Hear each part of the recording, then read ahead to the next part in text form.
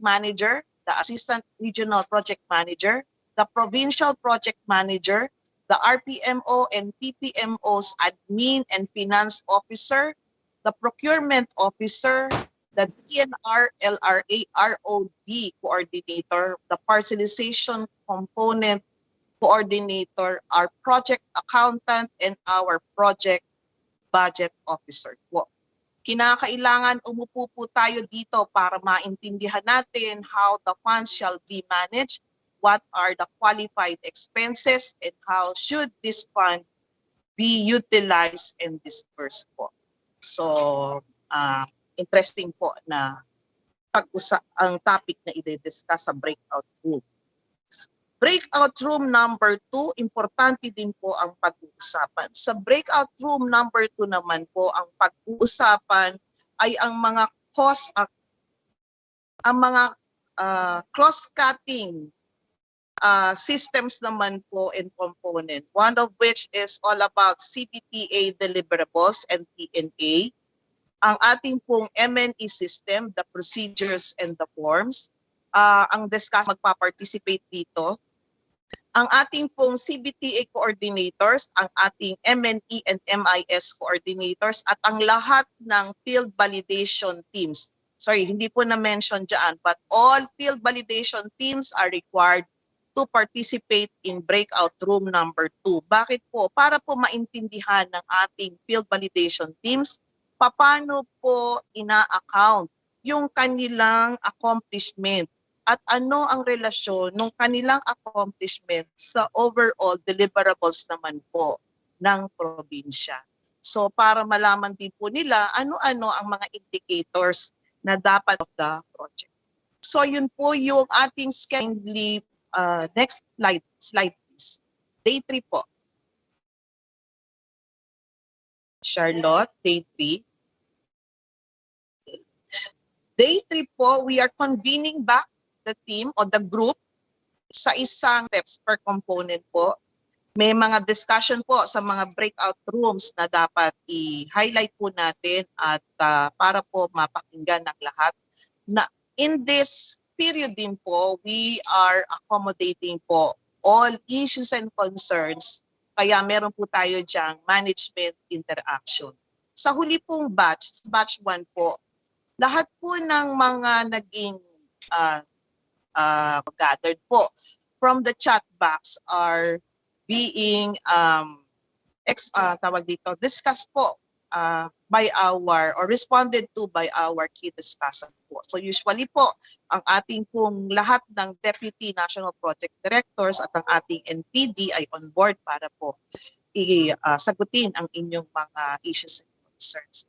And then we also provide time para instructions on how to proceed with project speed.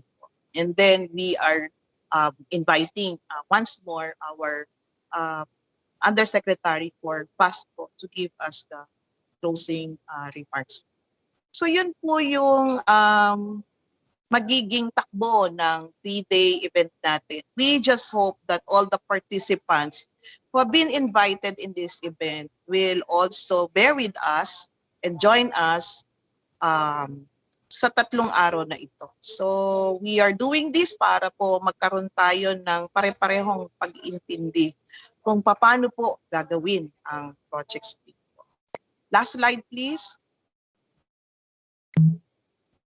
Yung house rule siguro yan, o ma-manage well natin yung event. So we are doing this virtual or online, so therefore we are very dependent on the connectivity, its availability, sabay-sabay.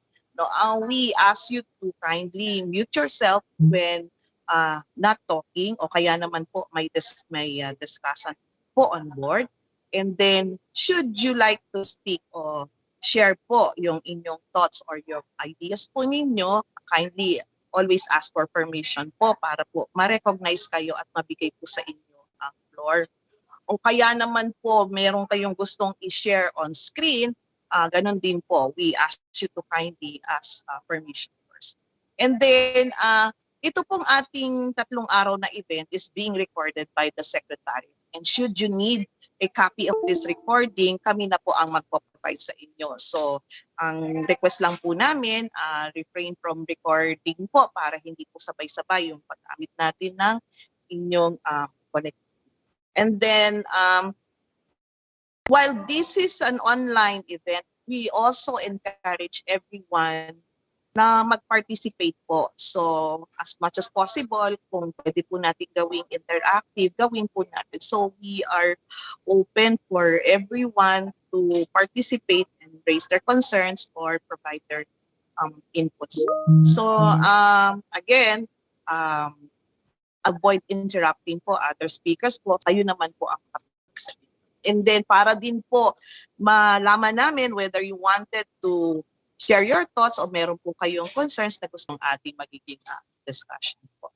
So these are simple house rules. Magde-declare naman po tayo ng mga 5 minutes break for every presentation po o discussion po. Meron po tayong lunch break na sana po 12 o'clock hanggang 1 o'clock.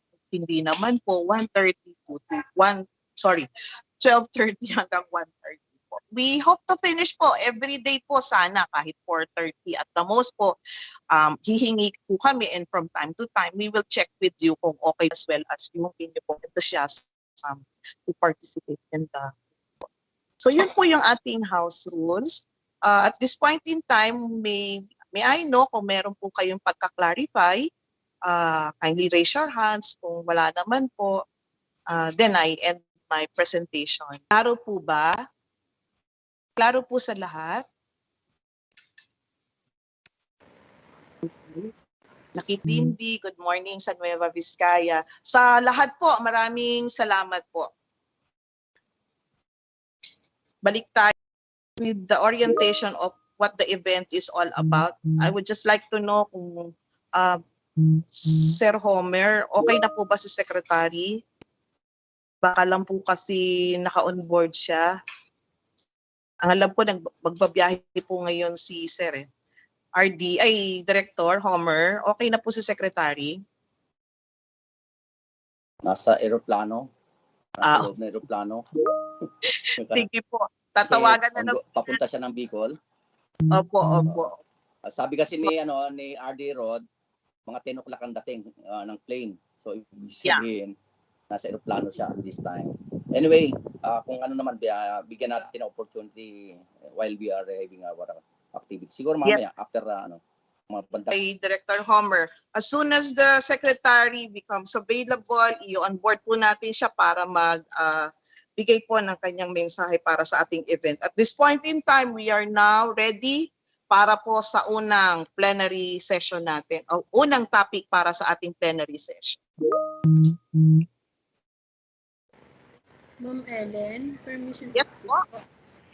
Ma'am, ano ko lang po, yung attendance nasa 205 po as of now, yung attendance. Pero nakita ko po sa participants natin nasa 317 in this meeting. So, pa-check na lang po yung chat box sa link po ng attendance. Salamat po. May certain limitation po kami para po malaman who are on board o kaya participating sa ating event. Kasi nga po, ang nakikita lang po sa chat box ay yung mga nabigyan ng link. So meron po tayong grupo na nakaset up sila, nakabubble set up po sila. So may we request the regional offices, the regional director and the PARPO through their appropriate staff to kindly provide us the list of your participants para po ma-acknowledge natin sila at malagay po natin sa ating document attendance sheet po na nasa chat box po. So paki-access na lang po yun at kindly fill up po. Every time po na magkakaroon tayo ng plenary session po at breakout rooms, may mga attendance sheet po tayo. May attendance sheet po tayo na kinakailangang i-fill up po. Ito ay for proper documentation. So that ends the project split. In those orientation, very general po ang napoprovide natin na information. As we progress, gather na po tayo ng mga konkretong experiences sa pag-implement ng iba't ibang activities. So now we are ready to share with you some of the details of a project split, but meantime we would like you to join us to revisit and walk with us as we understood, as we try to understand what project split is all about. So may I call on our National Project Director to present the project brief on project split. Director Okay, Homer. Armin, please share the presentation. Dali ha. 1 minute. Unmuted na.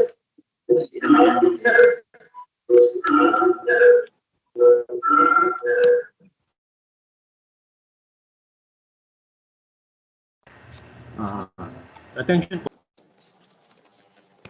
Yes, sir. Yung front page. Yes, meron nakikita. Thank you.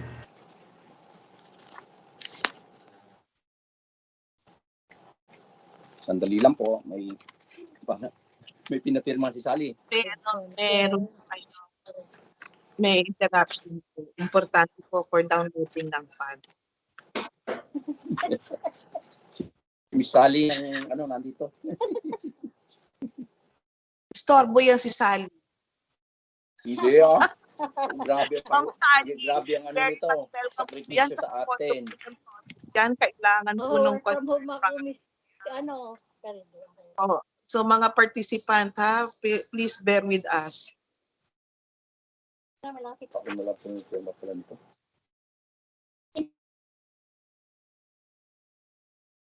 Okay, pasensya na po. Mayroon lang pong pinapirmahan. Anyway, ito po yung ating presentation tungkol sa background about the project split. Marahil yung iba po nating kasamahan ay nakasamahan, lalo na yung mga bagong na-hire lang natin ng mga tao o yung bagong mga na-designate kasi may mga changes ng mga designated sa mga art. Yung maiksinit pero ang tawag natin dito to facilitation plans for individual titling. Am I loud and clear? Thumbs up niyo po. Yes po, sir. Yes po, sir. Naririnig po. Okay. Next slide, please.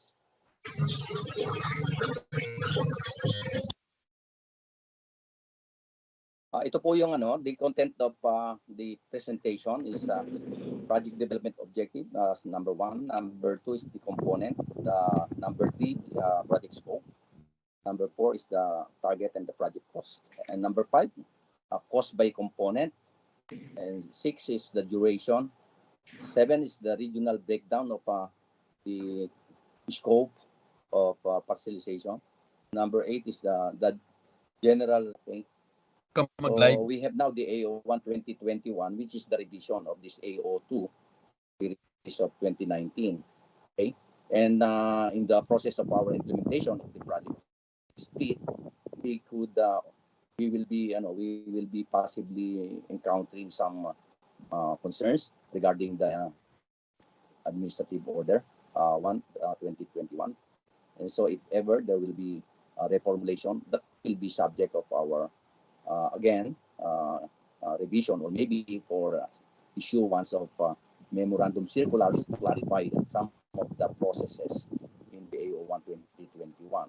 Likewise, part of this is the formulation of the joint administrative orders with our partner agencies, the LRA, the DNR,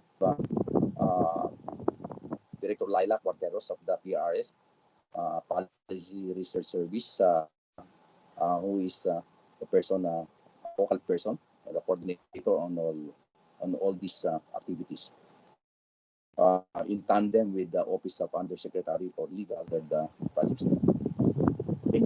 The second component is the next slide, please. The IT support for project split. This will involve the automation of the parcelization process workflow through the Central CLOA Document Management System, Digital Archive System, and the automated tools and digital forms to support the local level survey processes and the upgrading of the e-survey plan module. This will be discussed in detail by the Deputy National Project Director for IT support, Director Boyet Bayneto, in his presentation in the next hour. We will be presenting details on this. Okay. Next slide, please. Completing the inventory of collective flowers. Okay. Dar will have to complete the inventory of the collective flowa, supposedly within the first 6 months, and verify the land classification of these flowers through the projection in the land classification map of the DNR, particularly the NAMRIA.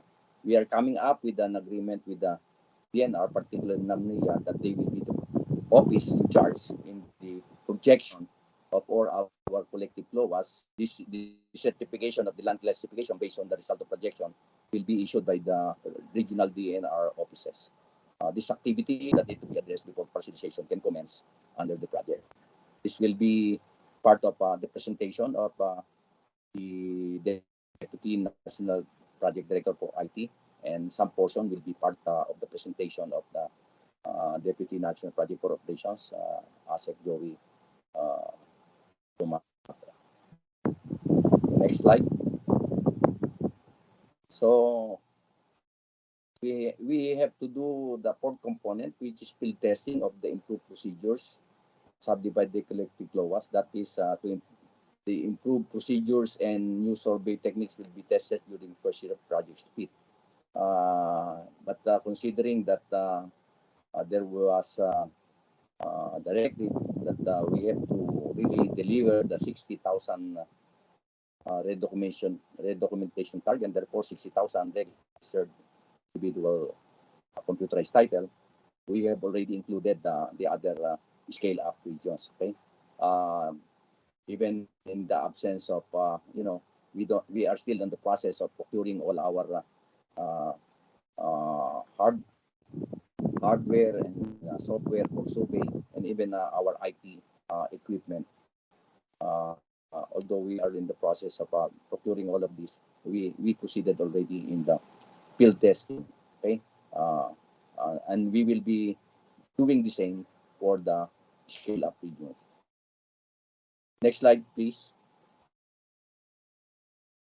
So we have the scale-up regions, the parcelization activities across the remaining 12 regions. As I have said, the first pilot 3 regions are regions 1, 8, 9, and therefore, in the scale-up regions, all the other regions except the BARM and NCR. So this will be discussed. The process of parcelization will be discussed by. Okay, next slide. We have the second component, which is the CBTA, capacity building and technical assistance. So basically, what next slide, please. What we will do is to have a comprehensive capacity building and training program that will be developed to incorporate the technical training on the use of modern survey equipment and survey software. As I've said, this is still in the process of procurement. The orientation on enhanced updated lot workflow and processes, cascading of new issuances, revised rules, procedures, and processes involving agronomic cases. So this cascading activity and orientation is part of this items 2 and 3. And we still have to proceed with the, there will be a physical or face-to-face bubble activity. Maraming lunch dyan. Follow. May chicken, may... Oh, sige, pabili ka ng potitip. Mute lang po, pakimute. Okay. Next slide, please. So this is component 3. Project management, monitoring and evaluation of the RPMO, PPMO. Please mute. Nationwide, we have the interim CPMO here at the central office, and hopefully the reconstitution of the permanent CPMO will be signed by the office, by the secretary very soon, because it's already in there at the office. And we have already organized, established the project steering committee, and the project coordinating committee at the central office here. And as I've said, we will be providing you, as I've said in the previous cascading last week, we will be providing you with copy of the memorandum of agreement, although not yet totally signed by the different secretaries of partner agencies. We can already send you a copy of the MOA being circulated for signing, including the project steering committee approving the MOA based monitoring system. Actually, this one is now being undertaken in with the assistance of the World Bank task team consultant on monitoring and evaluation, Ms. Melba Tutor, and on our side we have at the agency level we have director Lasting Palaria, and we have at the project level Kao Dagdag, who are in charge of the establishment of this MNE system. The MIS system, including GIS-based mapping, will be part of the activity of the IT group of Director Bayonet. Then the support to environmental and social safeguards. This is part of the the activities supervised by the Deputy National Project Director for Legal and Environmental and Social Safeguards, Director Marjorie Ison. There will be more detailed presentation of all these while during the time allotted. That will be, I think, scheduled tomorrow morning for the ESS in the legal. Okay, so those are the three components of the project. Next slide, please. The project cost and the scope. As we all know, we have 1.68 million hectares to be covered under this project, and those without approved survey plan involve 754,000 hectares, and with approved survey plan 613,000 hectares. And as we all know, all regions of the country, pilot regions and even scale-up regions, targeted only with the collective flow was with approved survey plan and non-problematic and non-deductible. So meaning workable collective flow was with approved survey plan. Those are part of your target in order that we will be able to deliver the commitment that you give to the secretary as to the number of hectares that you will register as individual computerized title. Next slide, please. Okay, the total cost is 24.62 billion. It's 19.24 billion. Next slide, please. So this is the cost by component. The biggest chunk, if I'm not mistaken, 21.6 billion is about 87% of the total project cost for partially 8 billion, a total of 24.6 billion.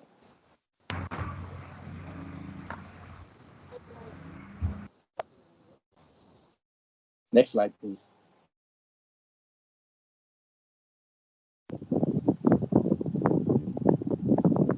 So the duration of the project is until 2024.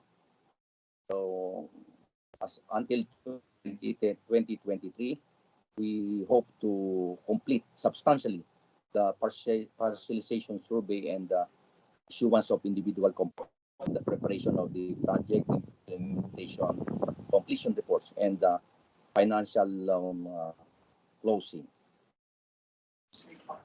Next slide.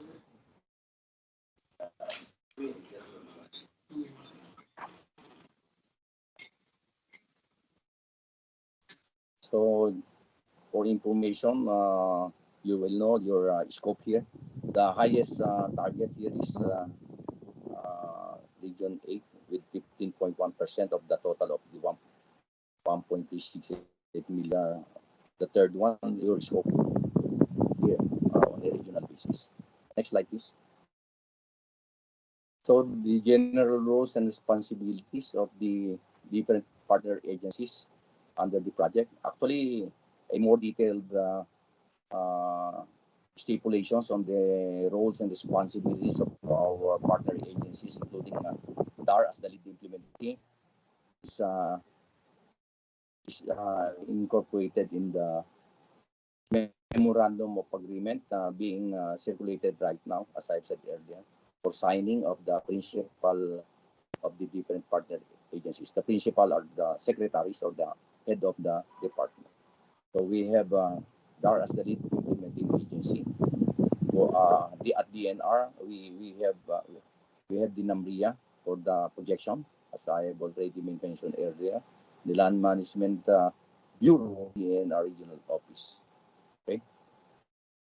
Next slide, please.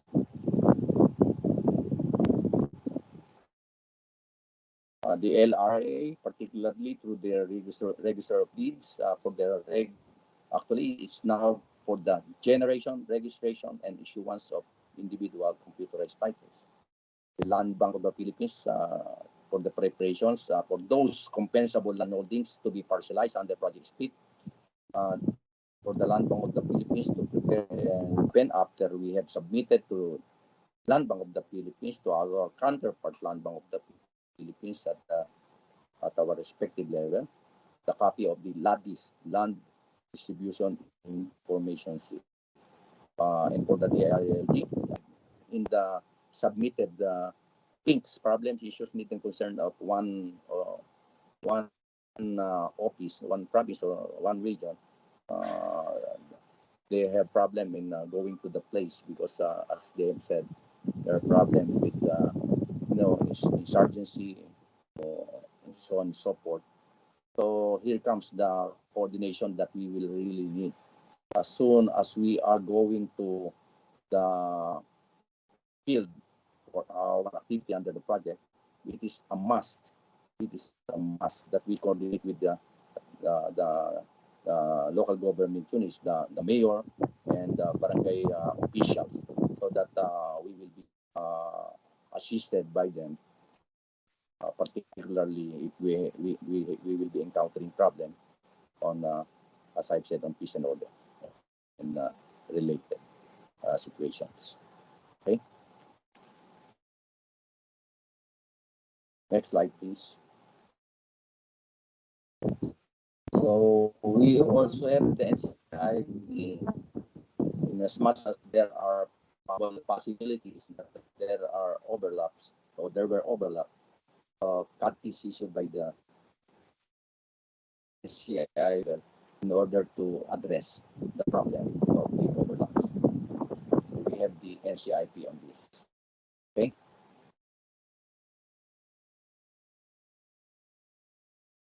Next slide.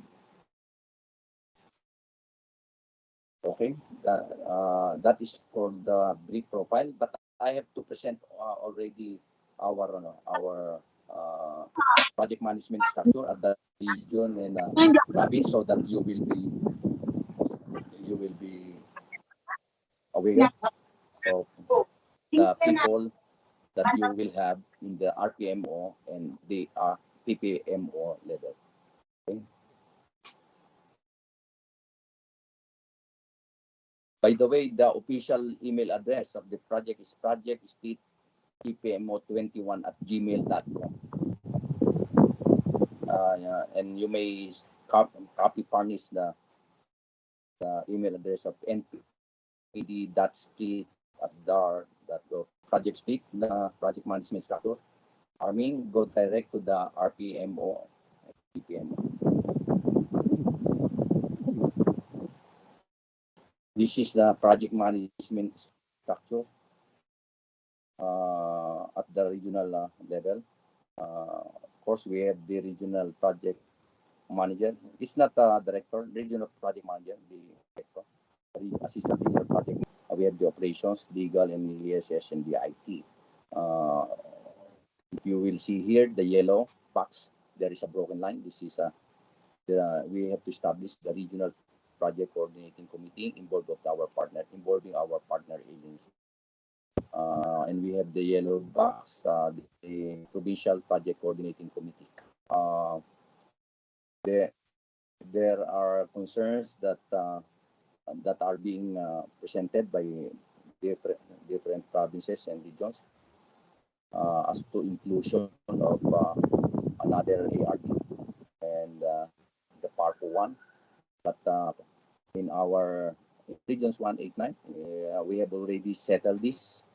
But again, because all the scale-up region, there is in the scale-up regions, there are requests for the inclusion of the part 1 and the ARD for administration. So we are evaluating inclusion of those. Next slide, please. Uh, who are these people? So go directly to the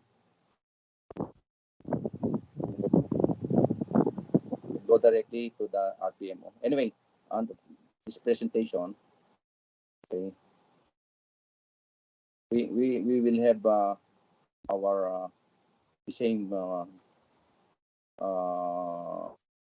offices that will compose the office. On your left, the yellow one, you have the project hard staff at the regional office, and on the right are the organic the organic persons. So we have here at the regional office the under GOP, we have the regional staff support, particularly the legal officer, the engineer, and the verifier. Under loan proceeds, we have the regional IT, the regional support staff for admin, finance, and procurement. We also have the regional ESS, and we have to include here, Parko Ellen, the MNE staff and the MIS staff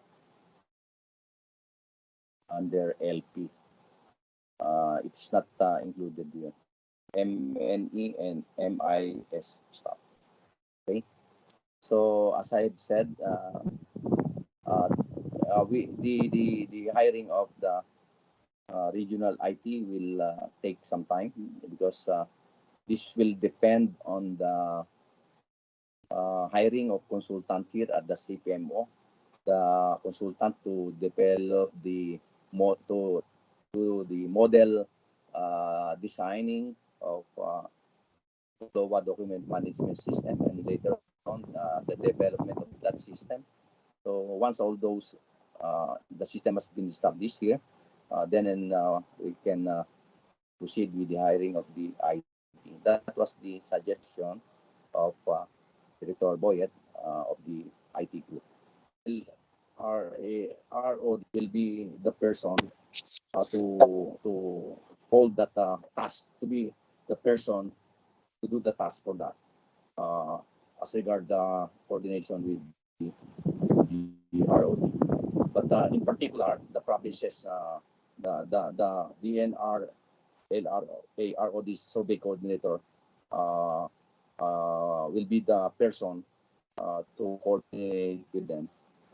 So please, provinces and region, names of your accountant, budget officer, cashier.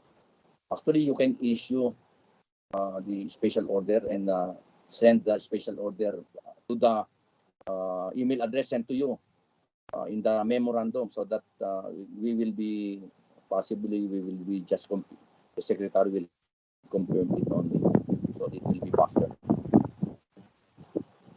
In the provincial level, we have the project card on the left, the provincial staff support, particularly the validator, the AutoCAD operator, and the technical staff, the MNE staff, and the MIS staff. That you will notice at the regional level, the MNE and MIS staff is under loan proceeds.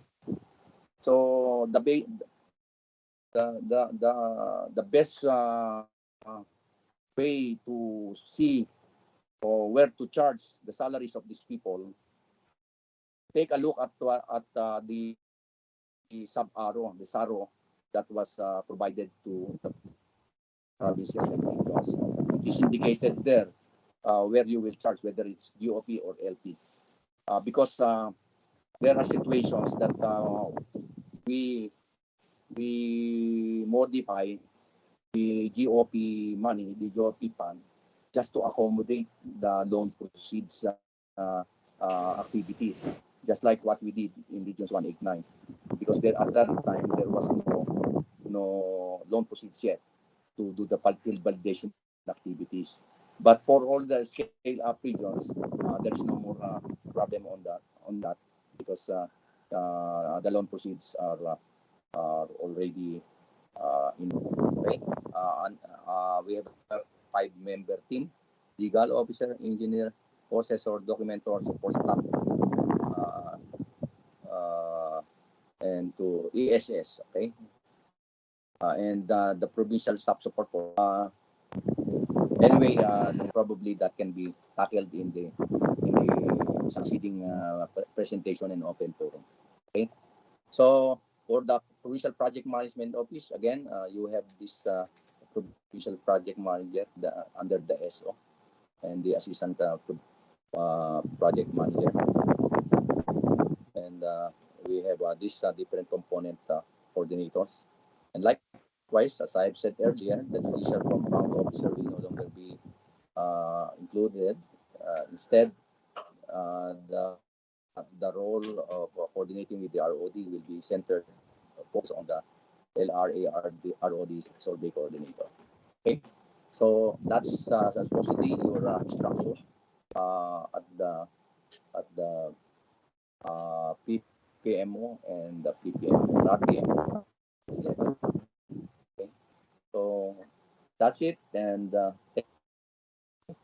I hope if there are succeeding concerns, issues that you will be presenting, I hope it will be appropriate to present it in the presentation of so it will be very specific if you will be presenting situations or things related to what they are discussing, depending sa subject matter of our researchers.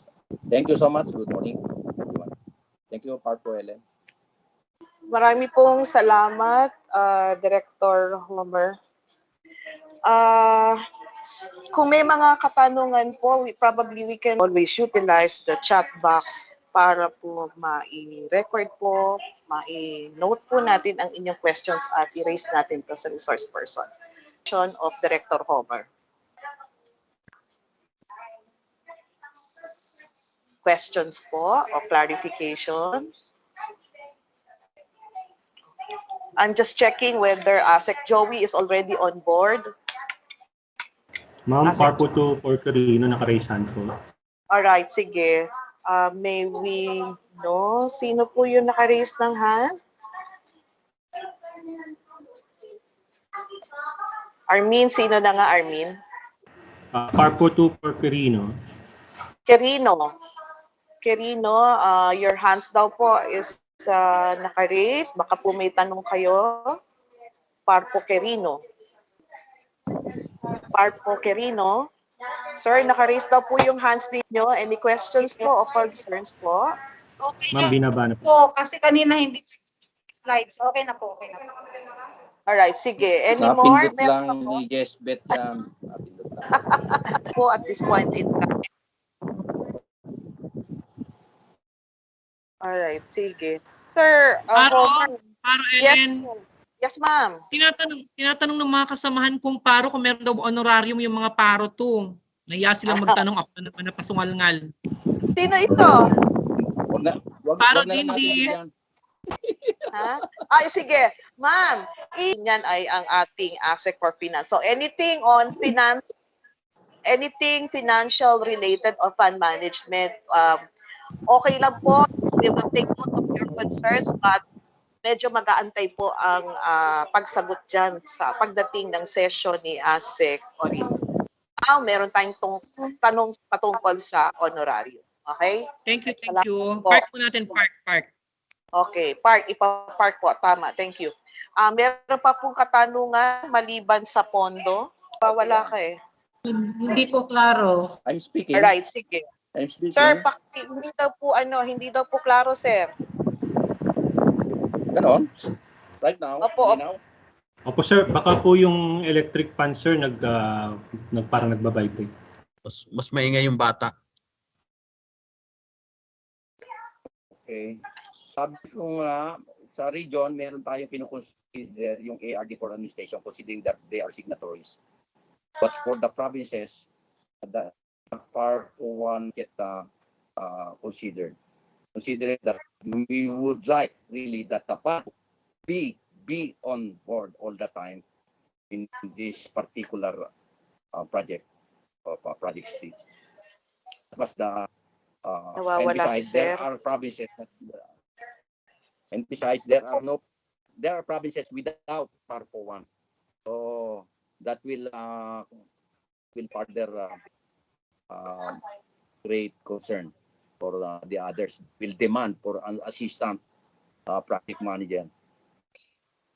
Okay, and the third consideration is that we only have 10 million pesos for payment of honorarium for the year 2021, and that 10 million is not sufficient to pay all. Sabi ko nga, baka kung mabayaran ko yung mga 2-3 buwan, after that wala na anong honorarium kasi subject to availability of funds. Okay? Narinig, Parko Ellen?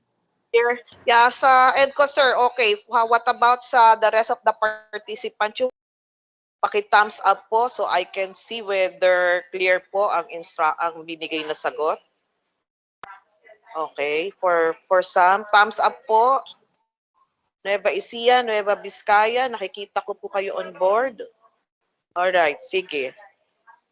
So in gist, ang meron lang tayong assistant project manager ay sa level ng regional sa RPMO. Wala po tayong assistant project manager sa level ng probinsya. Okay? Sige. Any more question po? Ma'am, meron pong naka-raise ng hand sa Dagami po. Dagami. Leyte. Dagami. Leyte. Leyte, naka-raise po ang hands ninyo. Ang hand po ninyo. Baka may tanong po. Tanong daw po. So request po namin sa participant, be mindful po dun sa mga pinipindot ninyong kung ano po yung mga nape-press ninyo sa inyong computer. Baka po kasi ng ibang signal. Ano po, baka medyo mabilis po ang mga dexterity ng mga kamay, medyo i-control ng content. Okay? Ma'am, Regional Director po ng Region 7, naka-raise ang hand. Nakita ko kanina, RD. Region 7 po. Yes. RD. Naririnig niyo ako? RD Resti. Yes, Yes, sir. Okay. Can you hear me, Director Homer? Yes, Resti. Yes. I-clarify ko lang kasi una, the last time na nag-usap tayo, Director Homer, I was asking about yung Assistant Regional Director, di ba? As Assistant Project Manager. So, ang nakatali burning para dun sa mga Assistant Regional Director for Admin. Pero ang sabi mo kanina, kino-consider are they, despite consider pa sila, are they allowed to sign all these documents, especially parte sa finance, even if they're just under consideration past point? Or it could be myself and project manager ang allowed lang? Actually, yes, RD Resti, all ARD for administration, the person considered as part of our structure. Kasi hati naman ng trabaho ng ARDO at ARDA doon sa mga mga riyon na may ARDO at ARDA. But in the situation na iisa lang ang ARD, hanggang doon lang sila. Isa lang talaga yung kasi siya naman din ang signatory ng mga financial. So may include yan. That is different doon sa tinatawag natin. Andyan, yun din yun. RD Resti. Okay. So that means Director Homer, both sa budget na Ganyan, okay, sige. Yes. Oo. So that means, Director Homer, both project na direkta lang doon sa loan proceeds at doon sa na-i-charge doon sa loan proceeds at doon sa DRT, okay lang din yung ARD for administration as Lang yung kasi gagawin natin by the way, para po Ellen, retroactive yung yung paglugar nila, yung pagpirma. Okay. Usually ang pirmahan niyo naman diyan na RDRST kailan nag-start?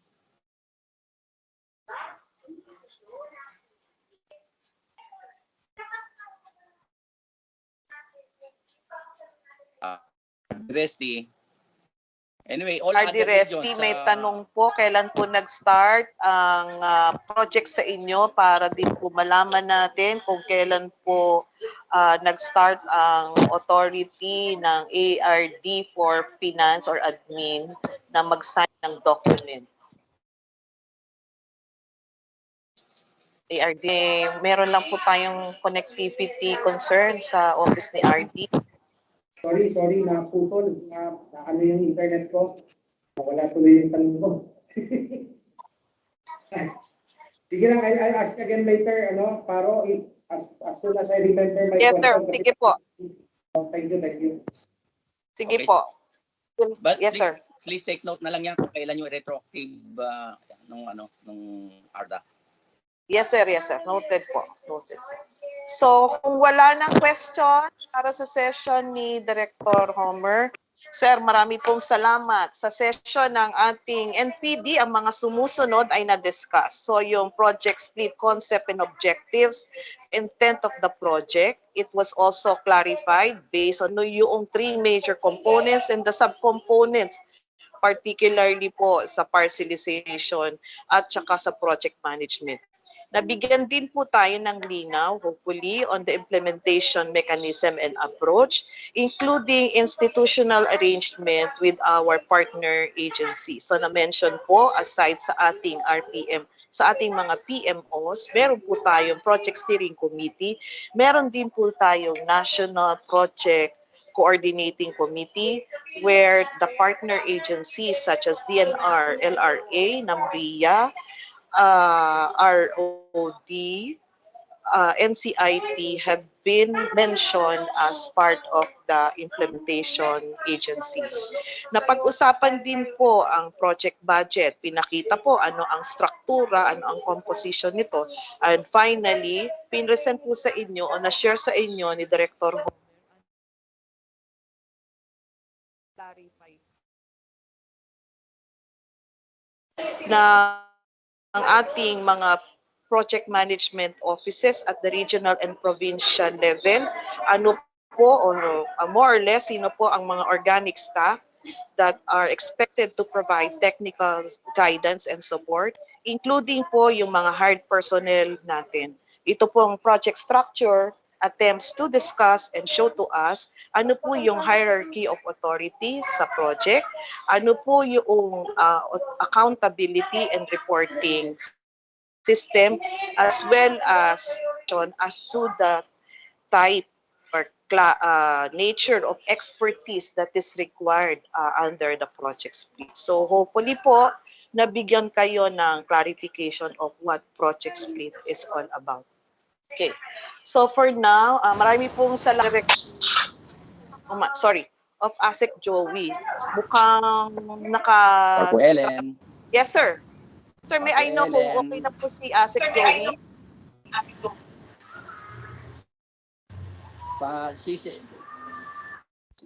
Sir? Si Secretary nag-onboard na siguro, paki-check. Pwede Alright, siya magsalita. Okay. May we ask, I think may nag-share po ng sa screen. Paki-check po, LTID po ng Bulacan yun, ma'am. Okay, ano na natin. Bulacan, ano Armin, po? paki-check kung naka-onboard na si Secretary. Sir, Bulacan, meron pong naka-flash on screen. Material niyo po ata ito. Of documents.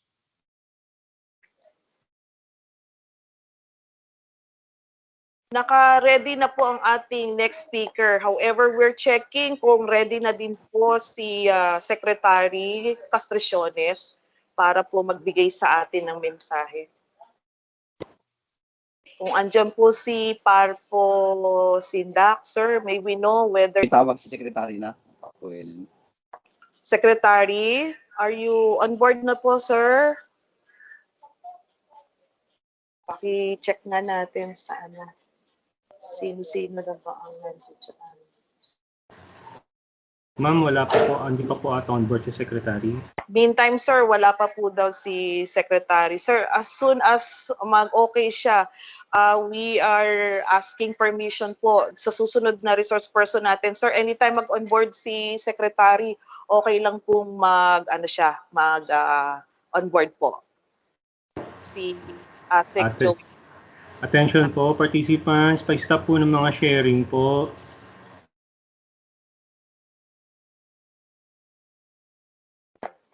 Atin ba yung screen na yan? Po ma'am, hindi po. Para Okay. po Angeles Borja.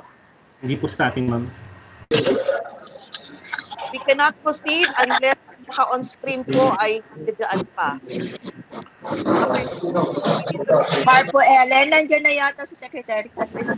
Andito na si Sec. Andito na si Yeah, Sec, yeah. Paro Ellen, Sec. Sir.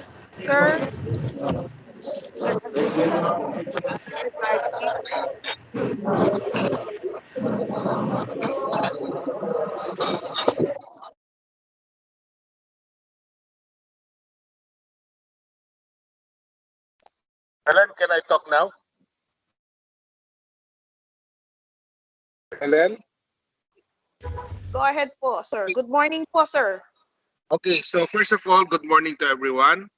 I am very glad that at this point in time, you are again conducting an activity for our split program, and I know that this is very vital and important for the success of our program. And I'm very sure that with the able leadership and of course the organizational setup that we have, I'm sure that this will be a very beneficial activity for all of us, particularly our field validating teams, and at the same time the members of the RPMO and the PPMO and all the other officials and employees of the Department of Agrarian Reform that are actually involved in this activity of the split program. By the way, at present, I'm here in the Bicol region. I'm here in the province of Albay right now. Yesterday, I was in Davao. Probably you're well aware of it, as I had a TV program with the president himself, and he was very ecstatic about the achievements of our department. And I'd like to congratulate the department as a whole. And I was able to share with the president and all the other members of the cabinet who were present yesterday about the ongoing program of the split. And I think they were able to clearly have a good achievement when it comes to the delivery of the so-called parcelized lands because of the collective CLOAs that were distributed in the past administrations. You know, just to reiterate my position regarding because as I said, when you distribute collective CLOAs to the agrarian reform beneficiaries, the first and foremost effect of which is that there will be some sort of irritant and misunderstanding amongst our farmers, sort of bickerings and some sort of confusion, chaos, and misunderstanding that would which this distribution of lands has been achieved or has been set for. That's the goal of it.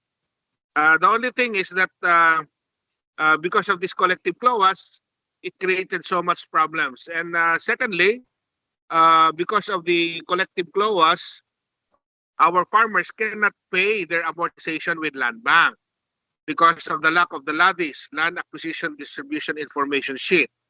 Thirdly, the local government units cannot pay their real property tax. And of course, this has our farmers cannot use the titles for the purpose of obtaining loans from financial institutions. And definitely, this would retard the growth of our agriculture in the far-flung area. So, accomplishments climb higher in the chart has actually created more bad effects than good, rather than good. So it's time that we have to correct these so-called mistakes, errors, and to be united here in our efforts so that we will be able to achieve the same. For now, I will oversee all of these activities And I will see to it that all of you would really comply and would really respond to the inputs that will be given to you by our officials in relation to the split program. And I hope that by God's grace, all of us will remain healthy and will remain active in our pursuit to serve our farmers and all our citizens. That would, of course, the benefits of it would redound to the benefit of all the citizens of our country.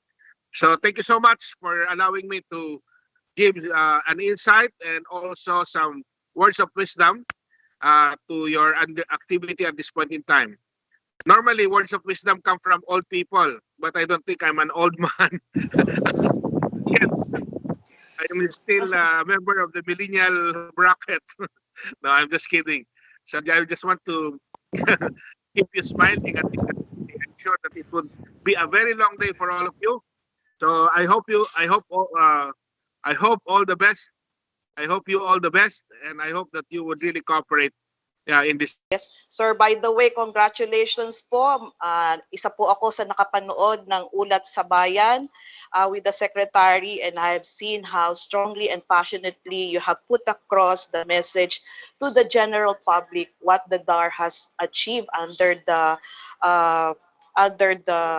administration of President Duterte. Marami pong salamat, sir, for being with us for the last salamat.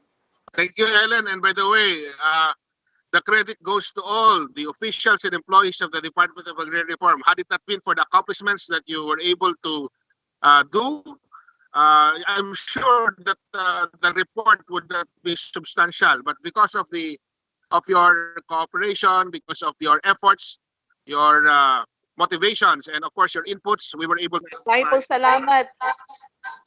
Para po kay Secretary, isang round of applause naman po sa lahat ng nasa virtual session po. Sir, thank you very much po. Salamat po. Okay. So doon po sa naging mensahe sa atin ng ating mahal na Secretary, na highlight po niya ano ang vital role ng mga implementors involved sa Project Split, and he has encouraged us to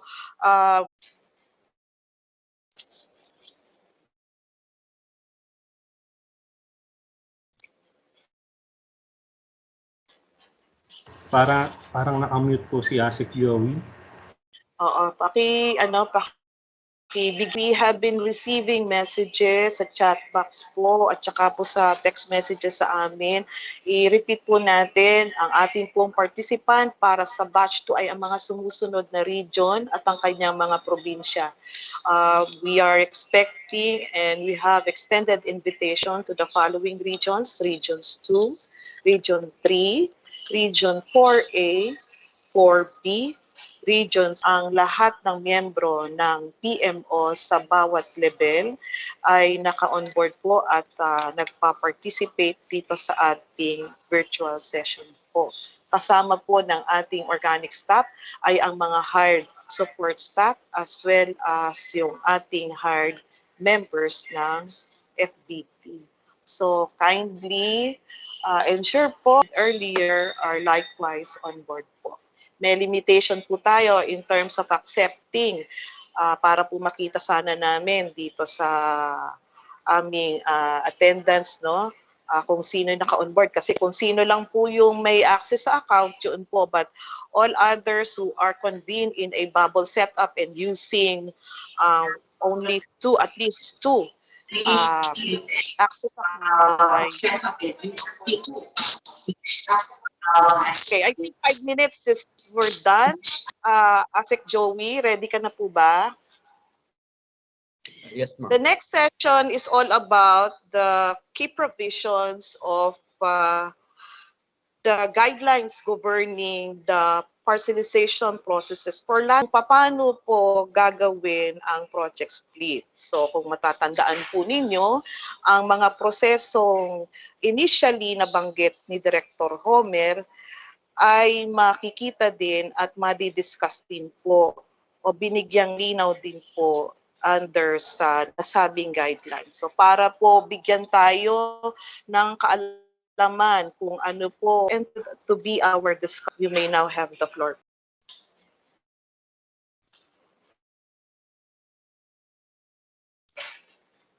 Sec Joey, Armin, paki-check baka naka-ano siya. Baka naka-mute pa si Sir.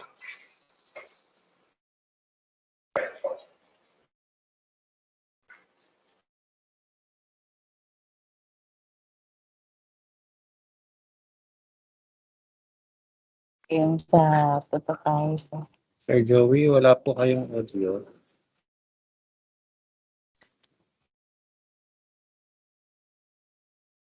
Good morning po sa lahat ng participants. Ma'am Ellen, may 5-minute break pa or diretso na?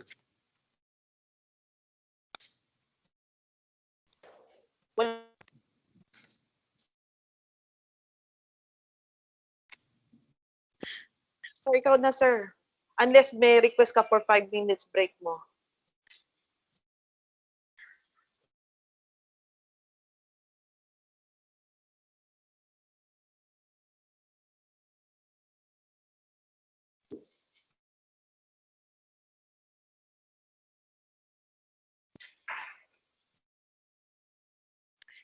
Armin, okay na si As.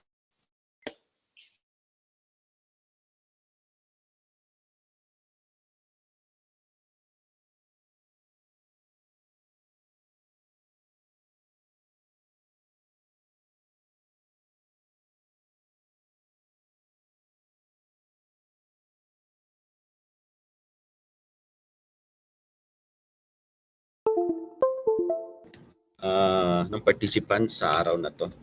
Specifically doon sa ating mga regional directors, coming from Region 2, mga technical staff po nila. Gusto ko rin i-acknowledge at mag-greet ng good morning sa lahat ng participants coming from Central Office, headed by Director Homer Tobias. Yung presentation ko po ngayon sa araw na to ay kasama ko po si Director Laila Corteros ng Policy Research Service together with Director Homer. So later on, kung mayroon kayong mga questions o may presentation, kasama po natin sila doon sa sasagot po sa atin. Okay. Armin, request lang ako na makapag-share na aking presentation material.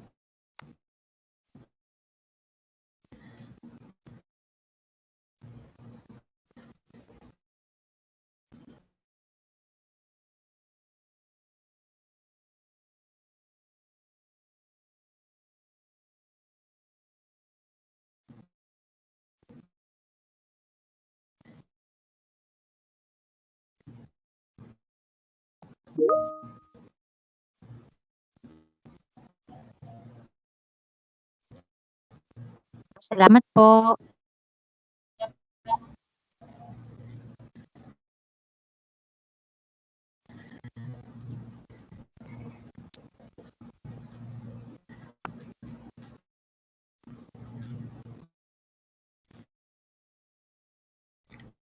Okay, before I proceed, nakikita ba yung aking presentation material? Doon sa aking presentation, on the process ay hindi ako naririnig o garbled yung aking boses or hindi po sumusunod yung aking presentation material. Just let me know. Kasi yung last na ng ating yung hapon, siguro mga hanggang 3 o'clock, no? Makakasama niyo ako. Because I will be joining Secretary Casiciones in Bicol. Okay. Actually, itong presentation ko mamaya, ngayon, ay yung Administrative Order number 1, Series of 2021. Alam ko, nabasa nyo na ito, no? Pero for purposes na sabay-sabay po tayo at alam natin yung parang common understanding na. By the way, yung ating AO1 Series of 2021 was signed by Secretary Casiciones on February 26, 2021. However, it was only published in July 30, 2021. So effectively, ngayong August lang naging effective. I will try my best, no? Bago mag-job 30 ay matatapos ko ito. So I have 1 hour and 30 minutes. Doon po tayo sa prefatory statement. definition of terms and policy statements. Okay. Doon sa preparatory statement po natin, as stated in Section 25 of RA 6657, at saka nandun po sa Section 10 of RA 9700, the DAR is mandated to immediately undertake parcelization of CLOAS. No? Specifically in Section 10 of RA 9700, nakalagay doon, in general, land po yung pinag-aangklahan po natin. Okay.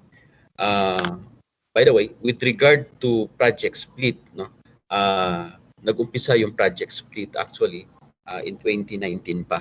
Ano, doon sa mga provinces na bumaba po yung World Bank, it all started doon sa IPAC project, kung matandaan nyo pa. However, tumuloy po ito, practically July 11 po yung signing and approval ng World Bank sa ating project and became effective noong October 9, 2020.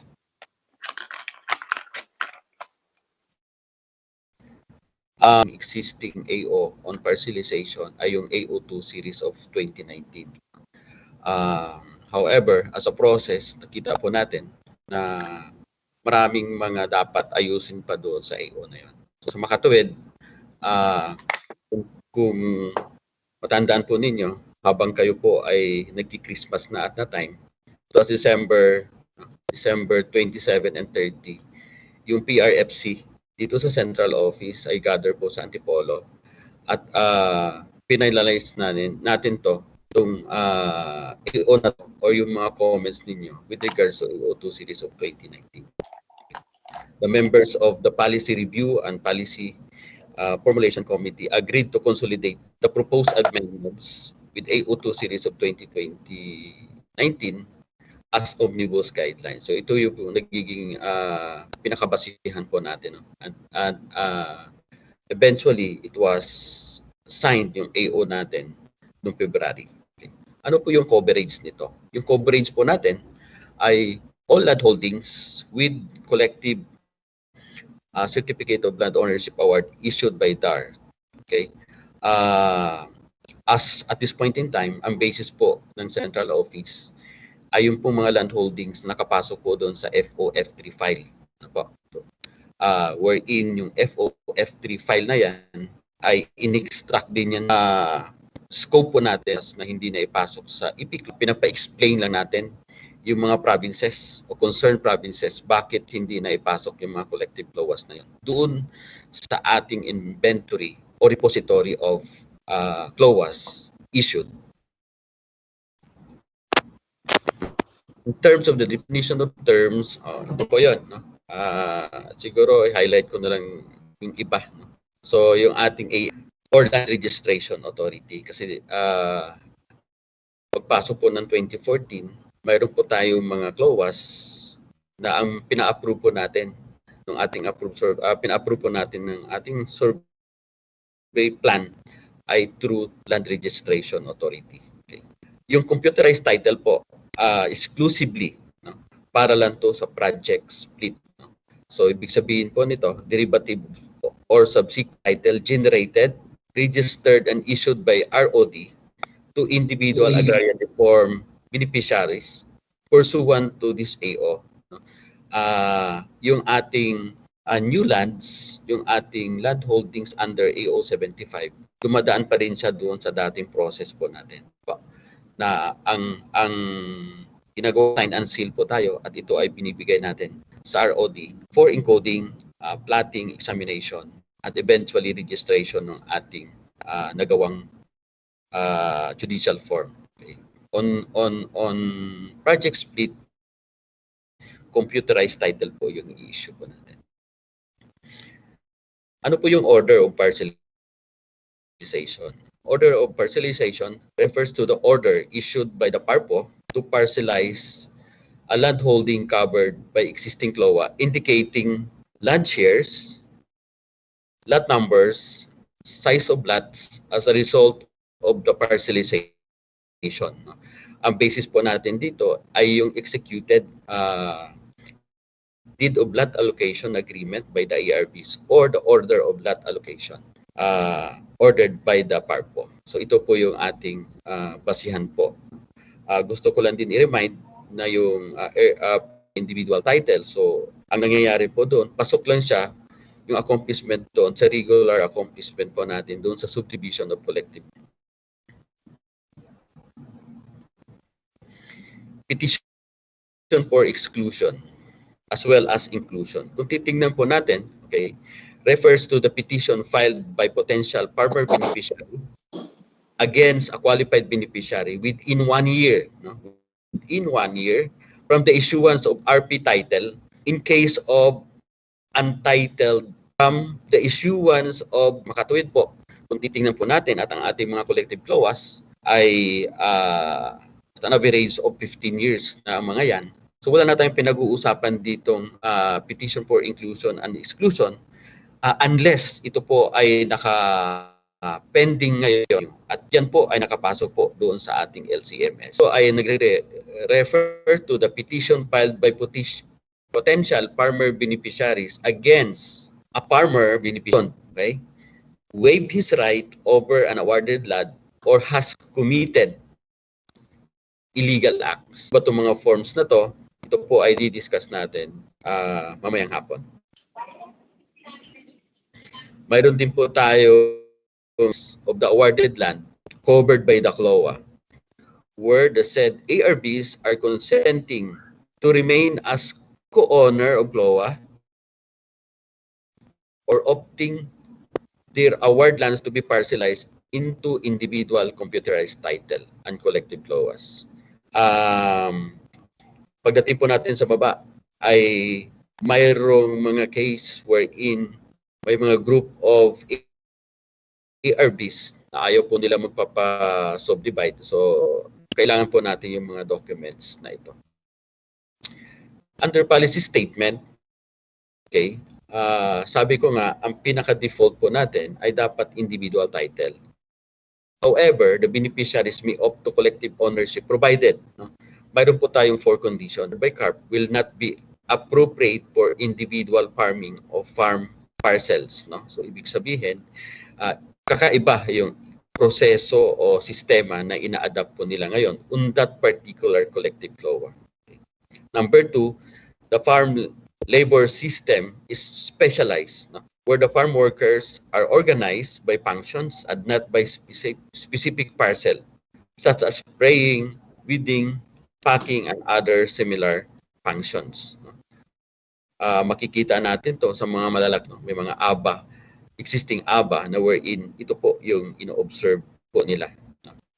The ARBs are currently not farming individual farmers but collectively working on a contiguous large land. So ito, sinasabi din po natin. So walang specific na land holding o lots, no, ng mga ARBs na binubungkal po nila. Okay. And lastly, the farm consists of multiple crops being farmed in an integrated manner or includes non-crop production areas. So sa makatuwid, ito po yung 4 na condition para hindi po tayo mag-parcelize. Uunahan ko na lang po yung Region 6, no? Specifically, Akla na tayo. Mayroon silang di-raise regarding voluntary land transfer. Ang sagot ko dyan, huwag yun kasi kakaiba po yung process na yun. Ano? Yung ating voluntary land transfer and direct payment scheme is kung pumasa siya doon sa nabanggit kong 4 na conditions. In cases where some ARBs choose to maintain a collective CLOA, while others opt to dissociate themselves from CLOA, the same shall be parcelized, resulting to a combination of individual titles at saka yung collective CLOAs. Nakikita ko isang example nito kasi pasensya na ko sa ibang regions, pero parang sa Negros ata ay meron akong nakikitang pwedeng i-adapt to wherein in as collective. So pwede natin gawin yun siya, yung process na yon. Provided, sabi ko nga, mayroong mga undertakings na dapat gagawin yung ating mga ARBs have been allocated with award ceiling and there is still an excess area. So ibig po sabihin natin dito, pwede po natin i-allocate, no? Sample, specifically, no? Nakikita ko ito doon sa mga malaking collective CLOAs. At ang isang example nito, no, kasi nandito naman yung ibang participants natin ay yung ating Northern Summer na parang naka-issue tayo na around 8,000 hectares sa isang collective CLOA kung di po ako nagkamali. At may mga portion pa doon na pwede pang i-allocate. No? Probably dahil dati ay considered siya as non-carpable area and eventually pwede na siya ngayon dahil sa tagal ng panahon. So pwede po nating i-allocate ito. At ang proseso po natin dito, ito pa doon sa ating existing rules. Yung ating section 3.6, CLOAs, okay? Ito naman po ay patungkol doon sa mga overlapping po natin. So pagdating sa overlapping, mayroon tayo sa region 2, mayroon tayo sa region 8, no? Marami tayong mga ganyan na nakikita. Okay. CLOAs with, okay? Linaw natin, CLOAs pag lahat ng area nito verified within timberland, okay? At hindi sa AND, okay, by way of a certification issued by DNR, okay, or sa process po natin ngayon kasi issue nga siya ng CLOA eh, ano po. So NAMRIA po yung mag-i-issue po ng amendment, no? Parang sa draft po natin nakalagay kasi doon that the RD will trigger doon sa cancellation of the CLOA. Dito po, kung siya po ay naka-overlap, hindi po natin siya kina-cancel, no? So the term is shall not be subdivided, so mariretain lang siya as collective CLOA. In case the land holding covered by CLOA is determined, no? So ibig sabihin naman ito, portion ay AND at may portion naman na timberland, okay? Classified forest. So, hihiwalay po natin ang mga ito, okay? Okay. The portion of land holding as AND affected by the geodetic engineer or based doon sa dapat identified yung ganon, no? Doon sa mga CLOAs that will still be subjected to subdivision. Ibig po sabihin nito, ipapaproject na po natin to sa DNR at ang result po, ang output po ng NAMRIA, ang output po ng NAMRIA ay na-determine na po doon yung specific location ng timberland, no? Or kung saan man siya naka-overlap. So identified niyan siya. So I'm referring doon na nakagay na not or these lots are not subject or not valid for registration. Ibig po sabihin, ito yung mga land holdings na naka-overlap doon sa timberland or inalienable land, no? Based on the ASP, okay, based sa ASP, magpo-proceed po tayo, no? Mag-generate po tayo doon sa AND portion lang. Okay? So sa AND lang tayo mag-generate ng collective CLOA. At ano po yung gagawin?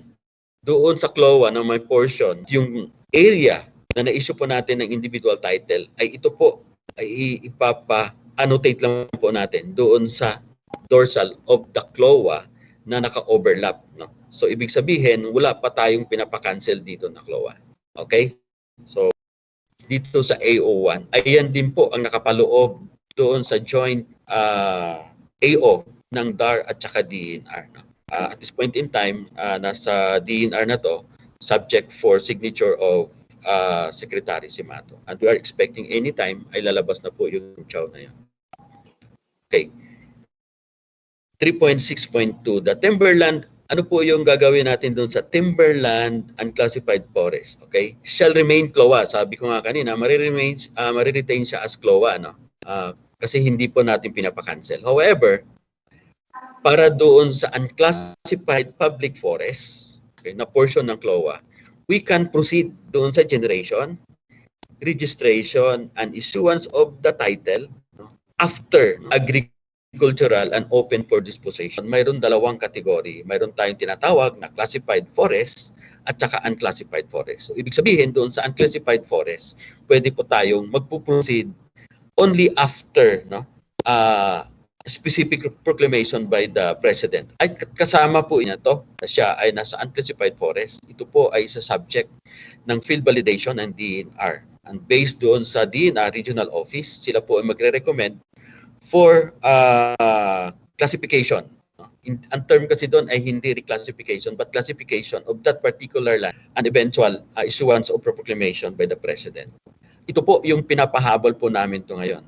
Lahat nung 600 plus thousand hectares, o hindi po nagkamali, 700 plus thousand hectares, doon sa 1.3 million, yung naka-overlap doon sa unclassified forest. Kasi we want to take advantage na habang nandyan si President Duterte, gusto natin i-anchor yung sa kanyang direct instruction at statement na lahat ng lands, no, occupied by the farmers ay ibigay na po ito. So, ibig sabihin, tanggap naman natin, no, na may mga unclassified forests. However, wala ng forest land na lang natira. No? Pwede sa Leyte, no? And summer areas. No? So, marami tayong mga ganon. So, dapat ma-check. Papacheck po namin ASAP yan siya. So, sa makatuwid, no cancellation of CLOA shall be undertaken for timberland inalienable portion of the land holding that remained in the CLOA. No? So, sa makatuwid, regardless kung siya ay classified or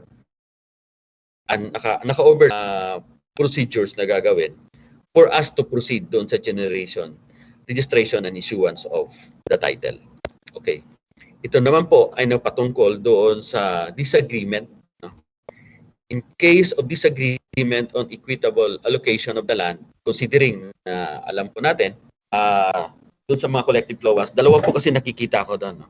Coming from the field office, nakikita ko doon, may mga collective CLOAs tayo wherein yung mga co-owners ay naka-possession na ngayon doon sa mga lupa. No? However, doon sa mga haciendas na hanggang ngayon po ay hindi pa naka-posisyon, example ko na lang dyan, yung Hacienda Luisita, yung manner process po natin noon na hindi po naka-posisyon yung ating mga farmers, ang gagawin po natin doon ay draw lots. No?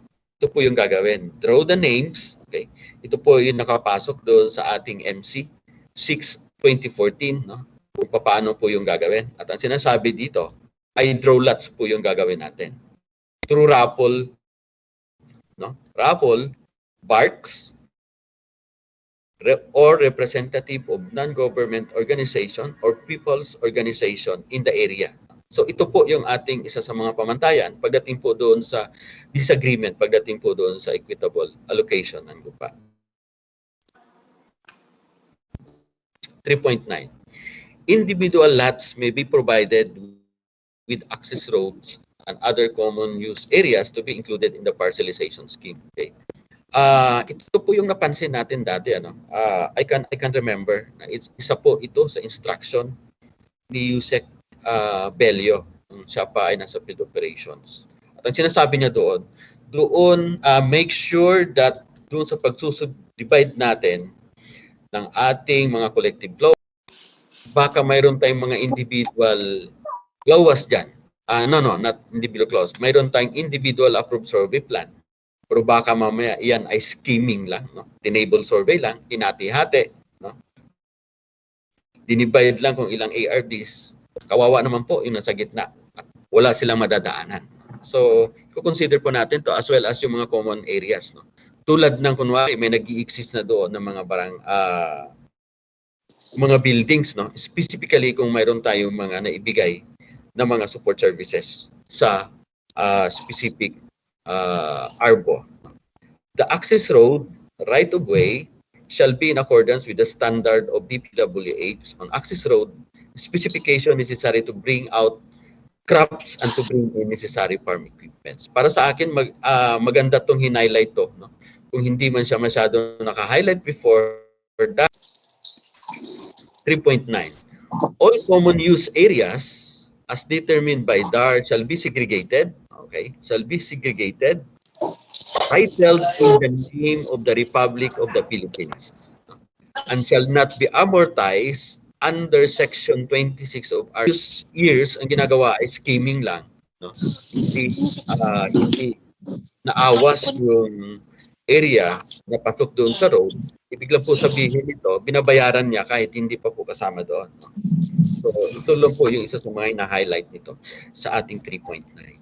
Yung ating pong 3.10, based on the order of parcelization, C titles or computerized titles shall be registered in the name of the original ARB. No?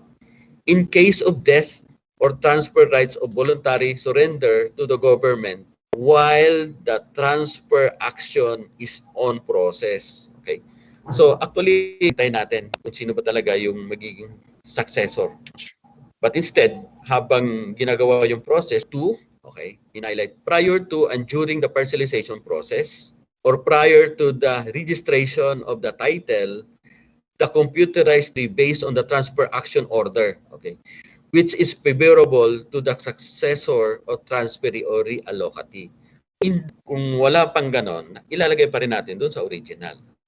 Transfer actions which is unfavorable, disqualify the concerned person, individual, and reallocate the subject land to other qualified beneficiaries or heir of the beneficiaries.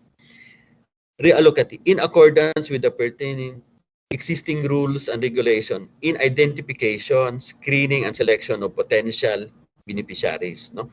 Ina-highlight natin to kasi baka mamaya later on doon sa actual field natin, okay, mayroon dyan mga actual occupant na hindi sila mga ERBs. Ang hindi po automatic kung sila po yung nag-occupy, sila po yung magiging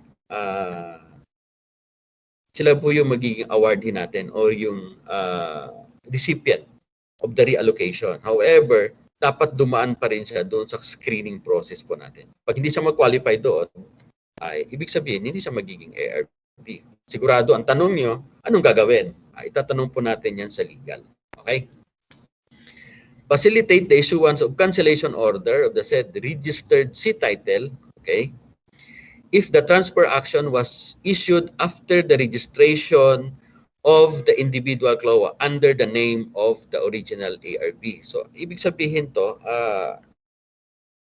ipoprocess naman natin once mayroon ng order, pwede naman tayo mag-request for cancellation of the CLOA in favor of doon sa beneficiary. Thereafter, request the ARD to generate, register, issue a C title in the name of qualified heir, successor, transferee, or reallocatee.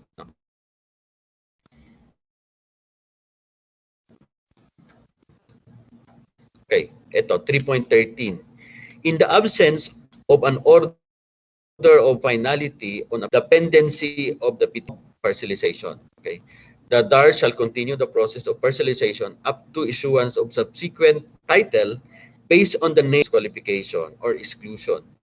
Legal or technical infirmities shall be processed as soon as such infirmities are properly addressed and resolved.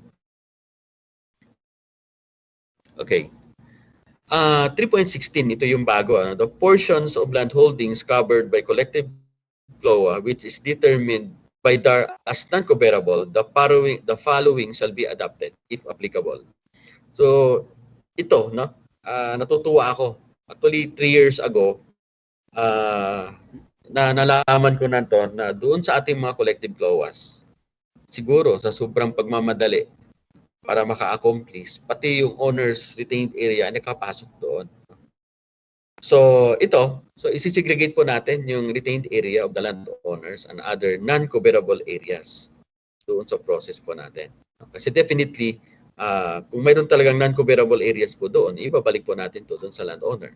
Ito po ang pinanggalan with narrative, technical description, and other supportive documents. Okay. Issuance of title in the name of RP for areas intended for common use such as roads, school sites, irrigation facilities, hospitals, etc., as well as turnover issuance of regular title in the name of the landowner to government agencies, okay, concerned upon request through the execution of deed of transfer. Ito naman yung pinoprocess natin wherein ang deed of transfer ay signed by the DAR secretary at saka yung head of the appropriate government agency kung sino po yung kapartner po natin.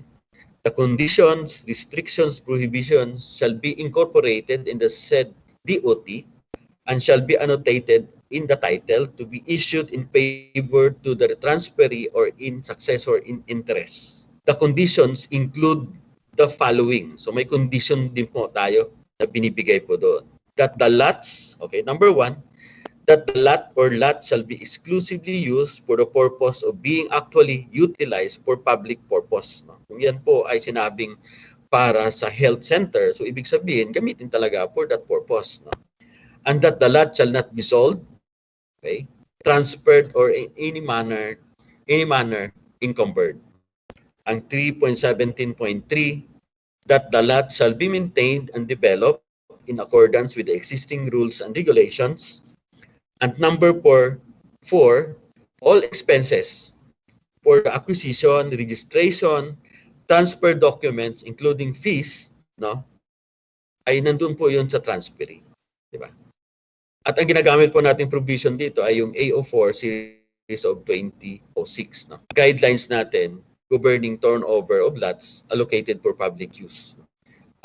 Kapasok po doon sa issued CLOA po natin, ito po rin po yung gagamitin po natin. Bago rin po ito, 3.18, pursuant to DAR AO1 series of 2011 and DAR AO7 series of 2011 as amended, provides that farmers who are husband and wife, ang tingin ko naman dito prior doon sa annotation, ito ay na-consider na. No? Ito po yung niisip ko. Kasi otherwise, kung hindi naman na-establish, di ba, yung annotation ng ating collective law. Section 8, no, for legally married spouses. By the way, itong item na to is one of the indicators o deliverables po natin as commitment sa World Bank po natin. Ma-determine sino ba yung mga asawa o partners ng ating mga farmer beneficiaries. Ito rin po ay makatulong pagdating doon sa ating intervention, pagdating po doon sa support services po natin. No? Kasi ang nakalagay sa CLOA, kunwari, ibig sabihin, ang succession kasi doon minsan, yung wife, di ba? So, para at least pasok na rin siya kaagad doon sa data system o database po natin na dinidevelop po ng PPRO as well as ng ating ARBDSP. So, ang sinasabi lang naman dito, for legally married spouses, no? Yung pangalan ng husband and wife shall appear in the CLOA with the precedent with the word spouses. So, ibig sabihin po nan, spouses Joey Sumatra and Geraldine Sumatra. Ano pa? Ito yung observation ko lang din. No? Parang hindi masyado lahat ito ino-observe doon sa mga generation of CLOAs natin doon sa ating new lands. No? Kaya pinapaigting po natin ulit ito. We are working closely, no? At tingnan ito yung specific AO na to para i-adapt natin dito sa ating generation of individual title. So sinasabi lang to sa pag-wife, that's spouses, ano? Pag ito naman ay the name shall be registered in the title, okay? Should the couple qualify as individual ARBs, so pwedeng ilagay natin doon, kunwari si Geraldine ay ARB din, siya din ay ARB, pwedeng ilagay doon, Joey Sumatra, may mga purpose kung ano pa nila ginagawa ito sa ating mga titles. Kasi yung mga titles kasi ay hindi naman siya umaabot dito sa central office. No? At kung babasihan po namin, yung nakalagay doon sa uktol po ninyo, doon sa registration, ay bibihira po ako makakita ng ganito. No? So sabi ko nga, ano ba to sila? Single. In the case of common law relationship, the names of both parties shall likewise appear in the CLOA with a conjunctive verb and, no, between their names.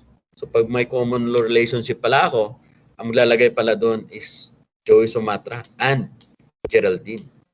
So yan po yung natin, ina-highlight po natin dito, no, ng World Bank sa atin. At during the generation of title, no, doon sa replica of titles, ay dapat titingnan po maigi ito. Otherwise, ang assumption doon, pinata pa ba yung mga ERBs?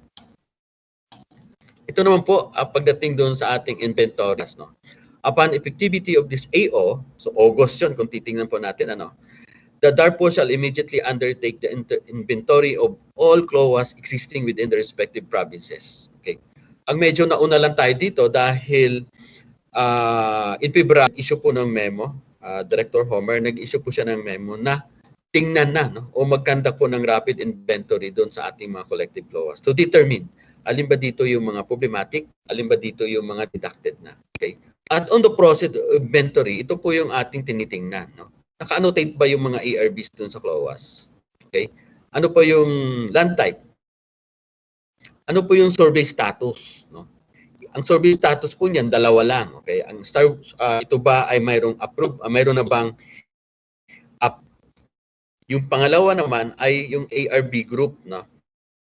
Mayroon ba itong mga associations? No? Ano ba yung nag-i-exist doon? Agricultural pa rin ba ngayon? O baka mall na to? Check 2 cases. Mayroon ba mga pen case in terms of inclusion-exclusion? Or mayroon bang petition doon sa coverage po natin? So, ibig sabihin, ito po itong mga basic doc na pinapa-inventaryo natin doon sa collective law. At ang assumption namin dito sa CPMO, itong activity na to started, no? Nagsimula na noong February of 2021. And recently, no, yung ating MISS, no, kasi ang tanong kasi dito dati, saan namin i-update? So nag-update sila doon sa FOF3 file pa rin, o di kaya mayroon kaming binigay na form, Excel form that is PSF01, no? Na doon sila nag-update at pinapadala nila dito sa amin. However, ito po, itong mga forms na to, yung PSF01 as well as yung FOF3 file, ito po ay minigrate namin doon sa CLOA inventory system, which will maybe mamayang hapon i-discuss po ni Director Bayoneto. Ito naman po pagdating sa field validation of status of collective CLOAs. Okay? Inventory and verification of CLOA. Okay? The DARPO shall verify land classification of the collective CLOA. So, hina-highlight natin dito yung land classification kasi baka mamaya, specifically doon sa mga CLOAs that still subject for subdivision, baka ito ay naka-overlap doon sa mga forest land at saka timberland. Okay? By the way, pangunahan ko na lang kayo, it will be discussed doon sa breakout room natin.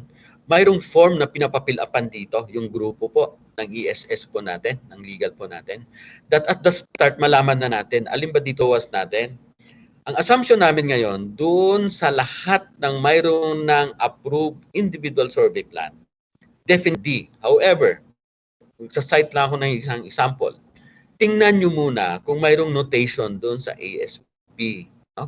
Kasi nakita ko doon sa pinresent ni Director Ayaay noon sa case ng Southern Lake. Mayroon po tayong approved survey plan, pero may annotation po. Ang naka-annotate doon ay not valid for titling. At may portion na ito ay malinaw na ito ay naka-overlap doon sa classified forest. So, ibig sabihin, it's not automatic that lahat na mayroong approved individual survey plan ay A&D as assumption po namin dito sa central office. So, ang sinasabi namin dito, balikan nyo ulit lahat ng mayroong approved survey plan at i-check po natin kung mayroong bang notation to o wala. No?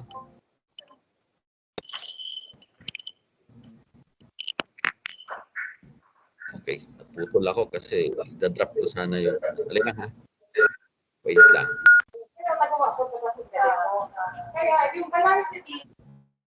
Okay. Si Bilet ba naka-on board? Bilet, naka-on board ka? Hello? Bilet, nandiyan ka ba? Hindi po siya, sir, sa ARCDS. Hanggang 12 p.m. po siya doon. At, okay. Arden, pakikuha na lang. I-auto-mute all mo pag may naririnig ka para alam natin yung... Sige po, sir. Oo. Kasi, kuwan eh. Para tuloy-tuloy tayo. Ano? Ba ako? Okay po. Wait lang ha. Wait lang.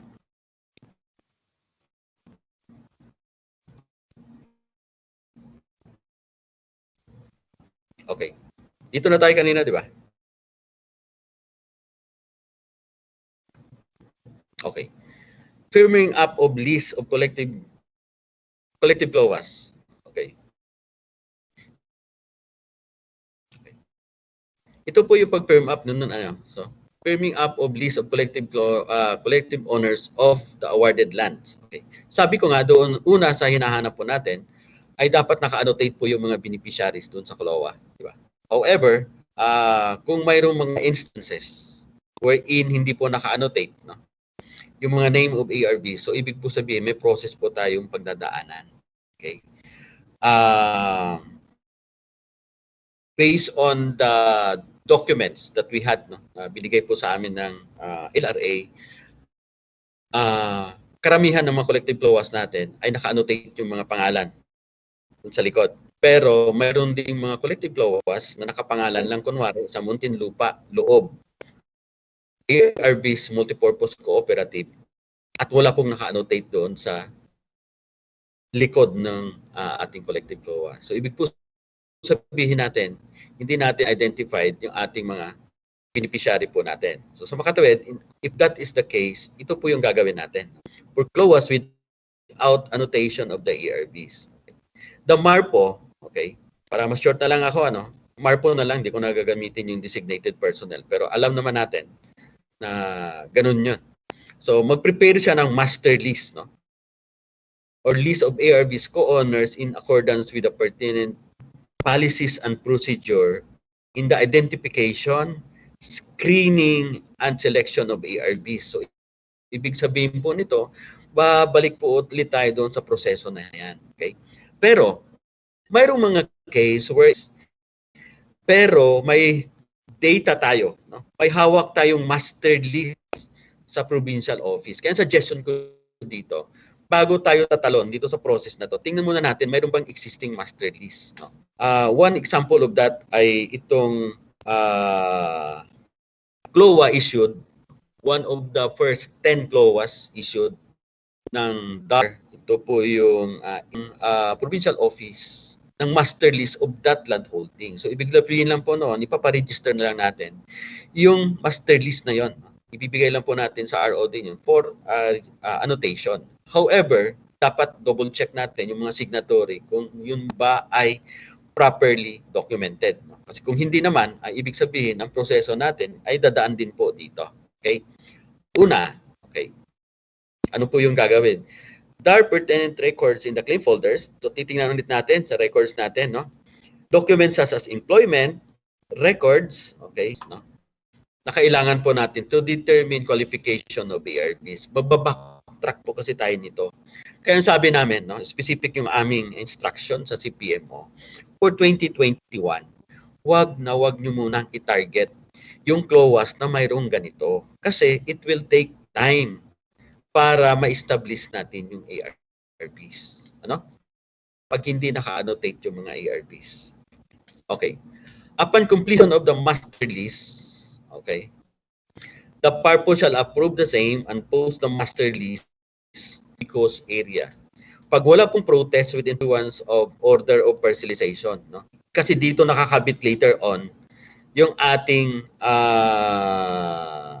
listing of the ARVs dun sa order of parcelization. So makatawid, ini-establish lang natin to. Ini-establish natin yung master list. Okay. Inclusion, exclusion from the master list. Okay. In case there is a protest, while... Yes, sir. Walang naka-display. Ako, nalaglag na naman ako. Dali po. Walang naka-question. Ngayon lang po, sir. Ngayon lang po. Okay. Thank you. Meron po kasi kaninang nag-take control ng taga Negros Occidental po. Nakinig po muna, sir. I suggest, Arden, ikuan mo nga, i-block mo nga lahat yung nagkukuha. Kumbaga, hihingi sila ng clearance para makapag-share. Minsan kasi, pag nagsasabi ako at mabilis yung slide ko, baka binabalik nila. No? Yun lang. Okay. Okay na? Yes, okay na. Okay na po, sir. Okay na. Okay. Thank you dun sa feedback. Okay. Balikan ko lang. Ito na yung iniiwan ko kanina. Ito na nga. Inclusion, exclusion from master list. Right? inclusion, exclusion from the master list or list of ARBs. In case there is a protest filed for inclusion, exclusion of ARBs in the master list of the following rules shall apply. Petition for inclusion or exclusion is filed pending with the regional director. Okay, highlight ko lang ano. Check lang natin, petition for inclusion pending at the regional director, secretary, no? The PARO shall proceed with the parcelization of the unaffected area without prejudice to the outcome of the petition involving the substantial rights of ARBs. No? So, ang iniisip ko dito, kung ang inclusion-exclusion ay naka-focus lang doon sa specific lot, no? So, ibig sabihin, pwede tayong mag-proceed. Doon ay malaki at maraming papasok, no? Ayaw natin yung nangyari somewhere in Mindanao. No? Na napasubdivide natin, okay, doon sa naka-annotate sa title, pero hindi kasi tiningnan kung mayroong pending case. Dumating ngayon yung Supreme Court decision at ang include doon sa CLOA. So, problema yon. Ayaw na, well, i-pending natin. No? Upon the final and executory judgment on the inclusion-exclusion in the master list, the purpose shall request ROD to annotate the inclusion-exclusion. Okay? Based doon sa AO2 series of 2019 as amended, shall not apply to clause for parcelization with inclusion-exclusion process. So makatuwid, material kasi, no? Material yung ating master list, specifically kung hindi ito na-establish doon sa specific law po natin. No? Kaya inuulit ko, no? Inuulit at parati kong inuulit na dapat yung target natin for 2021. No? At kung sakasakali, hihingi man kami ng target for 2022, ibig po sabihin natin, pagdating doon sa timeline natin, yung mga land holdings, kung we cannot avoid it, na isama talaga natin to sila, dapat yung ating timeline sa kanila is towards end of 2022 at wag natin sila ipasok doon sa unahan. Otherwise, magkakaproblema pa tayo. Okay. Confirmation of the master list. Submit the master proceed in the preparation of RSS. No? Actually, mas ma-appreciate nyo to pag ilatag natin yung proseso, no? From the FBT bago tayo tatawid doon sa survey activities, no? Kasi sabi ko nga mayroong malaking relevance, no? Yung master list na yan, yung number of persons that will be included pagdating doon sa subdivision portion po natin. Specifically, pag yung land holding natin ay wala pang actual occupant. No? Iba naman kasi yung proseso o iba namang situation wherein mayroong tao, mayroong previously mayroong naka-annotate, however hindi na nakaposisyon, ibang approach ang gagawin natin. Pero in this case, sabi ko nga, no, dapat ma-establish muna natin ilan ba talaga yung ARBs, no? Doon sa mga clause na hindi pa naka-annotate yung mga pangalan nila sa title. Okay. Ito po yung parcelization process, ano? Pero dito kasi sa AO1, ang parcelization process po natin, parang in general terms, no? Gusto ko lang balikan. Pero doon sa specific process po natin, alam ko mayroon ng parcelization at ibibigay po niyan sa inyo. No? Di ko lang alam kung towards the end of the activity or naibigay na ba ito sa inyo. No? Pero kasama yan doon sa ibibigay ninyo. Detaling proseso, kung paano gawin yung parcelization, paano ginawa yung titling, no? Yung inventaryo nakapasok po doon sa sinasabi kong flowchart na yun. For purposes doon sa discussion natin, no? Titingnan lang natin kung ano nakalagay dito. So parcelization, section 2, conduct consultation meeting with the ARBs whose name were annotated in the title. So sa makatuwid, no? Ito yung sinasabi namin prior ka pa lang magbaba, bago ka pa lang bababa, i-deploy yung ating field validation team. Dapat alam na kung sino yung ARB na naka-annotate doon sa CLOA. Otherwise, di ba, kung yun ay subject pa to determination kung sino yung MARPO, designated personnel, send notice of meeting to all registered ARBs for the discussion of parcelization of CLOAs. Procedure po natin to. During the meeting, okay, Pag naganap na yung meeting, gaganapin na yung meeting, the MARPO shall discuss the parcelization process, the schedule of activities, and documentary requirements from the ARBs. No? The MARPO shall maintain minutes of meeting, may decide to have several meetings, conference of ARBs to determine issues described in this section. Pero doon sa process natin ng parcelization, as much as possible, dinidiscourage po yung pabalik-balik. Isa po yan sa napansin. No? Tagal matapos yung parcelization, bumabalik-balik yung ating mga personnel. Okay. Dito, no? At ito ay nare-retain para sa akin during the consultation process, no? Babayaran, no? Wala pong babayaran yung mga ARPs, no? Kasi gusto natin i-highlight yan kasi previous years, no,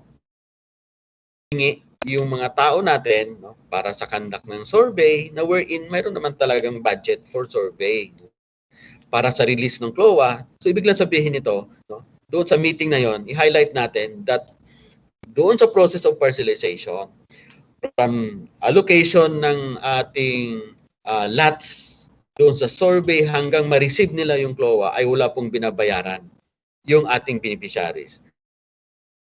The bayad will commence doon sa amortization na lang. Kung itong property o yung lupa na nakuha nila ay galing sa private agricultural lands. Pero po ito ay government-owned lands, so wala silang babayaran, di ba? So malinaw lang yan.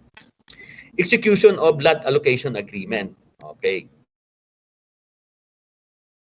Number 1, the ARBs o yung namatay na ARB in the existing CLOA may choose to agree among themselves as to the manner of land shall be allocated to each of them. No? So ikuha natin to, no? Hindi natin sila hintayin to decide on it, no? Kasi tayo ay magpo-proceed doon sa ating parcelization process. If not, ipapangalan natin siya doon sa pangalan ng ARBs na namatay. Indicate the respective areas, size, and location designated to the individual ARB o group. Lot allocation agreement shall be signed by all ARBs and anyone among the heirs of the deceased original ARBs as their representative and shall be verified under oath before the consummate. Mag-i-execute kasi sila ng deed of lot allocation. Ibig sabihin, later on, nag-agree sila doon sa size previously. Pag hindi sila nag-agree, then yung parapol po yung ating gagawin. The PARO will issue an order of lot allocation. Okay. Failure to execute lot allocation agreement on how the CLOA shall be divided among themselves. Okay. The MARPO shall conduct equidensya, no? Pero for purposes na meron tayong hiwalay na meeting para sa form, ifo-forgo ko muna yan. No?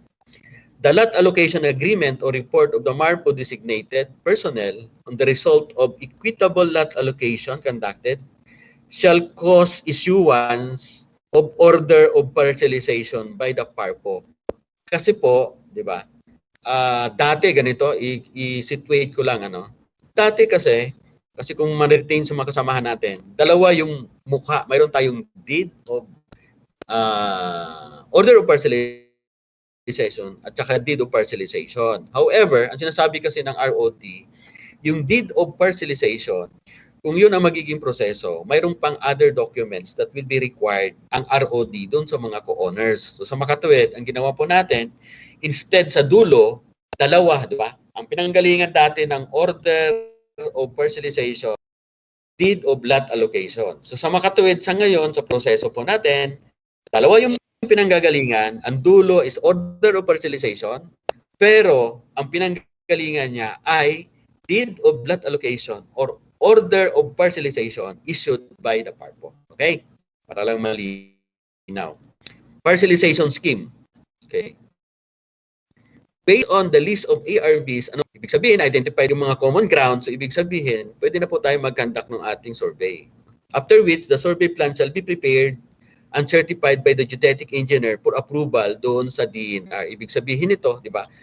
Later on, doon sa discussion natin sa process, yung FBT ang kanyang isa sa outer magkakandak ba ng survey or magkakandak lang ng relocation survey.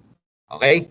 Or walang gagawing survey activity dahil yung existing approved survey plan ay yan din po yung naka-indicate doon sa baba at there's no need to conduct relocation survey requirement. So, for CLOAs which have ASP, the DARPO shall conduct ground validation. Ibig sabihin nito, ito yung isa sa mga natin doon sa field validation team ay geodetic engineer, no? Preferably geodetic engineer. Nakakaintindi siya pagbasa ng plano, no?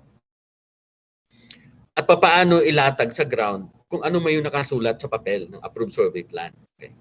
In case where there is change in number of ARBs, okay, or change in land use, eroded portion, sabi ko nga, no, may presence of road, or actual occupants of ARBs or not in conformity with the plan, among others, an amendment survey plan shall be undertaken. So, ibig sabihin, balikan ko lang ulit, no? Sabihin na natin, nalatag na siya dati, mayroon ng individual approved survey plan, however, hindi na-check, no? Hindi na-consider ng amendment survey plan. At wala po kayong problema doon, mayroon tayong enough budget, no? Para pagdating sa mga ganyang activity. Generation and registration of individual computerized title. Okay. Section 16. Generation, registration, and issuance of individual computerized title upon receipt of the ESP with narrative technical description from DNR, the technical services or DNR technical service, the following shall be observed. The PARPO 2 shall request the ROD, okay, for the following: generation, registration, and issuance of title using appropriate ROD judicial form. Okay. Bilisan ko lang to. Issuance of separate regular titles dun sa landowner, okay, in case mayroong retained area at saka sa common or non-coverable areas, kasi ibabalik natin to sa landowner kung ito ay private agricultural lands, and doon sa mga common use area. Okay. Issuance of transfer certificate in the name of the Republic of the Philippines for areas intended for common use, di ba? Sabi natin. Okay. Kasi hindi po yan babayaran ng mga beneficiaries. Provide or allow the DARPO access to portal dedicated to actually ganito po yon, no? Medyo hindi nakasunod itong kuha natin eh, itong generation, registration, issuance, no? Update ko lang kayo. Itong process na to, yung pakikipag-usap namin sa LRA, kasi yung issue natin, di ba? Kumari sa Region 3, sinasabi nila yon, dapat mayroong priority lane ang ROD. Otherwise, kung tayo sabihin, haba ng proseso. So, ang inadapt po natin dito, no, ng ROD at saka ng LRA ay magkakaroon po ng sariling portal. No? Actually, ito yung sinasabi ditong portal. Dedicated portal wherein magamit natin yung one of the program ng LRA, yung tinatawag nilang CLRP, no? Hindi ko matandaan yung ibig sabihin yan. Ang sinasabi lang doon, prior to the submission of the required documents sa ROD, na ipasok na po natin sa system.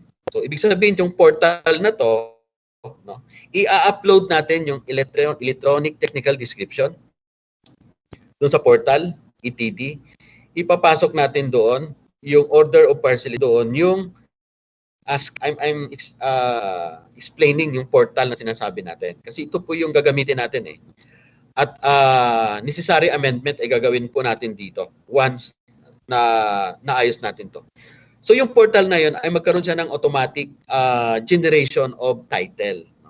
Makatuwid, ang mangyayari dyan, punta pa tayo sa ROD, submit natin to, mag-generate tayo ng title, magsasubmit tayo, i-encode nila, i-plot nila, i-examine nila, tapos bago nila maglagay, no, bago sila mag-assign ng number o title number o assigned number doon sa CLOA o sa individual title, ay ibabalik muna nila sa atin, no? Para lang ma-double check whether yan ba talaga ang sakto. No?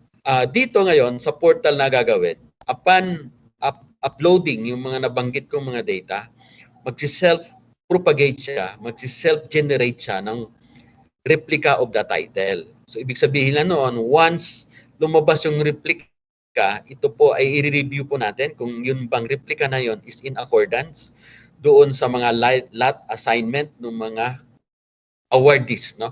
Kasi yun yung importante, no? Kasi yung lot definitely ay mayroon niyang mga technical description, pero no, ihiwasan lang natin na mayroong mga experience tayo dati na yung lot 1 instead na si Joey napunta sa lot 3, no? So iniiwasan natin yun. At alam naman natin, dito nga lang sa ating presentation ngayon ay malikot na yung kamay ng ating mga kasamahan, ay baka mamaya masyadong malikot din yung pag-encode natin doon sa ating mga CLOAS na nagra-rumble na yung mga lote. So yan po yung replica na yon.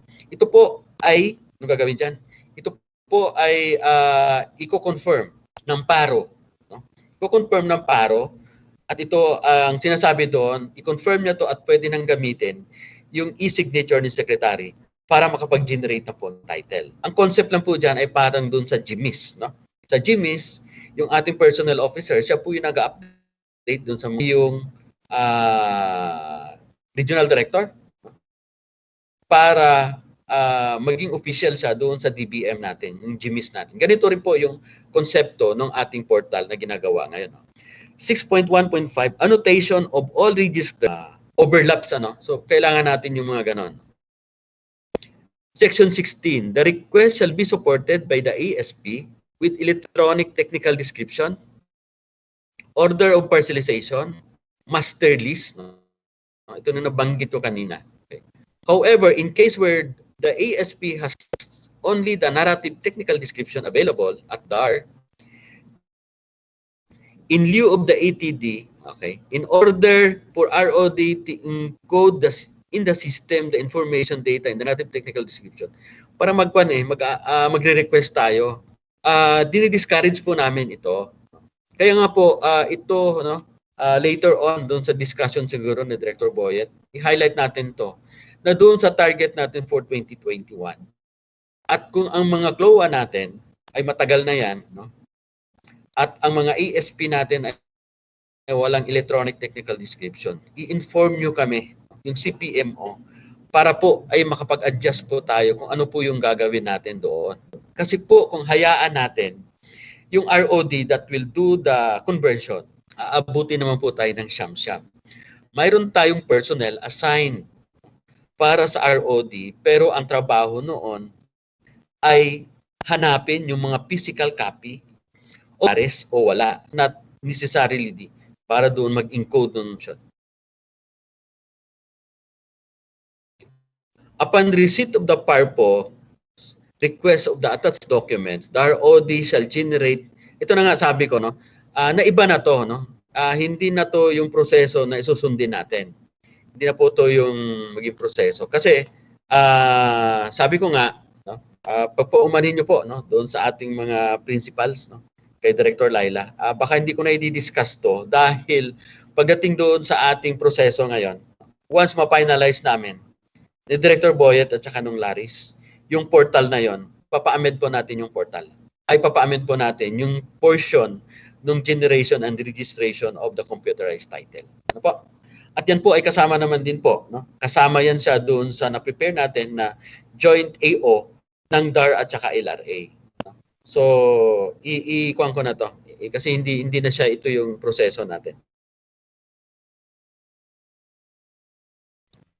Kung mapansin nyo dito, bumalik siya, di ba? Ang replica ay ibabalik sa DAR. So, hindi na po ganun yung magiging proseso. Sa original process, di ba, generate i-confirm ng paro yung bigay ang ROD ng replica. At yung replica na yun ay i-confirm ng paro. No? At saka pa lang i-confirm ng paro yung use of the digital signature ng secretary doon sa title. So sa makatwid, hindi na po ito yung magiging proseso kasi hindi na nahabol. No? Hindi na nahabol ito doon sa bago natin na i-publish yung ating AO1 series of 2021. Hindi na nahabol to. Pero ito yung prioritization of the registration of the title at saka somehow yung process, no? Explain ko lang, no? Yung process kasi sa ROD ay mayroon silang upon receipt of the documents, kung basihan natin tong lumang kung what is stated dito, i-encode sila yung mag-i-encode, no? Mag-i-encode sila ng basic info of the title. I-encode nila yung technical description. The technical description ay automatic, may plotting yan siya sa system nila. Mag-undergo siya ng examination, okay? At saka approval, okay? Actually, doon sa encoding pa lang, minsan hindi na nagbibigay ng EPEB yung ROD natin. Kumbaga, i-encode muna nila bago sila mag-issue ng EPEB. Okay. Sa process natin ngayon, because of the portal, okay, i-upload lang natin doon sa portal, wala nang encoding and plotting na gagawin, but instead, self-generation na, mag-generate na yung portal na yon. At ang portal na yon, okay, ready siya.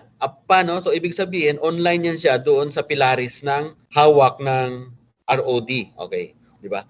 The order of parcelization, the master lease, saka yung scan copy of the approved survey plan. Kailangan pa rin kasi yon. Upon receipt of the ROD, ng mga documents na yon, ibig sabihin, dahil naka-online yung portal natin, i-accept niya na lang yan. Automatic i-accept niya. At ito po ay magbibigay, no, ang gagawin natin, nakapag-upload na tayo doon sa portal, at ine-expect po natin na lalabas na yung title. Hindi po, isa-submit pa rin. Kailangan pa rin natin i-submit yung mga documents na yon doon sa ROD. Ang kaibahan niya lang, okay, prior na pupunta ka sa ROD, nagawa na po natin yung encoding at saka review of the replica of the title bago pa lang pumunta doon sa ROD. No? So, i-forgo ko na lang yung yung item na to. Okay. So, updating and generation of land distribution information is APO shall generate LADIS based on AO2 series of 2019 guidelines natin. Nandun din naman yun eh. So, sa makatawid, areas compensable, no? Specifically on CA and BUS po natin.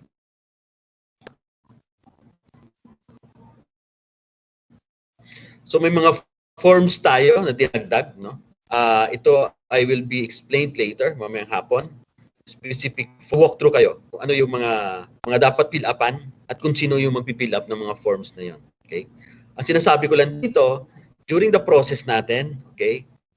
Dahil bumaba yung ating field validation team, yung mga CARPER form na yan is still the responsibility ng ating mga municipal agrarian reform officer or designated personnel ang pipirma po doon.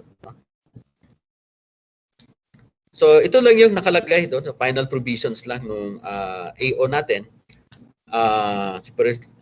Itong other clauses. So sinasabi lang dito, no? Gusto ko lang i-highlight na matagal nang napirmahan actually itong AO na to. February 26, however, nagkaroon lang kami ng problema dito sa central office in the procurement and budget. So, na-publish actually siya nung 30 sa Manila Times. No? So, yan po yung ating Daily Tribune. Kasama rin po doon. So, ito po ay mga documents. No? Ito yung mga papel natin ngayon. Ito na yung ay sa makatwid effective na itong AO1 series of 2021 at any alteration doon sa AO na yon o amendment, alteration o revision ay dapat mayroon itong amendment na gagawin. Kaya sinasabi ko kanina, hinihintay lang natin para finalize yung JAW. By the way, yung JAW na yon natin with DAR LRA ay based doon sa last meeting headed by Yusek Pangulayan. Final na to, no? Sinasubject na lang namin sa style and form an eventual approval and signing of Secretary Bermejo, Admin Bermejo, at saka ni Secretary Casillones. At the same time, no, we are expecting in the next 2 weeks ay mapapilot run na namin yung portal para at least bago ito maibaba o ma-deploy ng ROD o ng LRA sa lahat ng RODs, no, ay nakita natin kung ano yung most probable na improvement pa doon sa portal na yon. Okay? Actually, yung LRA ay nanghihingi sila kung sino bang specific RODs yung mga target. No? So actually, nagbigay na ako, pero it's not yet official. Magpapadala pa kami ng official document. Pero that only refers to the 60,000 target of priority regions and additional 36,000 target para po doon sa other regions. No? Naibigay na po natin to doon sa ROD, sa LRA. Ang intention po kasi noon, dapat nakaprepare din sila in terms of acquiring yung mga system nila, mga computers nila. Yung pong intention nila noon para at least once deployed yung ating portal, hindi siya makikipag-agawan doon sa unit na ginagamit po ng Pilaris. No? So yun po yung isa sa mga intention po natin. So doon po nagtapos yung aking presentation of AO1 series of 2021. Kung mayroon po kayong mga katanungan, nandyan po si Director Laila. Nandiyan po si Director Homer na sasagot. At so, Yes, nagpaaga ako ng 5 minutes. Siguro, hindi ko lang alam anong pleasure ng group. Magbe-break muna tayo. Tapos, meron tayong open forum ng 1 o'clock. No? Ang request ko sana, Ma'am Ellen at saka Director Homer, ang request ko sana, mamaya, during the open forum, Ma'am Ellen, instead of Director Boyet, ako muna yung mag-1 o'clock. Diretsuin ko na yung parcelization process. Yes. Kasi po, ako po yung pupunta pa sa Bicol. Napa? Sige. So, Sige po. thank you ma'am. Thank you. Susunod pala sa Bicol. At this point in time, we would like to thank Architect Joey for sparing his time para po sa discussion ng salient features of AO1. We know na marami po kayong gustong i-clarify, so we are asking you to kindly reserve your questions o kaya naman po ilagay sa chat box para po yung secretariat can pick it up, i-harvest po namin, tapos ibigay po namin sa ating resource person at yung kanya pong mga kasama pa. It's 12:26 and we all deserve a very good lunch po. Sir, doon po sa aming mga principal, we will break for lunch po. Okay lang po na bumalik tayo, sir, mga 1:15 or 1:30 para po naman ma-enjoy ng participant yung kanilang lunch po. So siguro po ganon. Mag-start 1:15 po, mag-start kaming mag-roll call muli. But we will start po with the session ng 1:30. So sa ating pong lahat, we call for a break and we'll see you starting 1:15 to 1:30 po. So marami pong salamat for joining us in this morning's session po. See you po, 1:30 po. Salamat. Salamat.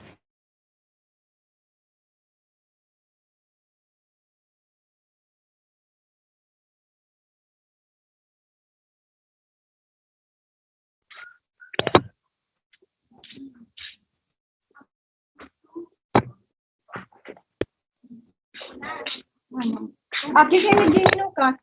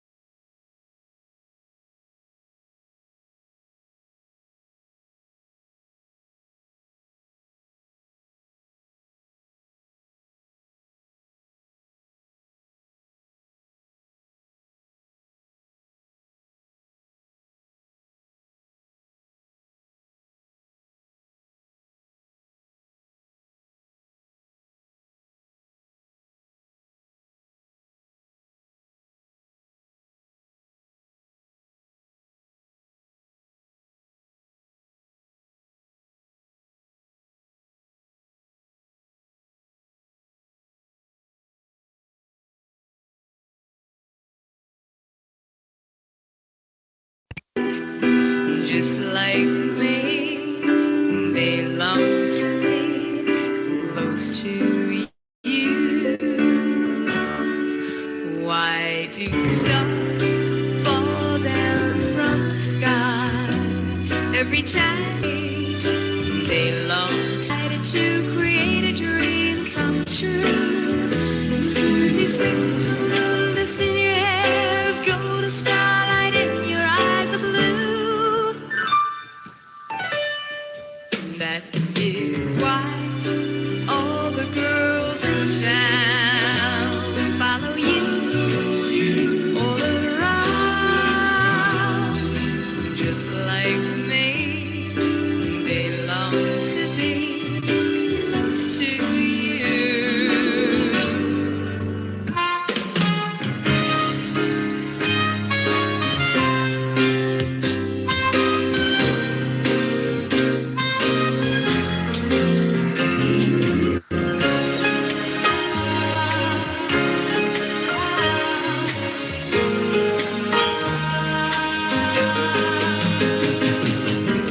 The day that you were born, the angels got together and decided to create a dream come true.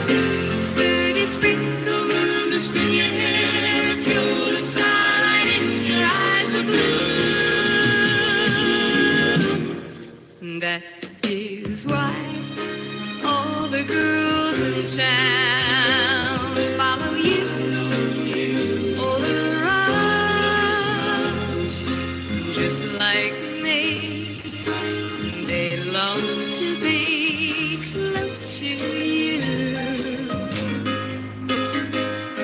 just like me.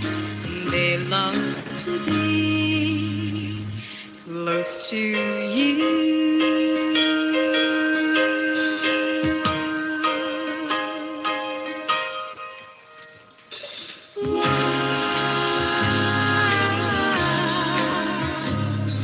Close to you.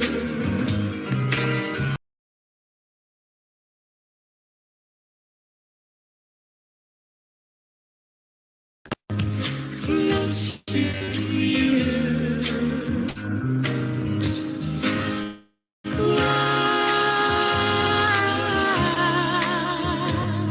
Close to you.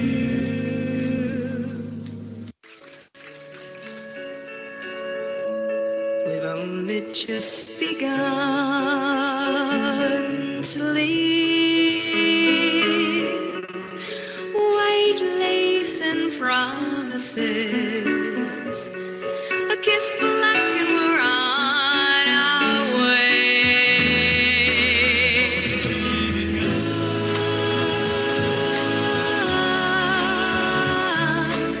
With love, so many roads to choose.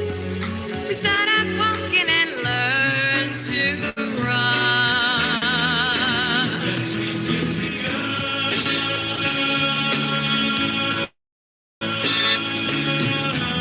Sharing the rides that are new to us. Watching the signs along. Working together,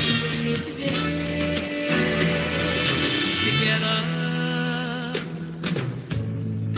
When the evening comes, we smile.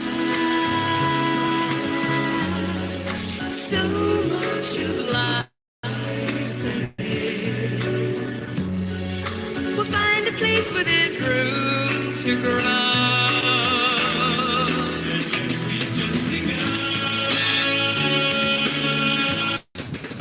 Watching the signs along the way, talking it over, just the two of us. Moving together, together. So much of life ahead. We'll find a place where there's room to grow.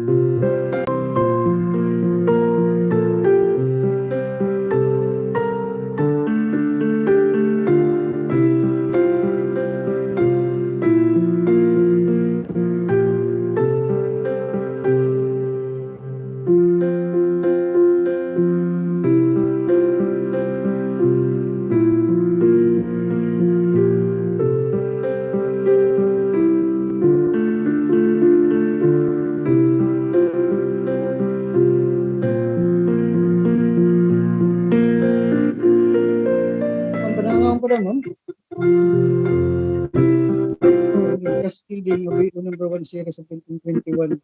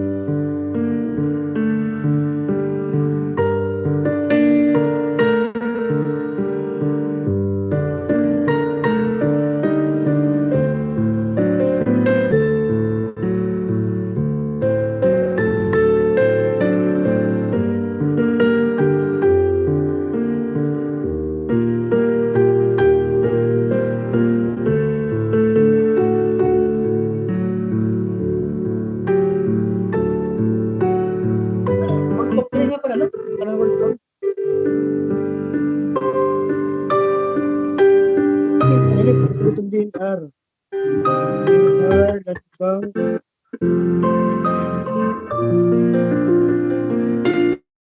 LRA.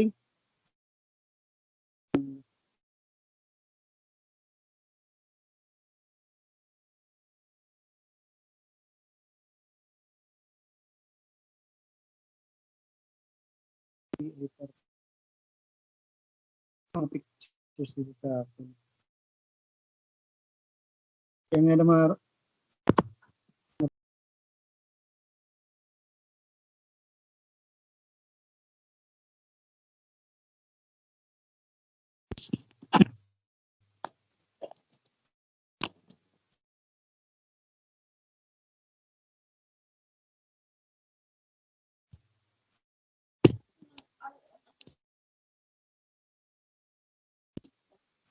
link kada. Ang link.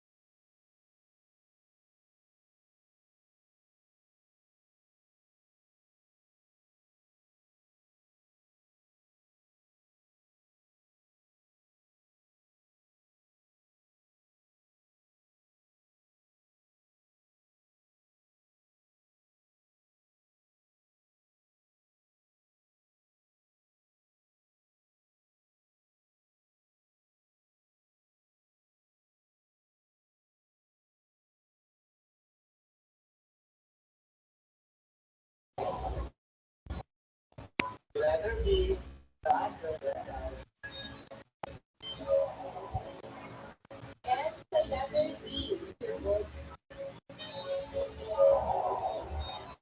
Reggie, ito pinalanood na namin sila, pero hindi pa nakakita ito. Oo, hindi pa nakita pa nito.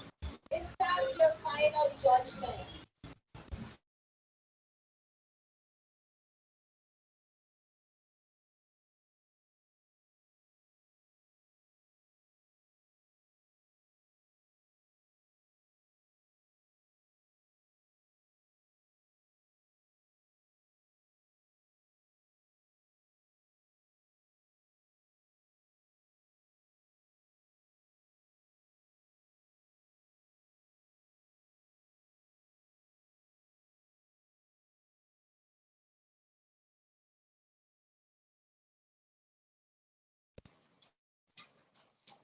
Magandang hapon. Session ng session. Mental po. On board na po. Aurora po on board. Aurora, magandang hapon. Sir po, buhol on na po. Aklan po on board, ma'am. Mama Tet, may hapon. Hi, may Laguna on board. Laguna. Regional Office 6 on board na po. Darpo Nueva Ecija po on board. Pambales.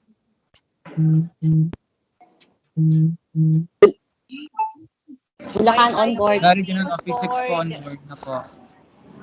Noted. Nueva Vizcaya po, ma'am. On board na rin po.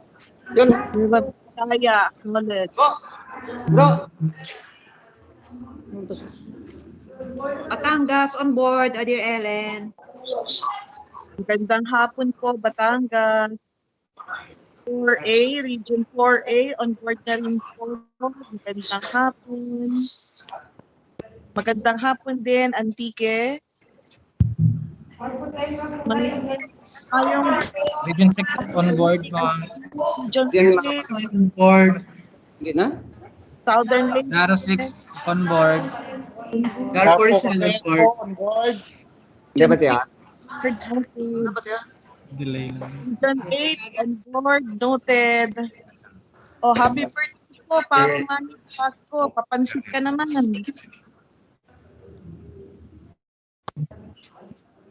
Darpo Lake on board. Quezon 2 on board. Noted. Cagayan Province on board. Darpo Foxy Mindoro on board. Magandang happy. We still have how many more minutes? Oh, 6 minutes pa bago mag 1:30. Negros 1 on board. Negros 1. Magandang hapon po. On board Negros 1. Negros 1, Negros 2, on board. Bulacan, on board. Mr. Samar, Faculty, Alis, Tapeta,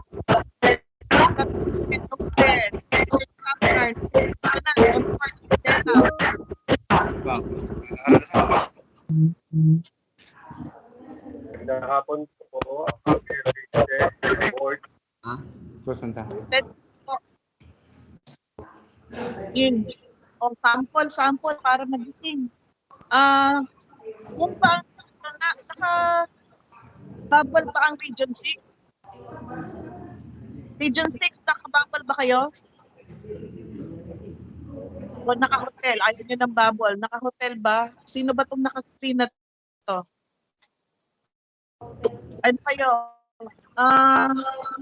Itong na itong naka-ano? Yung naka-one session doon.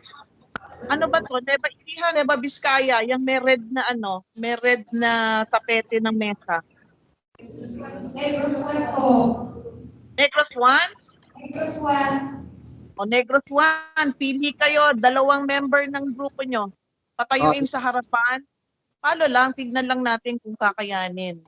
Tinaya at nagkasya. Sige, mag-game tayo habang wala sila. Wala pa yung resource person. 2 representative, Negros 1. Tayo, mag-clear. Ma'am, tigdo ka.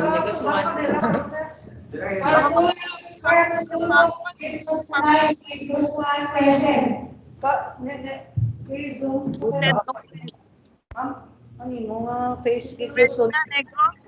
Kasi kung wala, may babiskayang kukuhain.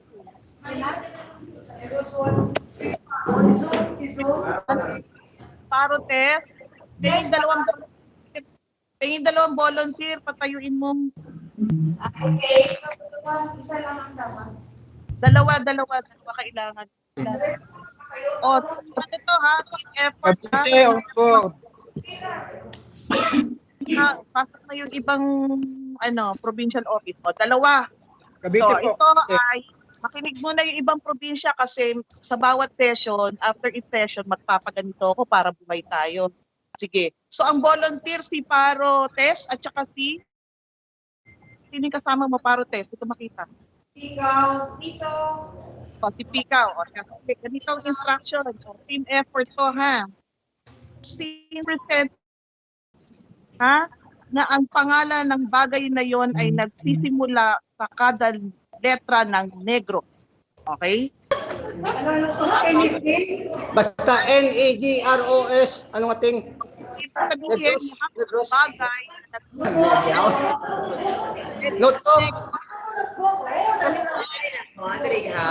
Sige, gagawin sila.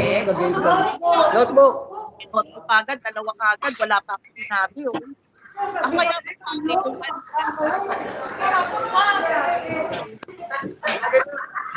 Amo na kayo, taksuhan ka mga naman.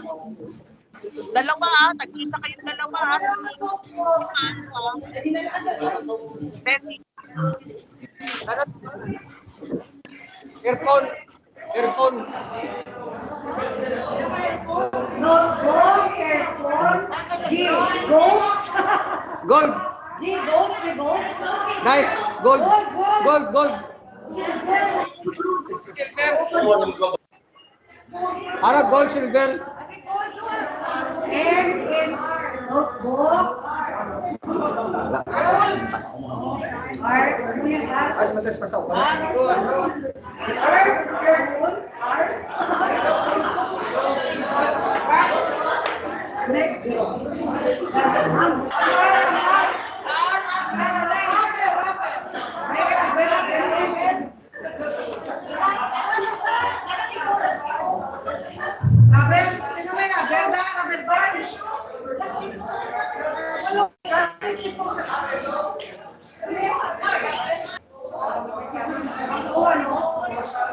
Ubusan mo kita ni Grosaw?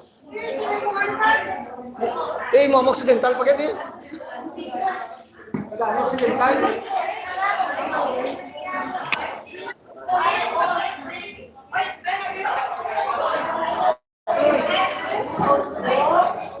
Tinang regalo naman na. Anong price?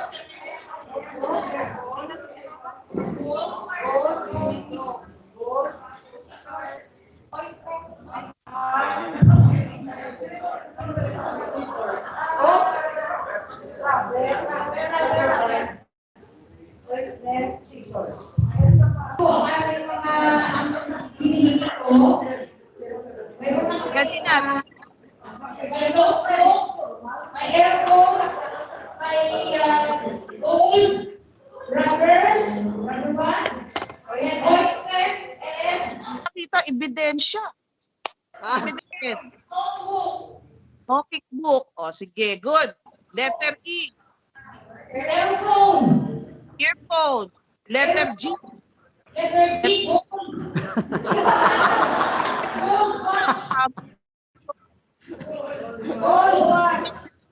Okay, go. Okay, next. Gold watch. Okay. Oh. Ano pa naman yan?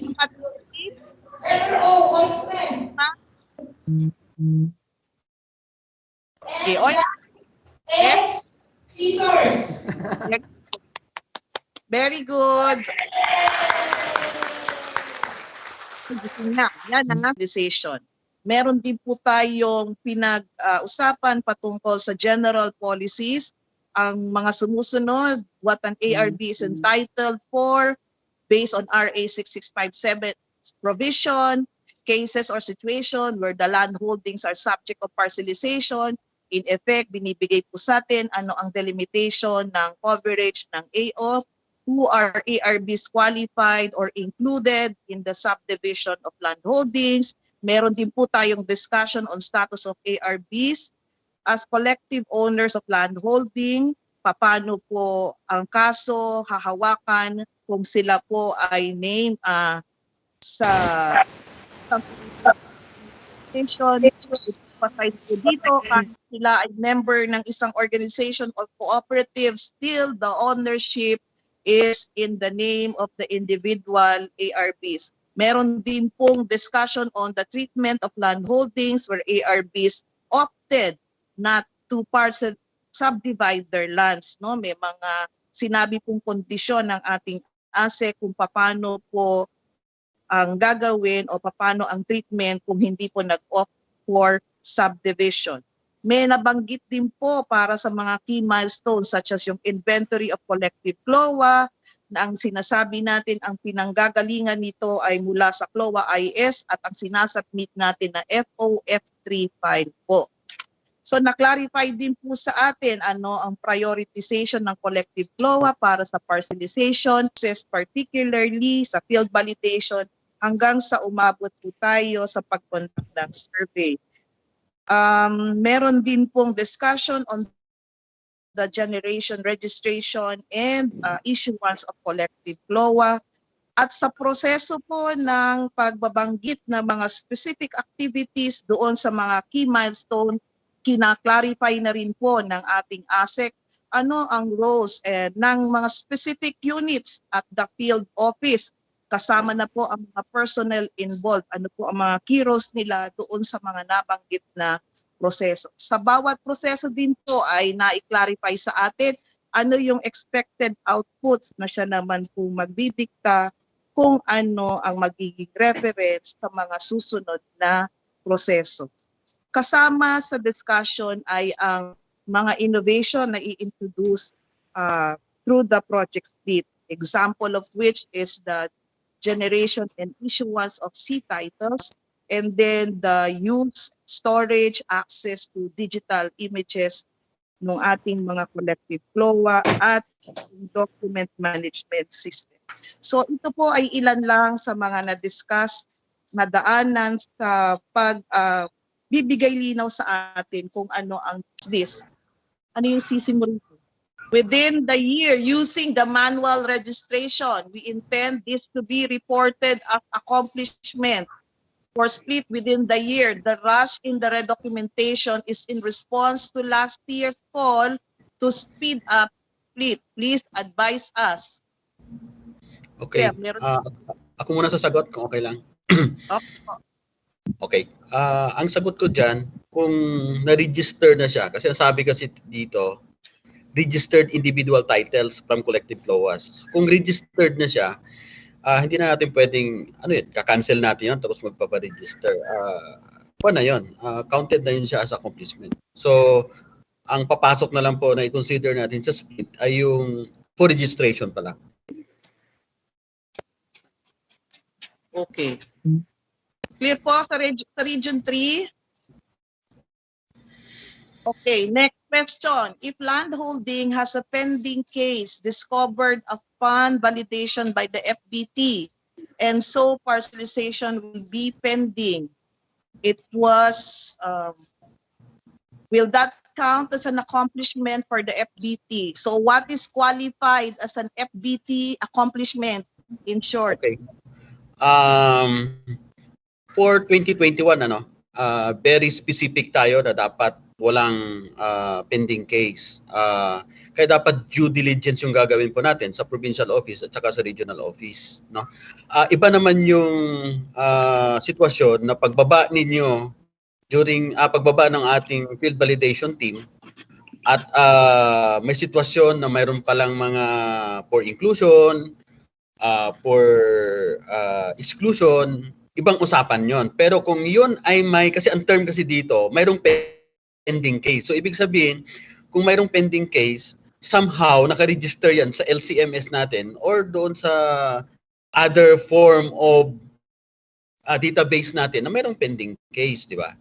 Kaya para sa akin, due diligence, kung mayroong ganun, dapat replacement po. Kasi ang commitment natin kay Secretary, kayo po ang nag-commit noon, hindi ako, na ito po ang mga land holdings na dapat yung i-deliver by October. So in the case of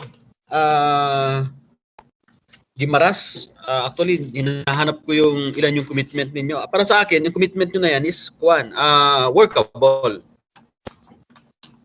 For this period are those that satisfies the criteria sa priority. Balikan po ninyo yung ating AO dahil nakalahad po doon ano ang prioritization. One of which dapat wala pong kaso yung pending case po yung subject land holding. Alright. Kung ito ay mayroon ng approved individual survey plan. Pero kung wala pa, baka kung pa yon, idaan pa natin sa proseso para hindi tayo magpa-generate tapos magpapa-cancel din later on. No? Ino-note natin yan, dagdag natin yan kasi per discussion with legal kahapon, parang makover nila yan. Yes, noted po. Sir, may mga additional po pa dito. Actual tillage of farmer beneficiary is not conform to the existing approved survey plan. At ang karugtong po niyan ay, wait lang. Sir, hindi na parehas yung land use. Nagkaiba na yung land use. Yes, sir. Pag ganun po, ina-allow naman natin yung amendment of survey, di ba? Pwede yon. Kunwari, lumaki na yung area. Dalawa kasi yon. Pwedeng lumaki yung area o lumiit yung area because of erosion. Mayroon naman dati, non-carpable siya dahil sinabi ng land bank na ito ay hindi mabalyuhan, no? Kasi mabato. Pero actually ngayon ay pwede na. At kasama siya sa collective law. So definitely, magbabago yung area. Ang tanong ko lang dyan ay ganito. No? Case-to-case basis kasi yan. Kung ang pagbabago ng actual area, no, o tillage, kung ito ay kung mayroong existing plan, lot 1, kunwari lot 1, 2, 3, 4, 5, tapos instead of sa ang practice kasi natin sa approved survey plan nakalagay yung pangalan ng ARB. Kunwari yung pangalan ko ay nasa lot 1 tapos ang actual tillage ko ay nasa lot 5. Tapos parang nag-rumble lang, no, in actual tillage. Sa akin, pwedeng pumasok doon yung deed of lot allocation na lang. Mag-adjust na lang sila kung saan silang location, no? Kaysa itatransfer ko yung bahay ko, ililipat ko doon sa lot 1 na nandun talaga ako. Iba naman yung kwento na parang mayroon tayong lote, kunwari, nasa lot 1 ako, tapos ang position ko ngayon ay between lot 1 and 2, no? Ang area ko. So sa makatuwid, kung mayroong permanent structure, ako baka ang suggestion ko na lang is amendment ng survey.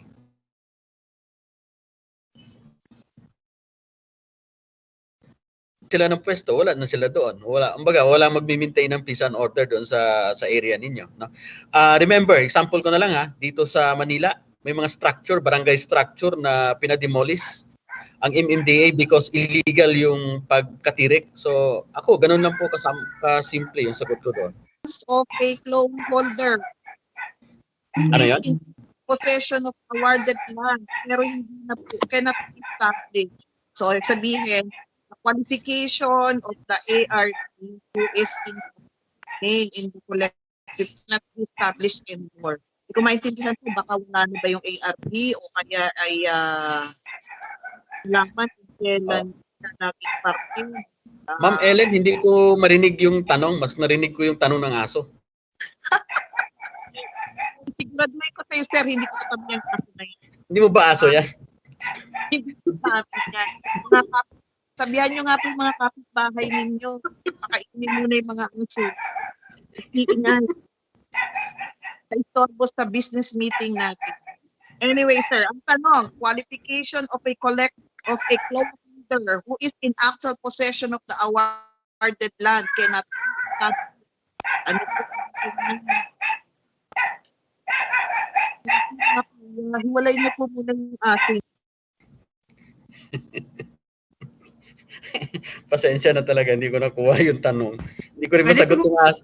Hindi ko rin masagot yung aso, hindi ko maintindihan yung tanong niya. Nice. Qualification of Qualification of Siguro akala nitong secretariat ako yung kumakaho. Lagi po ako inaano, minumute eh. The qualification of a collective CLOA, a CLOA holder who is in actual possession of awarded land cannot be established.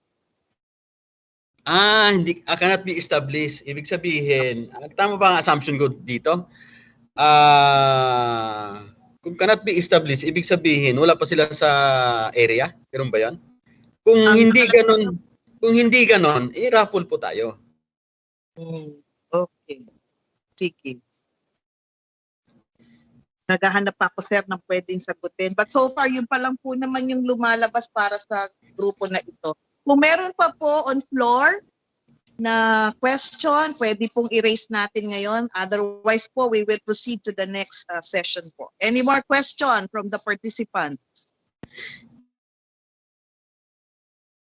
Going once, going twice, third call po. Kung wala na po, at this point in time, we are closing the open forum po para sa natapos na session on 801. Again, marami pong salamat, Asik Joey. Meantime, for this afternoon session, sir, mag-prepare ka na, mag-ano muna ako dito, mag-spill muna ako. Meantime, for this afternoon session, we're supposed to tackle pa mga 4 na major topics po. The first one would be the ARB and PROA inventory system, and then followed by supposedly the parcelization process, the details of which would include the conduct of project orientation, the deployment of the FBT. All niyan pag natapos po ang ating orientation. Marami pong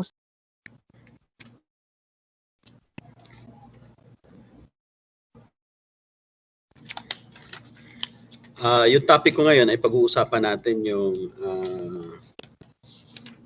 proseso natin sa collective CLOAs.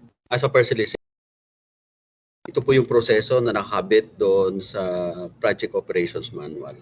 So, parati kong sinasabi during sa mga ay yung AO1 series of 2021.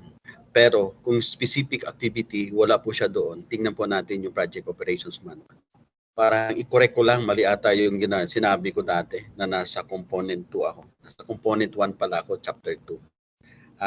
Specifically yung parcelization. Kasi doon po nakakabit yung IT, doon din po nakakabit yung other processes natin, no, doon sa parcelization process. Nakikita na ba yung aking presentation material? Yes, sir. Kita na po. Okay. Thank you. Okay. Kuan lang to, sandali lang to, ano? Parang 29 pages. So, please bear with me. Okay. Ito po yung i-discuss ko sa inyo sa araw na to. So, parang sinasabi ng secretary, focus at this point at this juncture, mas doon ko i-focus yung aking discussion. Okay. Yung ating parcelization process ay meron tayong four major steps, ano. Yung una, itaryo po natin ay galing po yun siya sa EP CLOA IS, no. Doon sa EP CLOA IS, mayroong isang dataset doon na ang sinasabi niya doon is individual or collective, no. So ibig sabihin, lahat nung nakatag as collective CLOA ay transfer po natin doon sa FOF3 file. At yung FOF3 file ngayon, pinasok na rin natin dyan yung nabanggit ko kaninang rapid inventory. At yan po ay nakapasok doon sa CLOA inventory system na ongoing po ay assuming na ongoing yung ating orientation with with reference dun sa ating mga scaling up regions, no? Other than regions 1, 8, and 9, nagkandak na po tayo ng orientation. Okay. So ang challenge dyan ngayon, kung medyo malaki po yung inyong scope, so ibig sabihin dapat mas mabilis, no, ang ating pag-inventaryo. Okay. Yung ginagawa po natin dyan sa inventaryo of collective flowers, dalawa po yung ginawa ng CPMO. Actually, prior to the establishment of CPMO, sa BLTI pa lang, BLTI, ang ginawa po namin ay lahat ng title number na nakapasok doon sa 1.3 million hectares or para i-check whether yung mga CLOAs na yan ay nandoon sa pilaris nila. Kami sa DAR, in particular sa field operations, alam po namin na hindi lahat ng title ay nakapasok sa pilaris nila. So, ibig sabihin, may mga CLOAs na nag-i-exist doon sa kanilang bulk 138 collective CLOAs sa LRA. And so far, ang nakita pa lang nila out of that scope ay nasa 53,000 titles. No? Mayroon pang remaining 30,000 titles na pag-uusapan pa namin, no? Supposedly ang schedule niyan is last Friday, pero medyo nagkabuhol yung mga schedule po namin. So sana within the week makausap ulit namin yung Lares to confirm whether yung additional 30,000 na nakita nila ay the same CLOA, no? Kasi mayroong problema tayo doon sa tagging na nasa system natin at saka nandoon sa pilaris nila. So yan pong ginagawa po natin ngayon. So sa makatuwid, pag yung 30,000 na yan, 30,000 titles ay mapasok na po sa atin at ma-confirm po natin, mayroon tayong total of 83,000 titles na na-inventaryo po natin. At yung mga titles na yan ay i-upload po natin yan doon sa system na ginawa po ng ating MISS.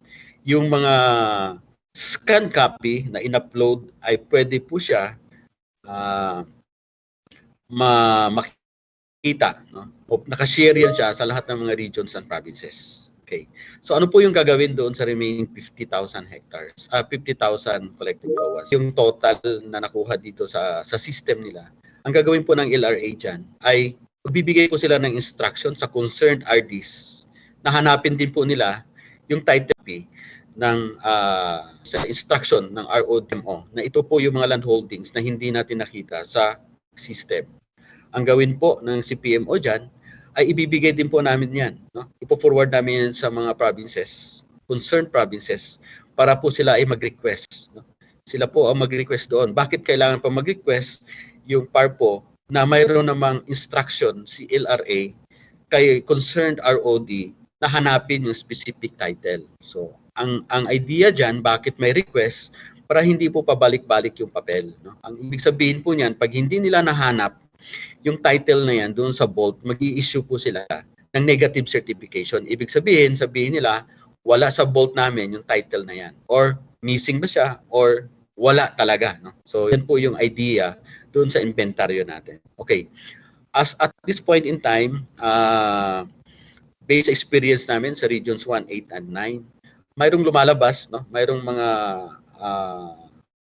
CLOAs na binibigay sa amin na wala siya doon sa original 138,000 titles. So, ano po yung process natin doon? Ang ginagawa lang po namin dyan, i-accept namin yan siya, provided, no? Expect us na hihingi kami inventaryo. Okay. Alongside with that, kung mayroon tayong inclusion, baka mayroon din tayong mga CLOAs na wala sa system, no?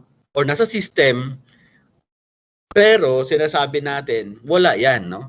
Isa sa mga report na nakuha ko yesterday, sinasabi ng isang region na mayroong CLOA, okay? CLOA nasa inventaryo, pero hindi siya nag-i-exist, no?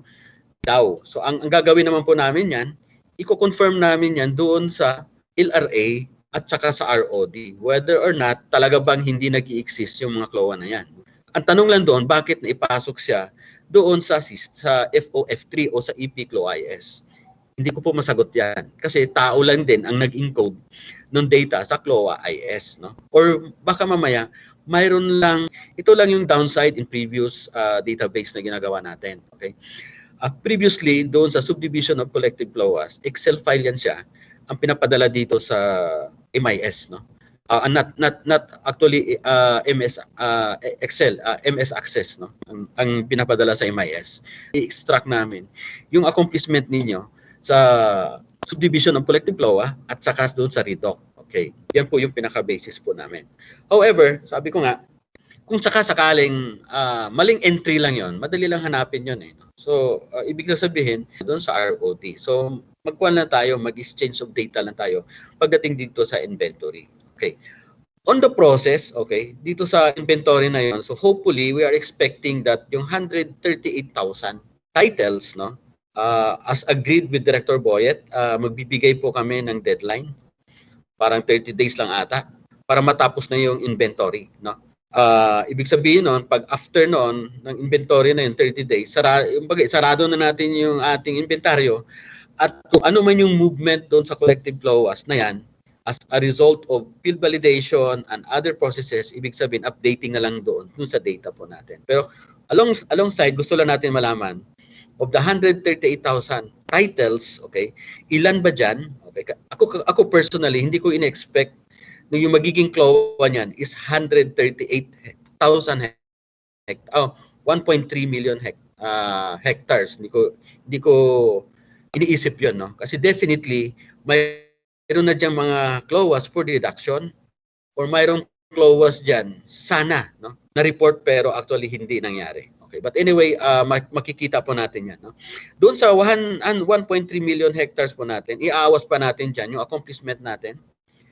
Yung ating accomplishment ng 2020 at saka yung 2021 first quarter accomplishment na ipasok po natin, iaawas din natin yan. So ibig sabihin, yung target natin o yung accomplishment natin, i-retag yan siya at isama doon sa processes po natin. No? Kasi sa amin, that was already reported as accomplishment. Ngayon, kung sinasabi natin, no? Kung sinasabi natin na hindi talaga nagawa yan, at then kami, with proper documentation, then i-accept natin that we will go the parcelization process.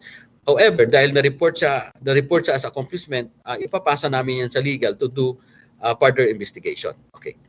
After the conduct of inventory, ito po dahil yung data, no, na na-gather natin doon sa inventaryo, i-check natin sa field whether yun pa rin ba ang nag-i-exist sa baba. No? So, ibig sabihin, ito po yung ating field validation activity at sinasabi ni Secretary, dapat ito yung isa sa mga pagtutuunan ng pansin natin. Otherwise, pag mayroong mali tayo na ginawa dito sa validation process po natin, may effect siya doon sa survey at saka doon sa generation and issuance of individual title. Okay.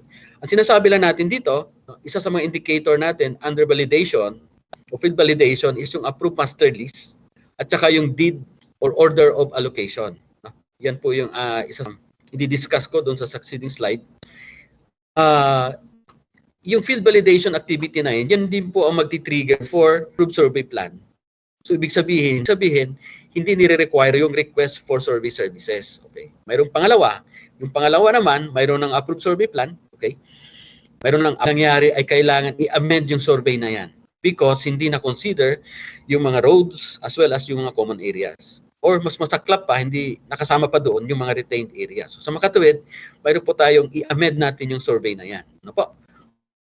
Or mayroon ng approved individual survey plan, however, hindi na ilagay, no, yung mga mohon, yung mga monuments. So ibig sabihin, magkakandak po tayo ng relocation survey. Doon naman po sa mga wala pang survey activity, kasi definitely by 2022, mix up na yan ang ating target. Mayroong target na mayroong approved survey plan at saka yung magkakandak pa lang tayo ng survey. So sa makatuwid, yun talaga ay magkakandak ng individual survey activities. No? So yan po yung under sa survey natin. After the survey, magre-redoc na po tayo at yun na po yung generation, registration and issuance of individual title. No? Admit nung per semester of valid yung registered individual title, pero hindi po natin siya maipasok as part of the accomplishment dito kasi specific yung ating requirement dito. Okay, ganito. Mayroon tayong mga collective CLOAs, no, na generate na, okay? However, hindi siya nakatawid sa title, tayong pulong-pulong. Babalik ulit siya sa pulong-pulong at mayroon pong mga forms na dapat pilapan in compliance dun sa ESS at saka GRM po natin para masiguro po. So, ibig sabihin, kahit mayroon na tayong mga generate na title, no, kulang na lang isubmit sa ROD. Ibig po sabihin, may process po tayong dadaanan ulit at mayroon tayong mga form na dapat pilapan. At yun, ang balik dyan ay papunta dito sa field validation activity. I-expound yan later siguro o bukas doon sa breakout room.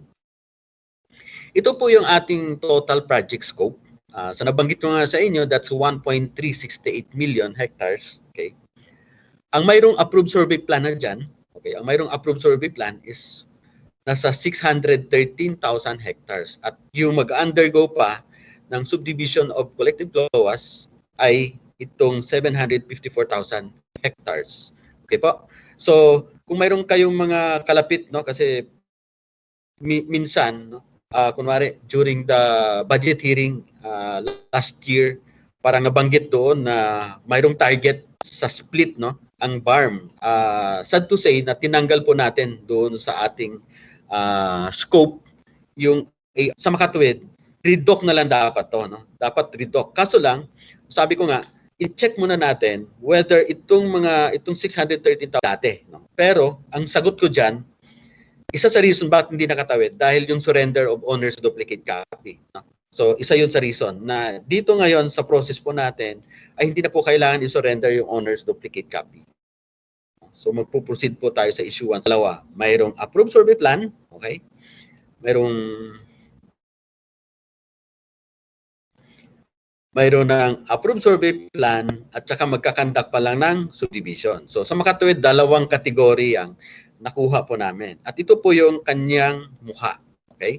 Sa CAR, ito po yung breakdown. No? So with new ASP at saka without ASP. At ito yung total. Okay? So ito ata ay nakapag-attend na doon sa first meeting. Ito naman yung sa Region 2. Okay? Mayroong with new ASP, that's 51,000. Ang without ASP is 35,000. No? Titingnan po natin yan. Yan po yung breakdown. Yung breakdown na yan ay sabi ko nga, galing yan siya sa FOF3 file wherein hindi po, ulitin ko lang ha, kasi baka pagkaharap tayo ng secretary, sasabihin nyo, galing sa amin yan. Galing po yan sa FOF3 file na pinapadala nyo sa MIS, parang bin, no? Para doon natin ipoproseso. So makatuwid, whether itong data na to, approved or without survey plan, galing po sa inyo yan. Okay? Sige. Ikuan ko lang, bilisan lang, ano, kasi alam ko naman nasa inyo, ito yung mga datas ninyo.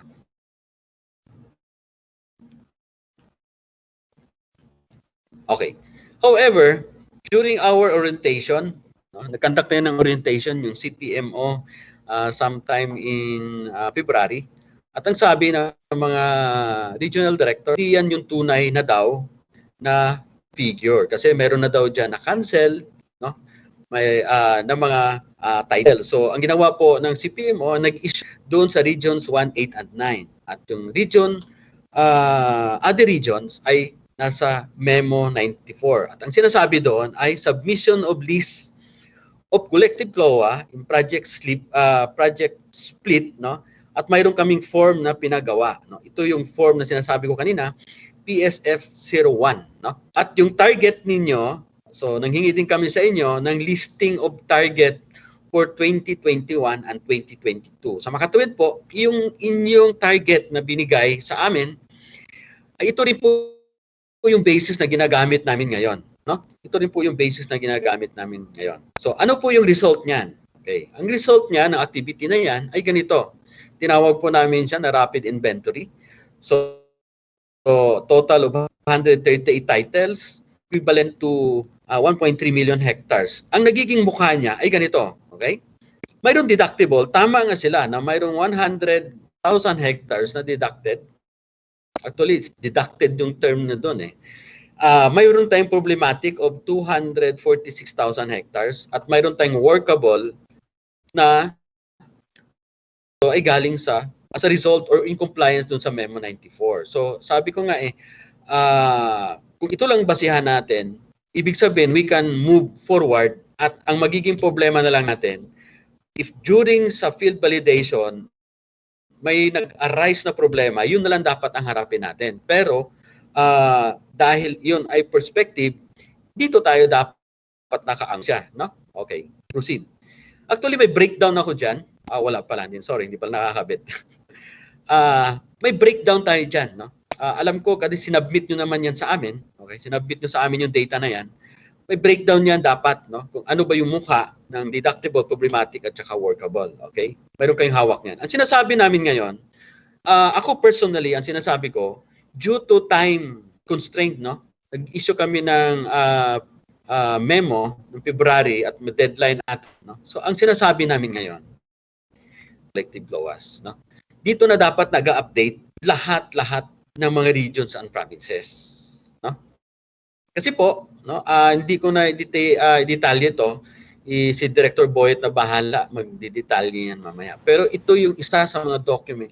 Ito yung inventa lang po namin kung ilang CLOA yung na-update na po ng mga provinces. No? Challenge po sa amin to ngayon, no? Tina-challenge ko yung sarili ko at saka si Director Boyet na by end of August, magbibigay po kami ng feedback, no? Sa lahat ng mga regional directors and purpose na ito pa lang yung ina-update ng inyong mga personnel doon sa inventory of collective LOAS, no? Para at least to counter-check kung yung report ba na sinasabi sa inyo ng inyong mga database personnel ay tama ba doon sa nakukuha naming data. No po? Kasi ito po ay sabi ko nga almost real time to eh, no? Provided mayroong internet connection din for 2021. At part dito sa target po natin, nandito ata yung Region 8. Ito po yung commitment ng Region 8. That's 29,000 hectares. Okay? At ang may pinakamalaki dyan ay 17,000 coming from natin. Mayroon ng update na binigay si Director Ayaay. So, si Dude, so dapat siguro, I'm expecting na yung data na yon was already sigurado natin that yung delivery of the 29,000 ay intact siya by end of October. Ito naman po yung additional target, sabi nga natin, no? Supposedly for year 1, ang mayroon lang target ay regions 1, 8, and 9 at 60,000. No? At the rate, no, sa nakikita namin ngayon, okay, sort of nasa 80 ang nakikita ko. At out of the total areas, no, kunwari, hindi ko pa na-capture yung sa Region 1 at saka Region 8, pero as of today, yung Region 9, no, mayroon na silang 14,000 hectares ready for individual titling. So, ganun kaagap yung Region 9. Sa ngayon, wala pa akong nakita na report coming from Region 8. No?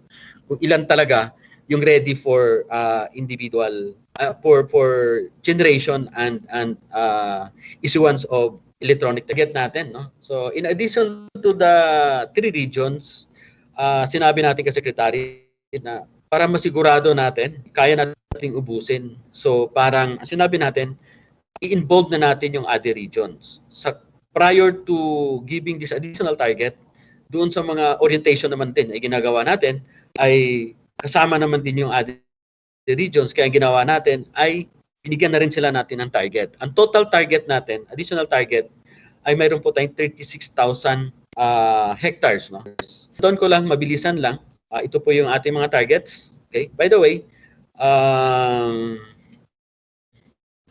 may utang, yung additional na lang yung ang ikuha namin dito ibibigay, no.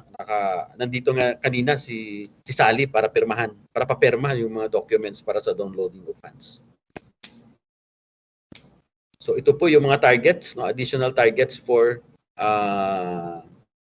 2021. Okay. Gusto ko lang balikan, no. Yung target natin for 2021 doon sa nung manghingi kami ng listahan po sa mga field offices, malinaw na tinatanong namin doon, ito ay workable. Pangalawa, not needing subdivision of conduct of katwid, yung nabanggit kanina ng Gimaras ba yun? Kay Paro Buboy, dapat po, ikuha na po natin yan. No? Magpalit na po kaagad tayo, hanap na kaagad tayo ng replacement for that land holding at maghanap po tayo ng workable land holdings. in place of that problematic na nasabi po ninyo. Okay. Ito yung pinaka-importante, di ba? By the way, yung data na to, ay sasabihin nyo sa inyo, ilan yung workable, okay? Na mayroon ng new approved survey plan. Ito po yung isa sa mga output ng inventory of collective CLOAs. Kaya ang sinasabi ko, dapat i-expedite nyo yung process na to. By the way, no, ito pala yung tinatanong kanina, no? Itong nasa gitna na yan, ito yung dina-download namin, no? Ina-upload namin, ini-scan dito sa CPMO, ina-upload sa certified copy gaming from the central office. Na-anticipate na namin yung tanong na yan, no? Considering na hindi naman 24/7 nagtatrabaho yung scanners namin dito sa central office, no? Kahit na mayroong challenge doon sa ECQ, talagang full pa rin yung aming scanning procedure dito sa CPM. Ang sinasabi natin dito, no, in anticipation, ginawa namin ay pinaserox namin yung mga certified copies at ito ay ipapadala po sa inyo, no, para at least, no, may magamit na po kayo na document. Okay. Pangalawang tanong, what if, no? By the way, ang total na 53,000 na nabanggit ko kanina, that's 53,000 titles, no? 53,000 titles. Ito po at saka paro, so hindi nyo na-receive. So ang point ko lang namin dito, balikan nyo lang yung 53,000 titles na yon, okay? Double check nyo dun sa inventaryo ninyo, okay? Kasi nandito na yan sa amin. So actually ang na-receive ko na at this point in time is sa 47,000 o more than 47,000. Parang yung nakita nila ay nandito na sa amin at yun po yung ina-upload natin sa system, okay? Ang request ko sa inyo, tingnan nyo yung data na yon. Okay, yung 53,000 na yon, i-filter niyo yung region ninyo, i-filter niyo yung province ninyo. At tingnan niyo po doon sa scope ninyo. Kasi ang gagawin po natin diyan, dalawa po yung gagawin natin diyan. Hindi pwedeng hindi tayo gagalaw, no? Ang sinasabi ko, pag na-release yung dalawa kasing punto di ba? Yung claim folder, alam ko naiiwan yan siya sa provincial office bago pa lang tayo mag-proceed doon sa generation of the title. Okay. Once the title is registered, di ba? Binabalik sa atin yan siya, okay?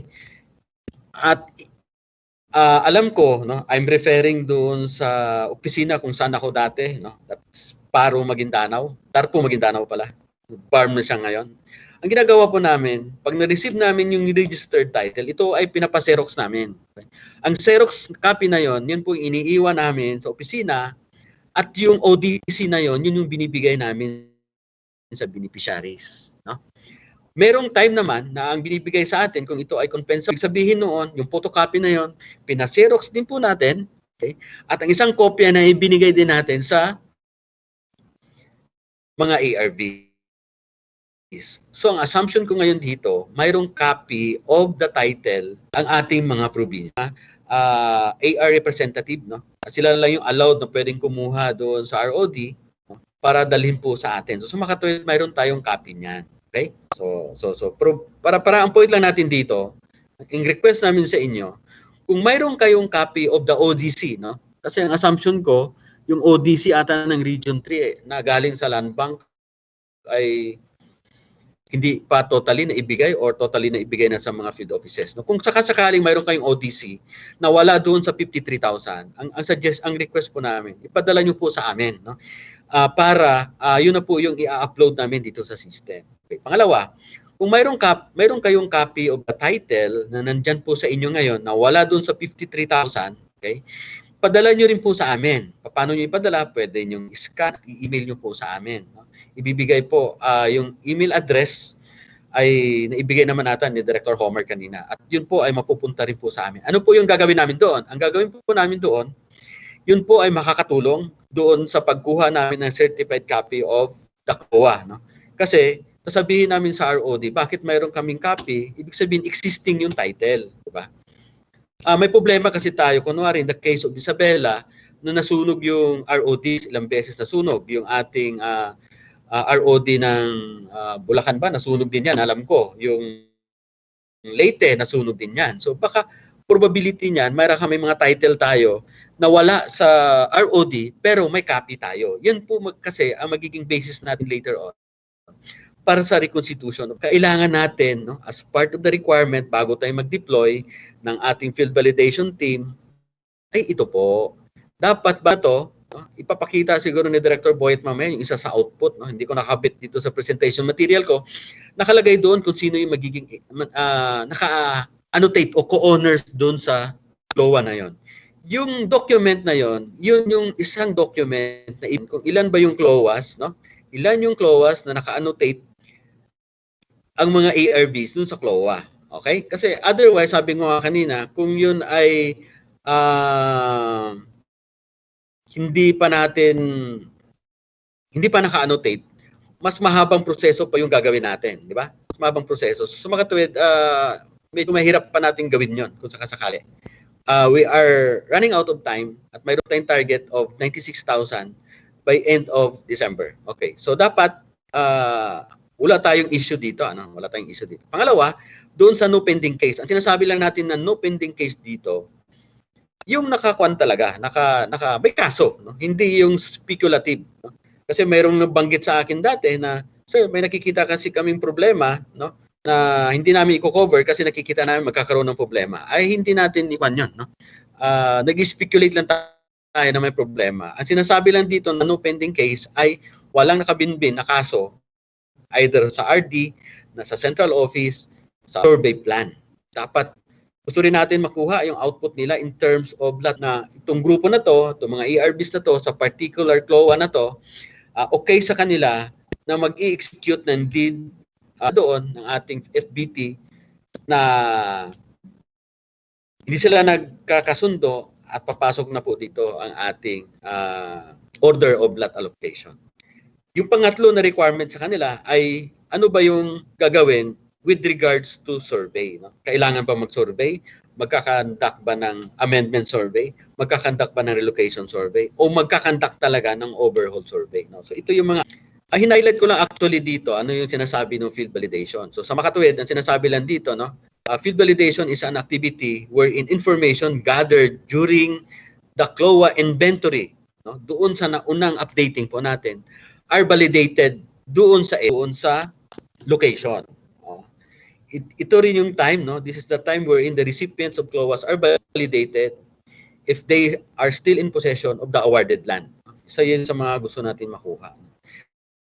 All information generated by an inventory states like the ARBs, mamaya. No? So far, itong CLOA DMS natin, hindi yung ni-roll out natin sa inyo, no? Hindi pa yan siya yung full data management system po natin. No? Kasi hinihintay pa natin yung pagpasok po, yung consultant natin pagdating po doon sa IT. Okay, ito po yung mga bagay-bagay na dapat gagawin ng ating field validation team. No? So unang-una, wag natin kalimutan yung notice of meeting. No? Kung mayroong address ay pwedeng sulatan bawat isa. Yan po ay nakalagay doon sa ating project operations manual. Sulatan lahat ng mga beneficiaries. Kung hindi naman po, dapat mayroon tayong posting requirement. Ang tanong ko doon, no? Ano bang ginagawa ninyo doon sa land acquisition and distribution process in the absent of part, di ba? So ginagawa natin, representative ng NGO, no? Or other civil society organizations.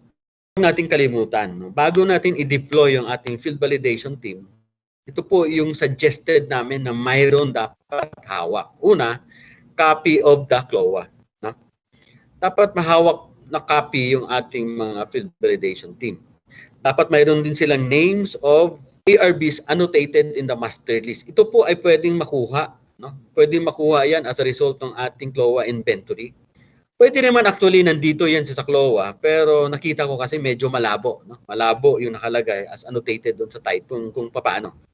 Pangatlo, dapat mayroong hawak na approved survey plan. Individual survey plan, hawak. No? I'm referring yung must-have na to para sa deployment natin ng ating field validation team para i-accomplish yung 96,000 hectares by end of December. So, ibig sabihin, bago bumaba yung ating field validation, hawak-hawak nito. No?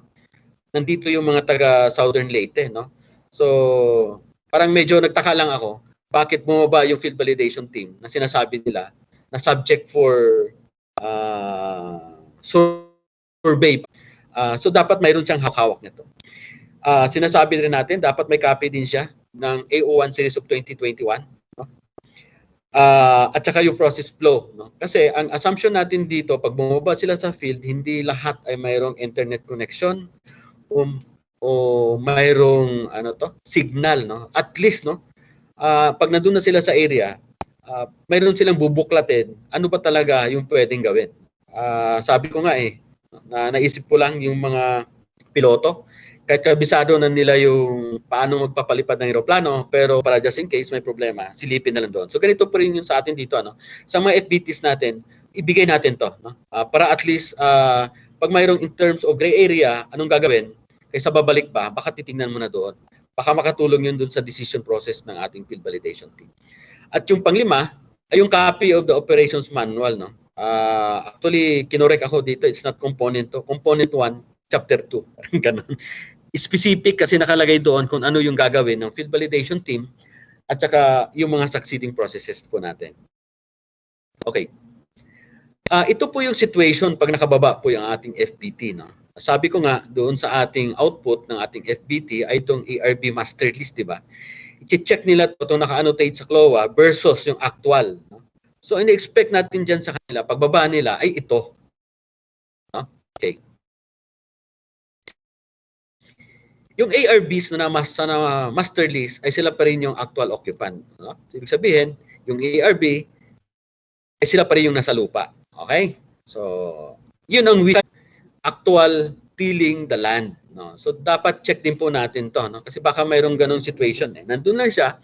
Pero, ano ba yon? Yung mga nagtatrabaho sa lupa ay paano po ba ang pamantayan nila? So, pwedeng ma-check yun.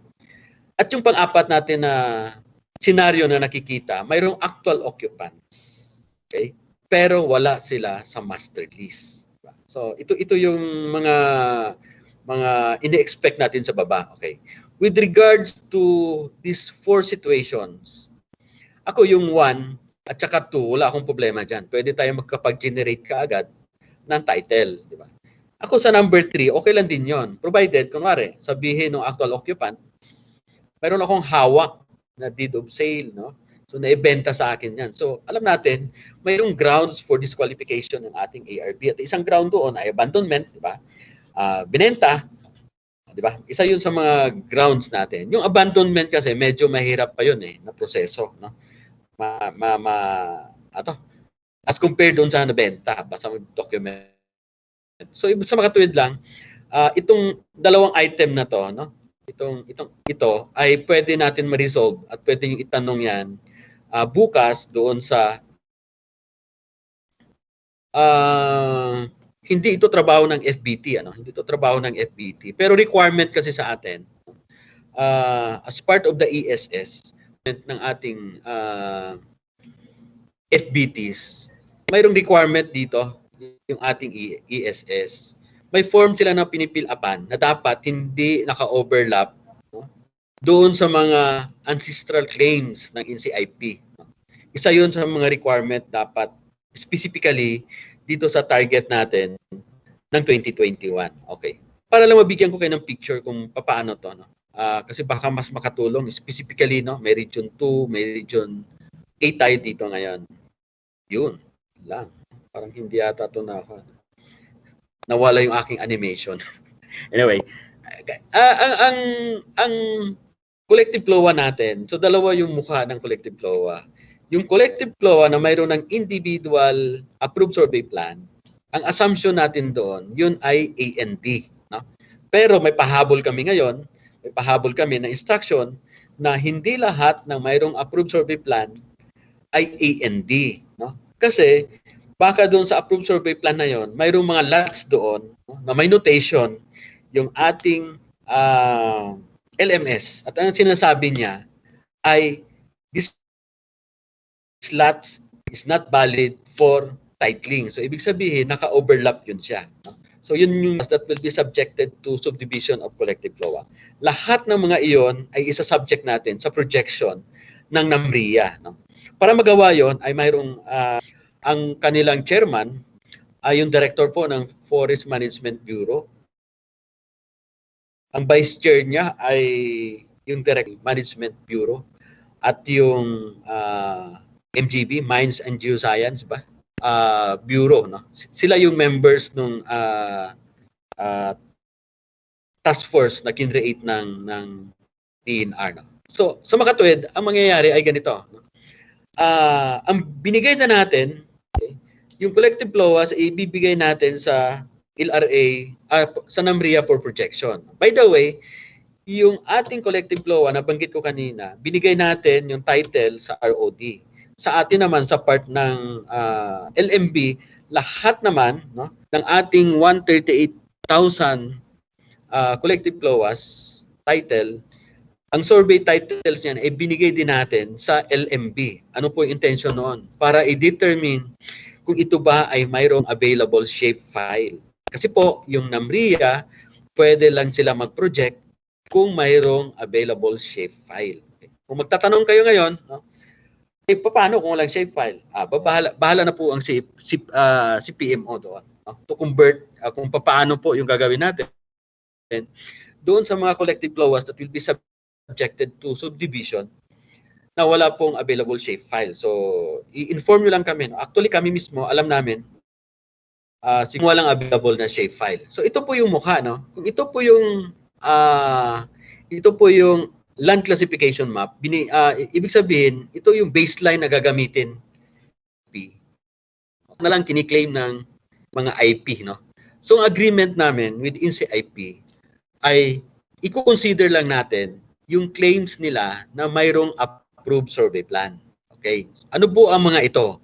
Kasi yung mga kiniklaim nila na mayroong approved survey plan ay mayroong tatlong status. Okay? Unang status, ito yung mga CADT that were already registered areas. Ang sinasabi natin doon, kung mayroong mga tendencies o mayroong ganong situation, ang sabi natin, i-park muna yan. Hindi mo natin isama sa ating target for 2021. However, pagdating ng 2022, di ba, pwede tayo mag-proceed. However, magpo-proceed lang tayo doon sa AND. No?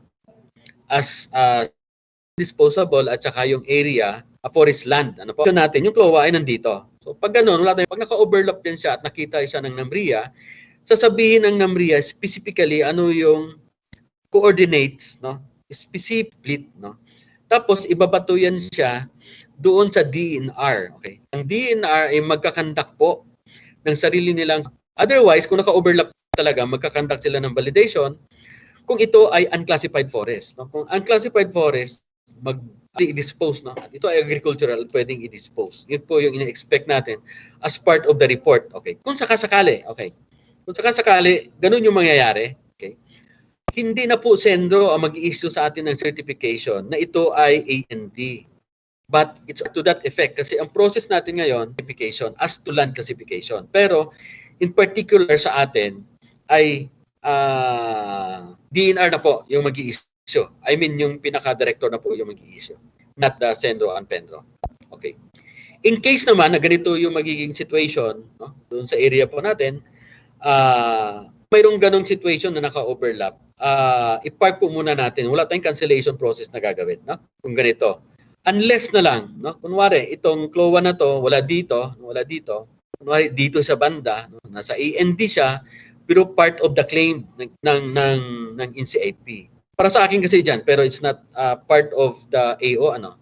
Para sa akin, no? AND siya, kaso kasama siya doon sa kiniklaim ng NCIP, ako, personal ko to, i-check ko kung sino yung beneficiaries. Kasi kung ang beneficiaries are also ARP, are also IP, i-issue ko na lang ng collective LOA para sa kanila.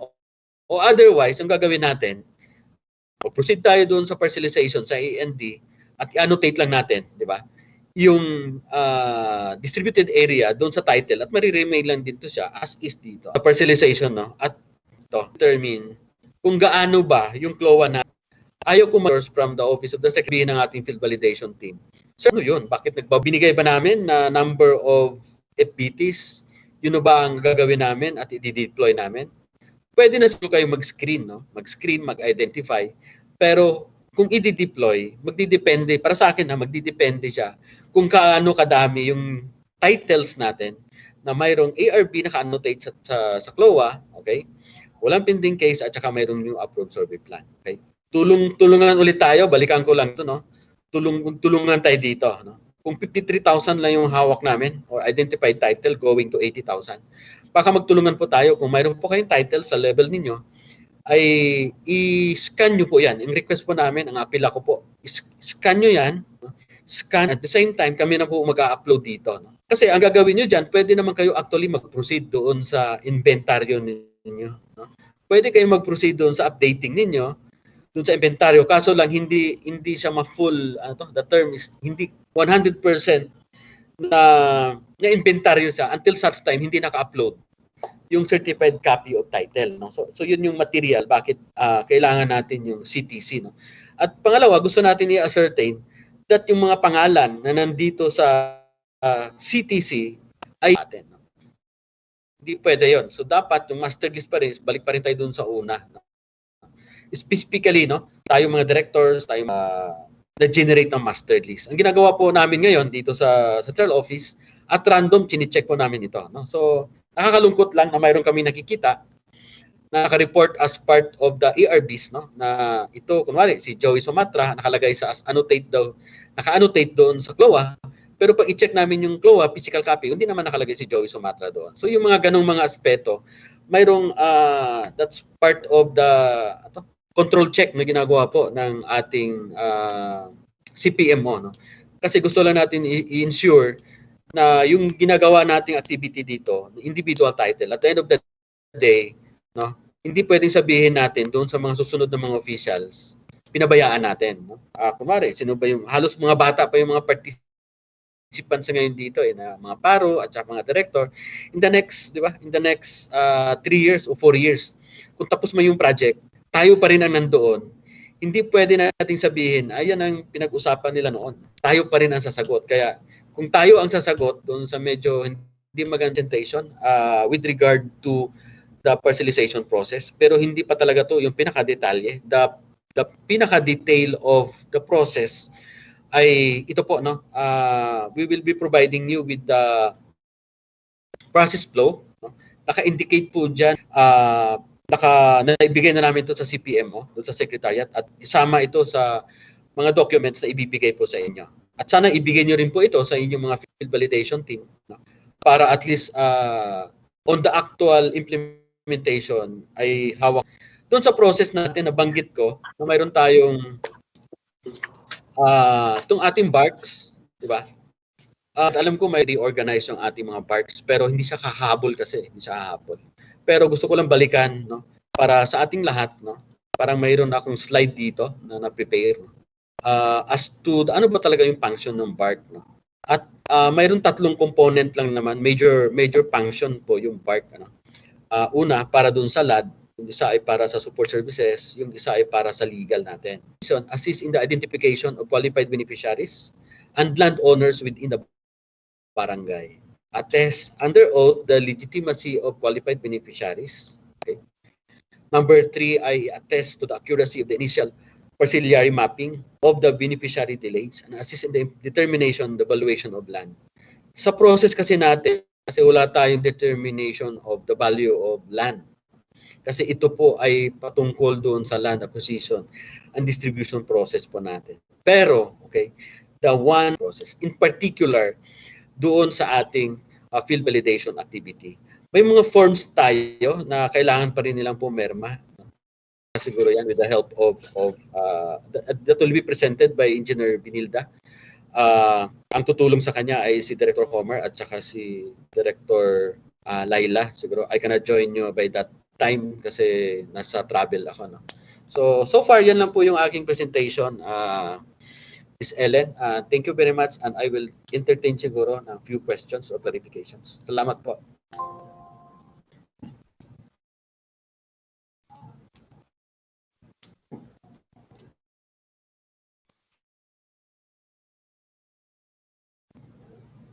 Ma'am Ellen? Hello? Turn over ko na sa iyo ulit. Thank you. Maraming pong salamat, Asek Joey. Ako po ay nadadrop sa na-automatic drop po ako, pasensya na po. Anyway, thank you, Asek Joey, for this session po. Marami pong nabanggit sa atin na importanteng reminders at pag-explain ang ating ASEC patungkol po sa do the a very good parcelization procedures. CLOA is an important document for us to start the parcelization process.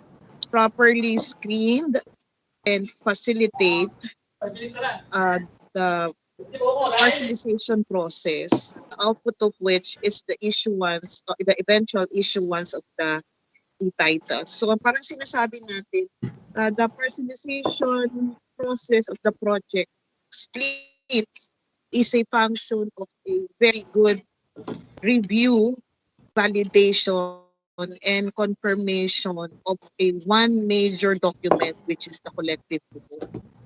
Dahil ito din po ang magdidikta kung ano ang magiging bigat ng gagawin ng ating mga field validation team at kung ano ang mga ipoprosesong dokumento ng ating organic staff para sa ganon, yung targets na ating kinumit lalo na ngayong Oktubre ay marirealize. So again, marami pong salamat, ASEC Joey. Sir, i-validate ko lang, sir. So wala ka na pong session for the barks, no? Na-mention nyo na po kasi kanina yung participation ng barks sa project split po. Yes, ma'am. Opo. Ma'am, ganito na lang Sir, po yung... no more session, no, sir? Yes, ma'am. Ganito na lang po, di ba? Yung other questions doon sa last day natin. I-gather na lang natin. So, no? Sorry, it's already 3 o'clock doon sa pakikinig po ninyo. I will be joining the secretary in Bicol para sa CLOA distribution bukas. See you on Friday. Thank you, thank you. Safe travel po. Permission po. Salamat. Thank you. All right.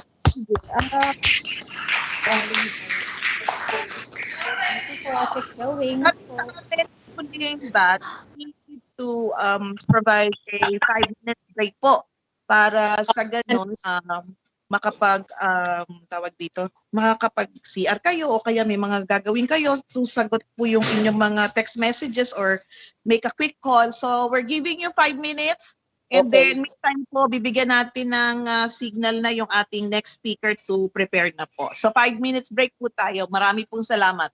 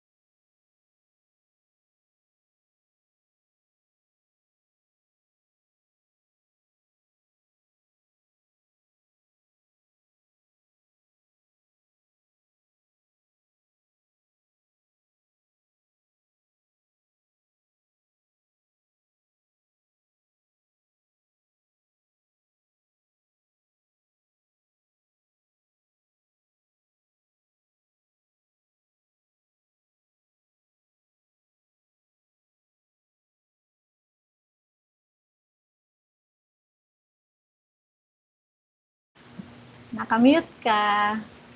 How is you? Di kita marinig. Nakamute ka, ma'am. Anyway, sige. Hello po.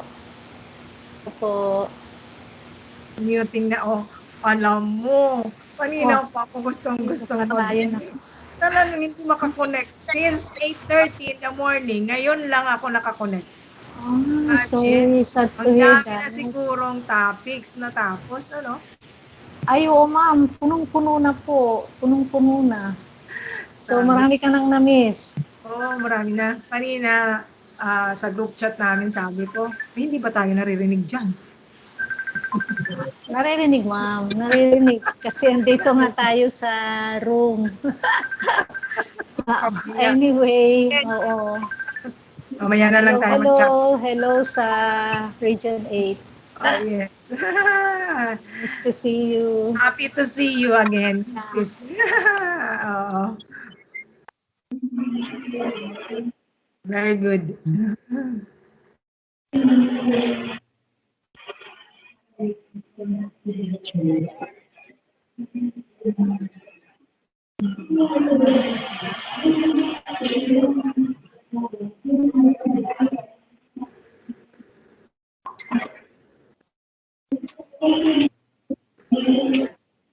I-check ko lang kung on board si Director Homer. Director Homer.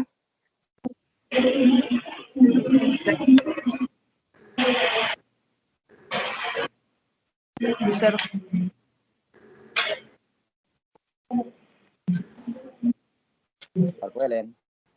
Yes, sir. Meantime po, meron pong dalawang issue lang. Sir Boyet, 2 points lang para baka pwede na sagutin ni Director Homer. Sige. 2 questions Okay lang. po. Naman. Sir, may question tayo sa chat box related to FPT. Ang tanong po is, as of August 2021, sir, natitig mo, sir? Sige, medyo choppy. What is the free LTF? Isa yan, sir, ha? Pero related to that, may isa pang question. Our concern is that the FBT conducted field validation, but they have not come up with deliverables. ARB master are issues which needed resolution. So how can we aid the team? So basically, sir, what is considered as qualified accomplishment of an FBT? Yun po yung tanong. Pagka-relate po silang dalawa. Hayaan mo sa Friday sagutin uli ni Asik Joey kasi pinaliwanag niya na kanina. Sasabihin na niya sa Friday na uli. Friday. Let it be anchored on the lecture of the Asik Joey. Okay. Sige. Doon po sa mga nagtanong sa chat box natin, again, i-reserve po natin to pero kanina po maliwanag na nabanggit na ni Asik Joey. So i-reiterate na lang po natin pag natapos po yung ating lahat ng technical session. We will provide material time and the next resource person is Medja.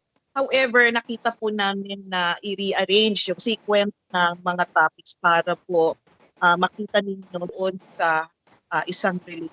Kasunod pong i-discuss ngayon something to do with ARB and collective CLOA inventory. Na-highlight po sa discussion ni Asik Joey ang importansya ng pag-conduct ng maayos na inventaryo at verification alin ang uunahing mga areas para sa parcelization. So, we are now ready to listen to our next discussant. I give you Director Boyet Bayoneto para po sa inventory of collective CLOA. Sir.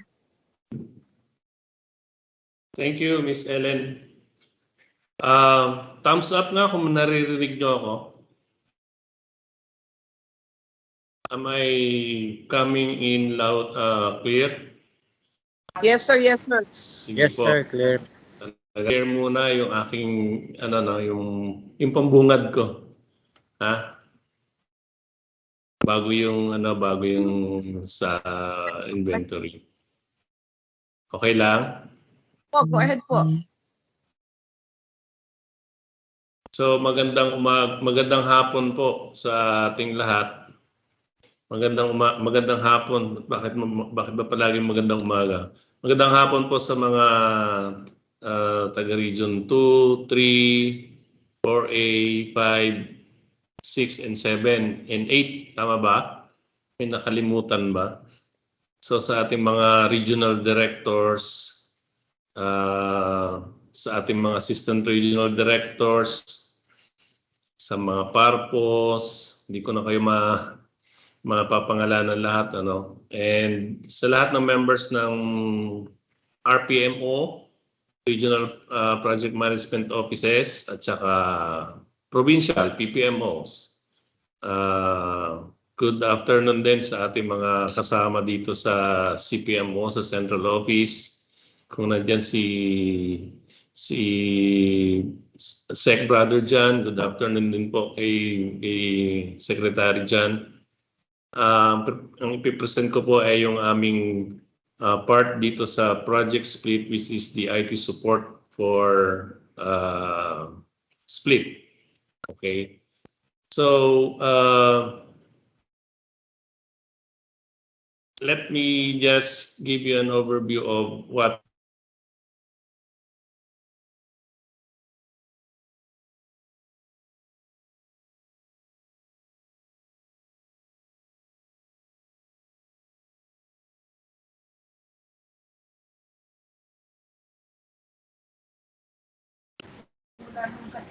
Sir, nawala yung audio niyo po.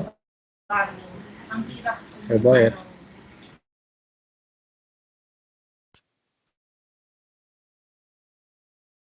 Po na situation, wala po. Yes, ma'am. Wala kami naririnig.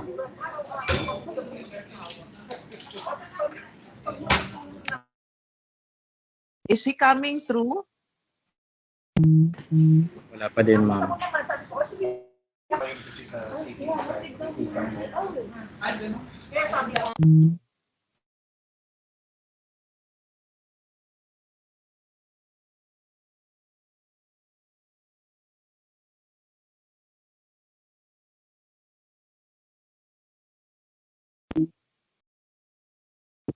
Sir, wala ka pa ring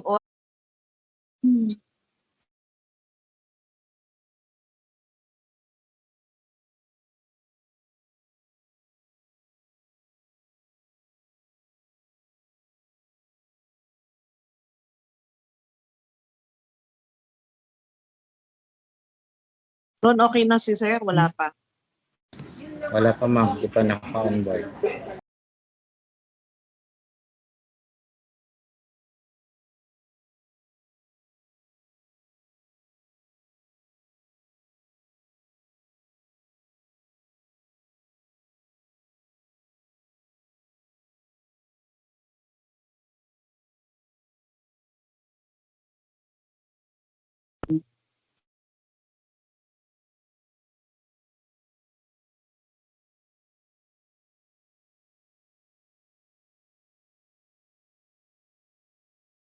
Wala pa din si Sir?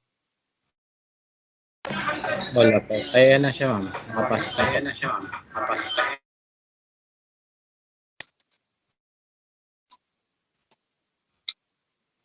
Kasi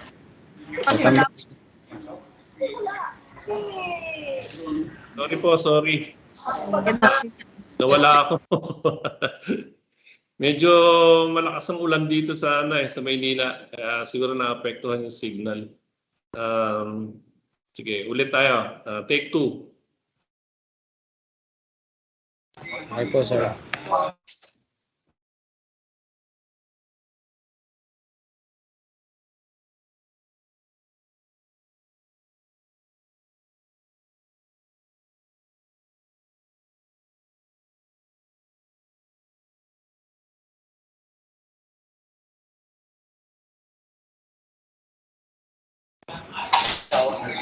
Sir Boyet.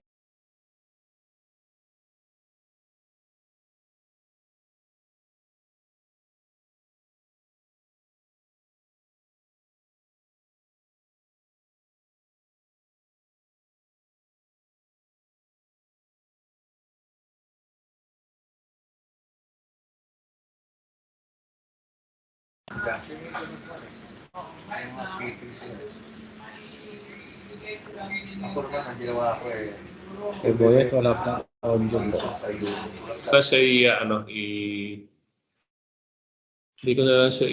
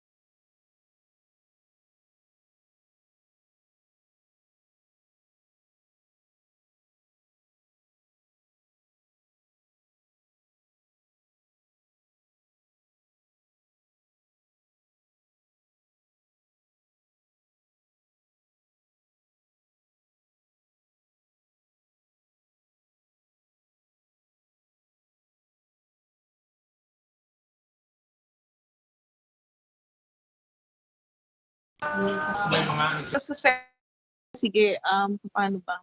Sir Boyet, signal ka lang kung ako na, go ka na.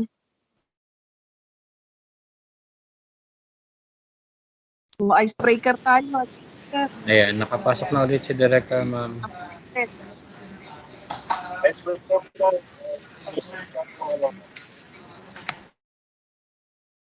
Nawala uli.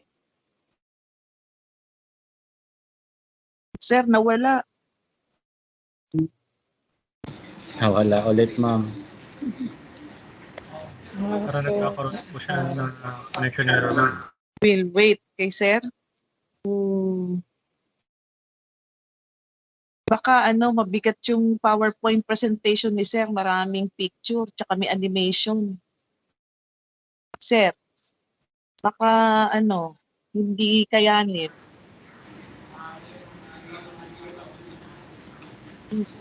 Ma'am, may gusto siyang i-present yung mga previous PowerPoint niya po.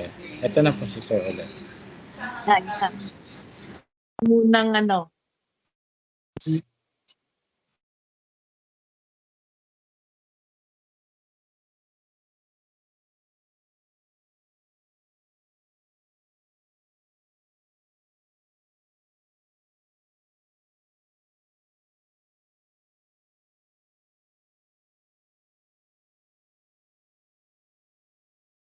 nakikita nyo sa screen, kung mapapansin po ninyo, halos lahat ng PowerPoint presentation namin carries a similar PowerPoint template po. So, parte po sa standardization, procedures under the project split is to come up with standard templates for use during lectures and orientation.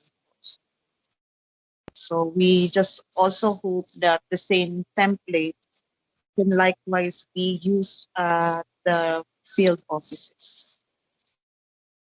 So dapat po yung mga templates ninyo carries the logo of the project split po. Naka-onboard na si Sir uli.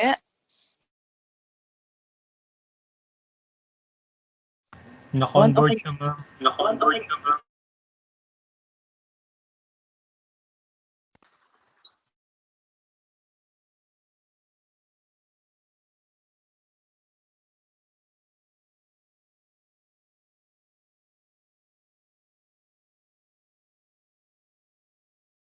Pa-icebreaker muna para habang nag-aantay.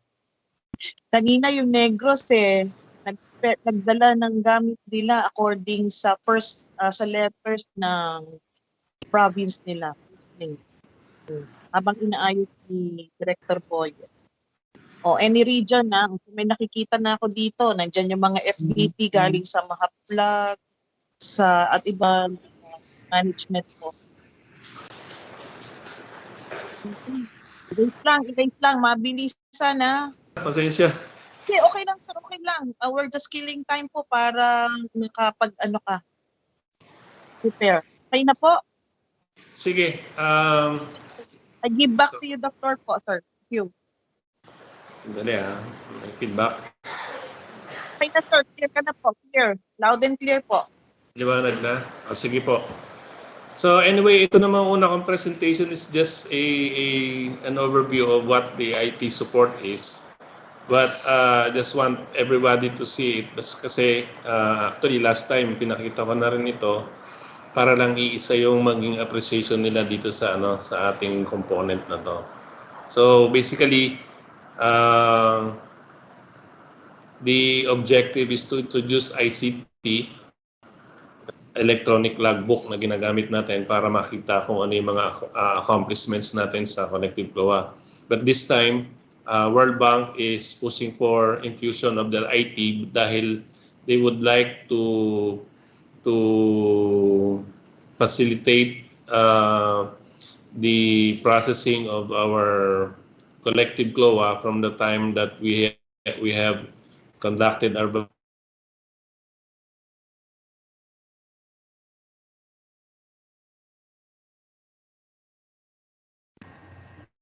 Sir, nawala na naman po kayo.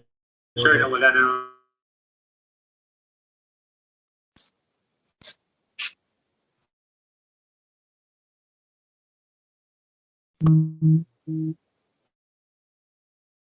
Wala uli si sir.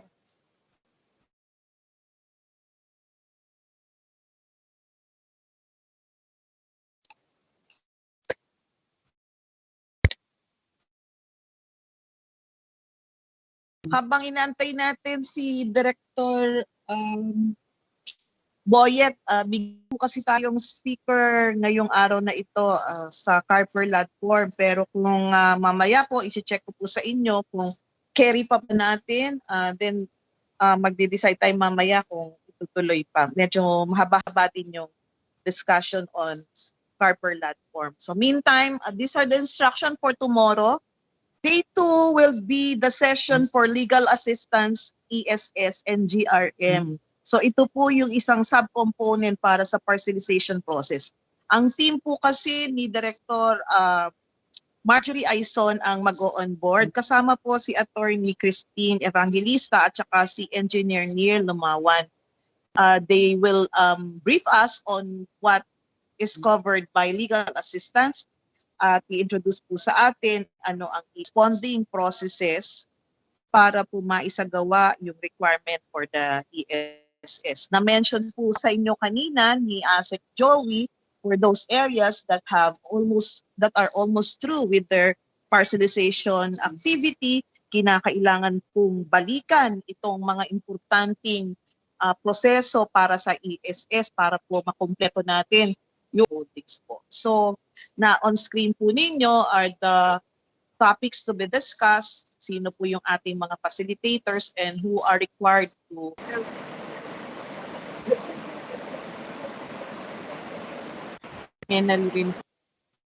Maliwanag po ba? Thumbs up po kung maliwanag ako na nagbibigay ng instruction. In the afternoon, there will be 2 breakout rooms. Ibig sabihin, meron pong simultaneous discussion in 2 different meeting rooms. So kinakailangan po nating mag-log out sa plenary session 1 sa umaga at after po ng lunch break, kailangan pong mag-register tayo kung saan tayo naka-assign na breakout room. So lahat po ng a-attend para sa financial management, sa discussion on procurement and admin matters, kayo po ay naka-assign sa breakout room 1. Lahat naman po ng may concern on CBTA as well as M&E, kayo po ay inaanyayahang mag-enroll o mag-register sa breakout room number 2. In cases po na meron tayong additional session, like for example, I would assume yung ating pong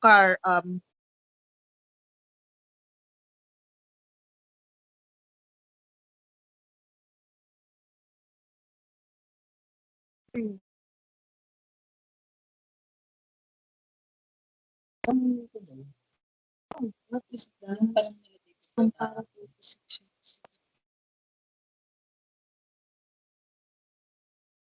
Sabi nila sa akin.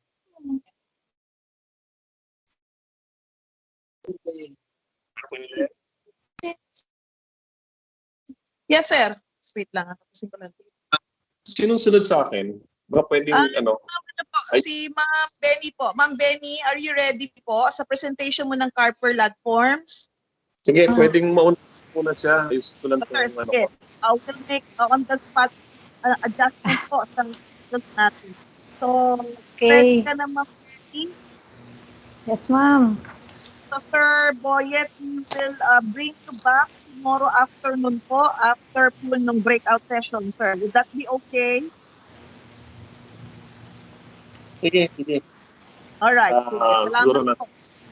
So, meantime po, we defer yung presentation po ni Director Boyet at instead po natin siya bukas ng hapon after the breakout sessions po. Meantime, we are now ready to listen sa presentation naman, susunod na presentation. Itong particular subtopic na ito ay ilang beses na mention as a requirement para po mabuo ang documentation na kakailanganin para ma-undertake natin ng maayos ang facilitation process. So this time around, we are bringing in our resource person, Ms.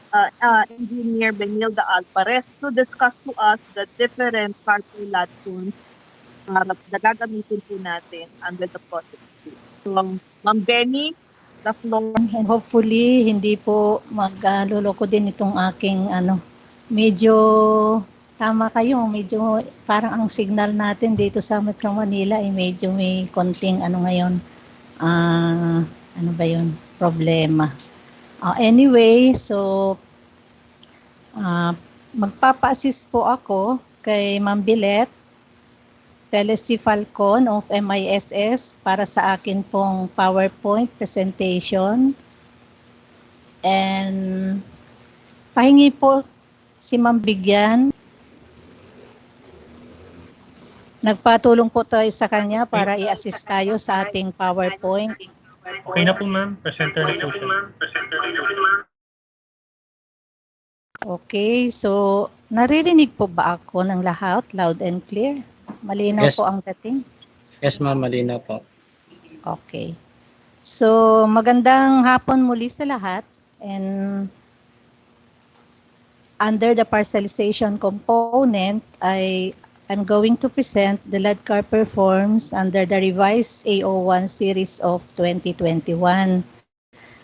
Kaninang umaga, si ASIC Joey ay nag-present ng salient features of this revised AO1. So sa presentation po niya ay nabanggit na rin niya yung mga iba-ibang Carper platforms na gagamitin sa iba-ibang activity ng parcelization of the collective CLOA.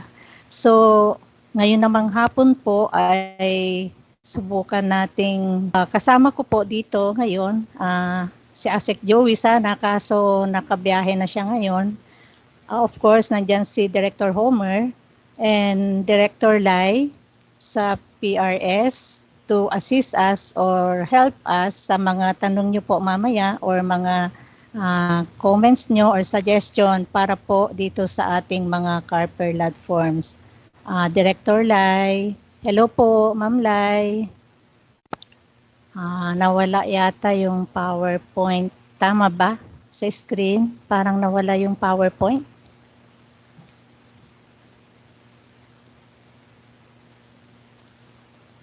Ma'am Bilet, nawala ka ba? Nawala yung PowerPoint, ma'am. Yeah, nawala yung PowerPoint. I-share lang siguro ulit yung bilet. Baka nagloko din yung kanyang signal. Ito po yung mga pagdating sa virtual. Ito minsan yung mga disadvantages kasi at ito yung mga bagay na hindi natin makontrol pag nagkaroon ng mga ganito. Mga sa ating okay. So thank you, Sister Bilet. Under the revised AO1 nga, dati na natin pong ginagamit at ating gagamitin dito sa AO1, revised AO1. So ito po yung mga Carper platforms 31-A, 70, 70A, 70-B, 70-C, 70-H. Next, please. At ito naman po yung mga prescribed form na revised and modified. So ito po yung Carper-Ladd Form 70-D, 70E, 70F, 70G, 70-I. Next, please. Ito naman po yung additional prescribed forms 70-J, 70-K. Itong dalawang forms na to ay sabi nga ni ASEC Joey ay magkakaroon po siguro ng review or amendment dahil nga sa ating computerized process later. Pero ay present ko na rin po dito sa ating Carper-Ladd Forms presentation. Next please.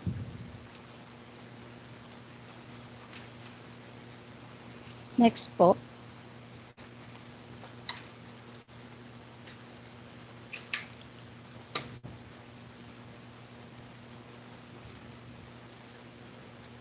Ang ayaw gumalaw yung screen.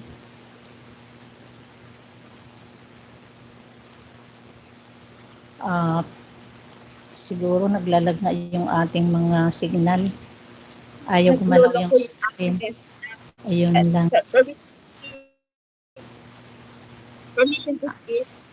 Sige, Sister Billet. Yes. Yes, sis. Nagda-drop ko nasa cellphone ako ngayon, nag-drop yung aking parang improving the form o may mga revision siya, particularly yung pinaka-latest na binigay sa amin is halaman lang naman. For instance, nabanggit na kanina ni Director ni ASEC Joey, medyo talagang seryosohin na natin po yung ating compliance to the concerns natin. So, yung forms, given the forms, kailangan i-align na po natin. That's why while yung represent Engineer Benilda is wala pa dun yung particular, at least ang bigay ko na information on the SDD, Sex Disaggregation Data. Mag-umpisa pa lang dito sa CARP Form number 70A. I think sa existing CLOAs, kailangan na doon na yung whether yung CLOA holder ba is male or female, parang ganun. Kasi from here on hanggang doon sa point na we will now submit to the LRA or ROD yung names recommended by Director James Ponce of the Park Secretariat.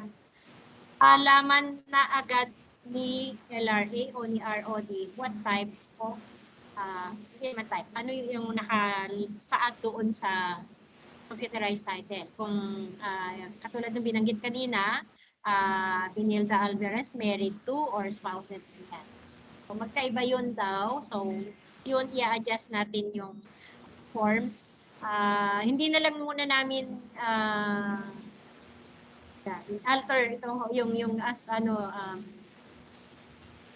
planned na yun muna i-present ni Engineer B. So we will immediately after the finalization po ng forms ipapadala ulit po namin. Kasi I remember nagpadala kami around the other week or 2 weeks ago so, to all RDs and to all PARPOs. So then even the RPMO managers, RPM managers. Tama ba ang pagkaintindi ko, Ma'am Lai, na itong mga numbers na naka-indicate dito sa mga ay ito na sila, magkakaroon lang ng konting pagbabago sa laman? Tama ba, Ma'am Lai? Or may possibility ba na maano rin itong... Anyway, sige. Sige, okay. Pwede na, Sir Armin? Pwede na siguro. Next slide, please. Okay na po, Ma'am. Apo. Okay, next. Naglolo ko din yung aking camera. Anyway, sige. Next. Di matang.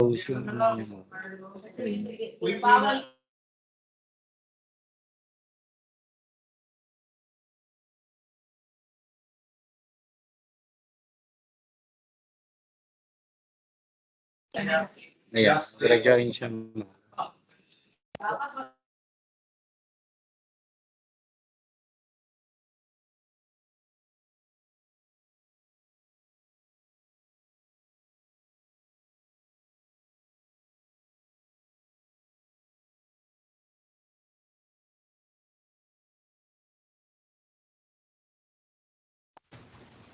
Hello po.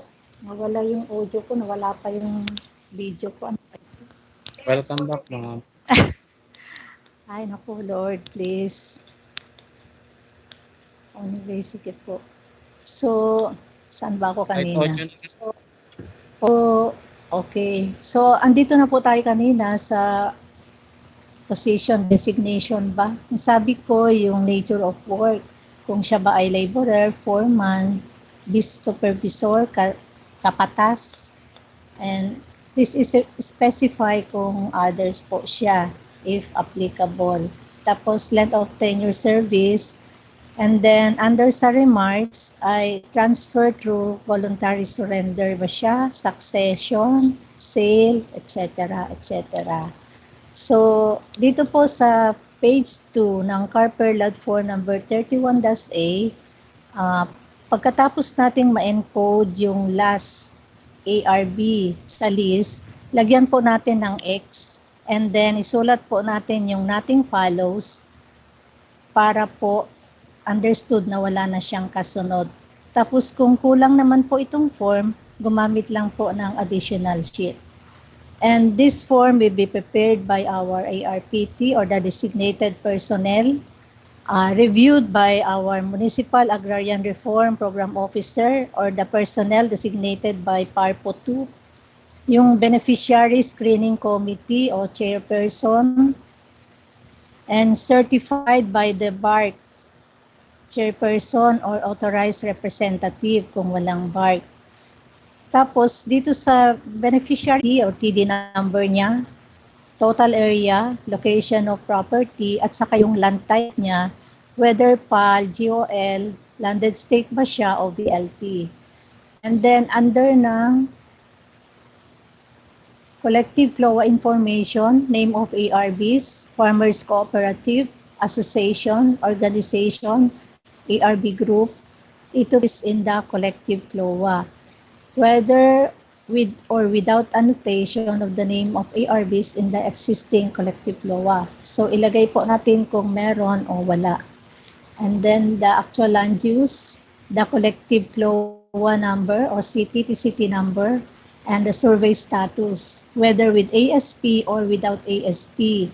Kung may ASP naman po siya, ilagay natin yung lot number at saka survey number, and the total area per collective CLOA.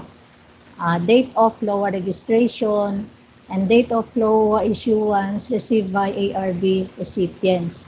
Under po ng remarks ay kung no longer with the 4 conditions provided under Section 10 of RA 9700, in occupancy, cultivation, or ARBs are no longer in occupancy, cultivation, etc. So ito po ay prepared by our... Next please. So Carper Lot Form number 70-A, transmittal of sa Carper Lot Form number 70 kanina. So in memorandum type from PARPO 2, address to MARPO, directing the MARPO na i-validate or i-verify kung yung names of the ARBs are annotated in the existing collective CLOA.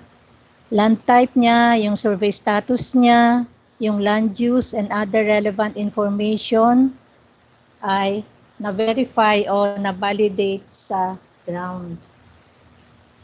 Wait, tanggalin ko yung nawawala daw yung audio ko. Nawawala ba, Sir Armin? Okay naman. Anyway, sige. Baka po sa connection nila. Okay. So, nakalagay din po dito sa Carper Lot Form number 70A ay instructing the MARPO na mag-prepare and submit to DARPO yung field investigation report on the existing collective CLOA using Carper Lot Form number 70-B or field validation report for existing collective CLOA. Under Chapter 4 or the revised AO1, field validation of the status of collective CLOA, Section 8, the field validation is an activity wherein information gathered during the collective inventory are validated in the field. Recipients of the CLOAs are validated if they are still in possession of the awarded are validated.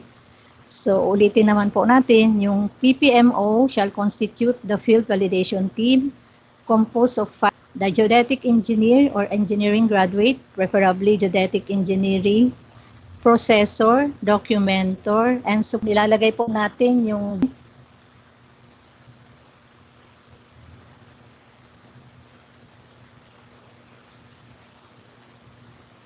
Sorry po, ma'am. Sir Armin, parang naka-raise yung hand ni Yusek Ero. Yes po, Yusek Ero. Yes, sir. You can speak po.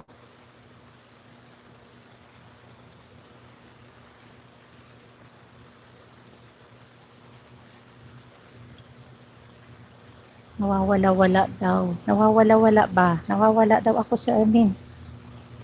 Ano ba? Oh, okay na po, ma'am. Okay na. Okay lang? Okay naman? Kasi marami akong nababasa. Baka sa connection naman nila. Nakamute yata si Yusek Ero. He was asking if he can question po. Kindly unmute po si Sir. Ma'am, Yusek Ero. nakaano na po. Ha? Center na po si Yusek Ero. Pwede na po siyang mag- Sir Ero, sir, pwede ka na po magtanong, sir. Opo, maraming salamat po. Can you hear me? Yes, sir. Loud and clear. Ano lang, any minor clarification lang po. I just want to know if all the participants on board here have their own copies of paper LAD form ng all forms. Para lang ma-check lang ho natin kung Participants will be provided po ng lahat ng presentation material after po the discussion. So ngayon, after po ni Ma'am Benny, ongoing the presentation, it's better kasi all participants have a copy of the paper LAD form so that immediately after every form sana, proposal, unsolicited proposal, they can ask questions directly, hindi dun sa end ng presentation. Diyan, iba kasi ito form kasi ang pinag-uusapan nito, mahirap yung bandang huli sa sila magtatanong, balikan mo yung form. Parang ang unsolicited proposal ko, if the participants have any question, anything under one particular form, if she or can ask questions or clarifications immediately with respect to the forms to be filled up by them sakali. Para medyo matalagang masundan. Yun lang po. Maraming salamat po. Magandang hapon ulit. Maraming salamat po, Yusek Ero. Engineer Benny. Yes, ma'am. Permission po. Yes Sige po. po. Itatry po namin ilagay sa chat box po ngayon para ma-access po ng mga participants. Otherwise po, sir, after this presentation, papasok po sila dun sa ating Google Drive na naka-assign for all the presentation materials. Meantime po, para po yung sa suggestion nyo, we're taking that note po, mag-upload po kami sa chat box. Armin, and the rest of the kindly facilitate po. Yes, thank you, ma'am.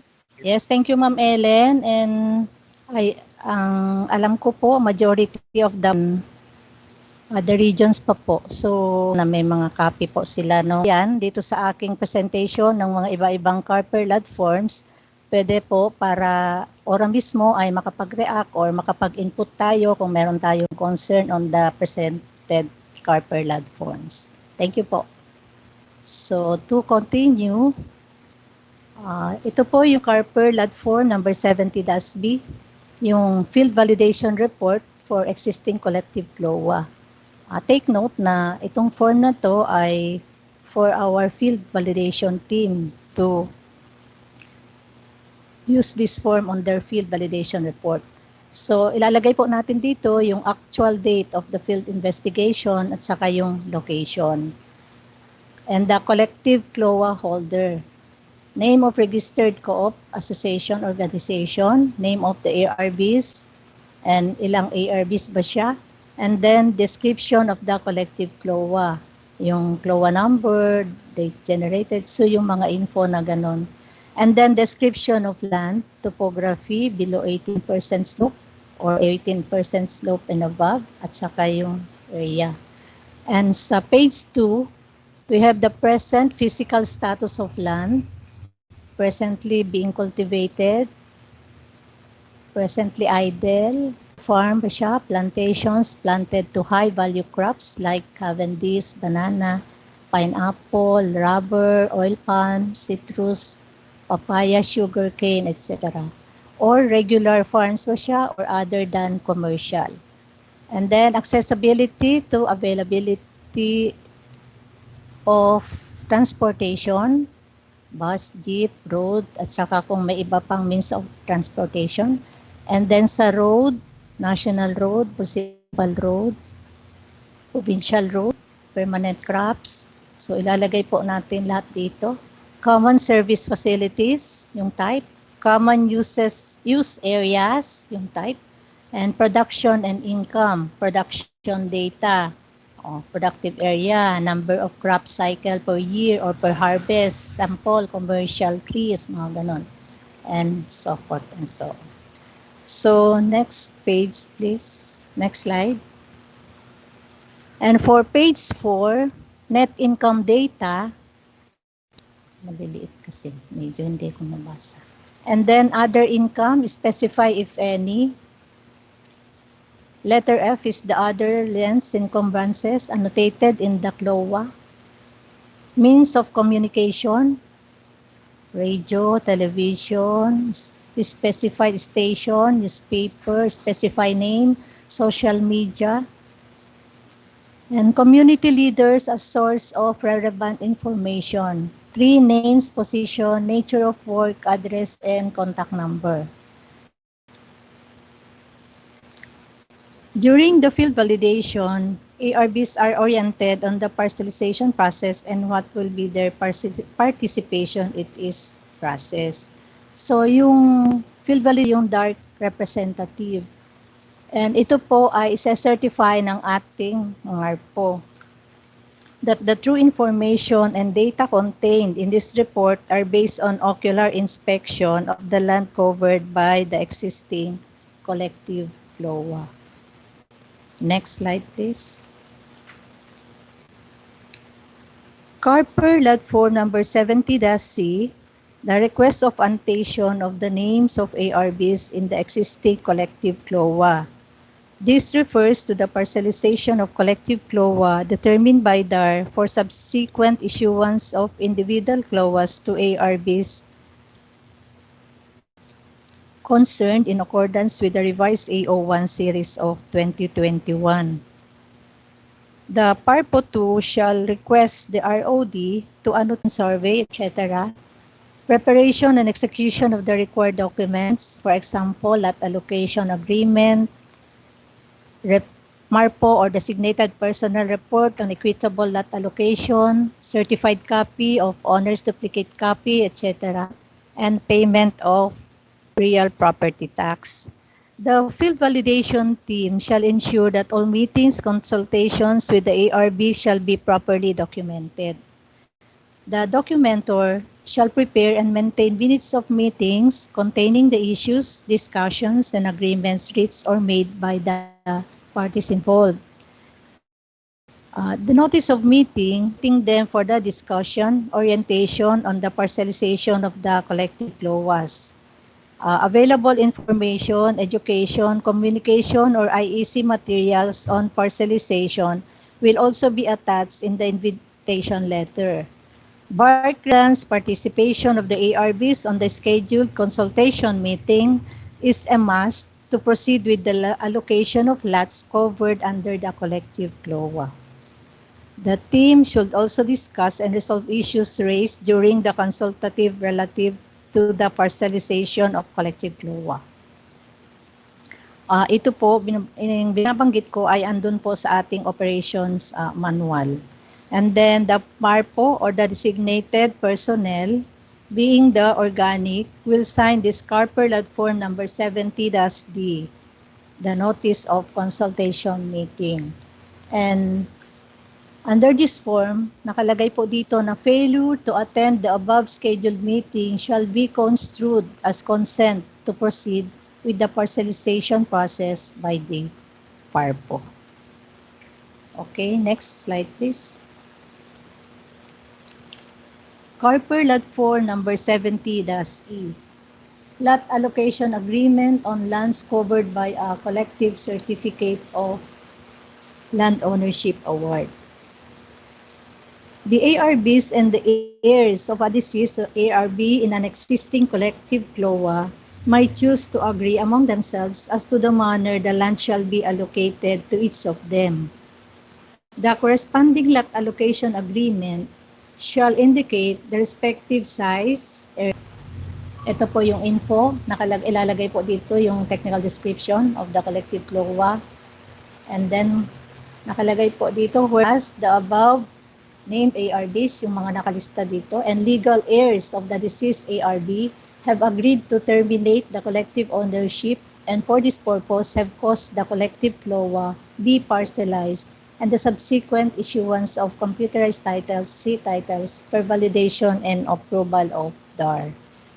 Next page, please. Urong mo lang, Sir Armin. Yan. And then, yung mga ARBs and kasama ang legal heirs of the deceased ARBs have agreed for a share in the parcelized agricultural land covered by collective CLOA of an area not exceeding 3 hectares award limit to its ARB based on the following.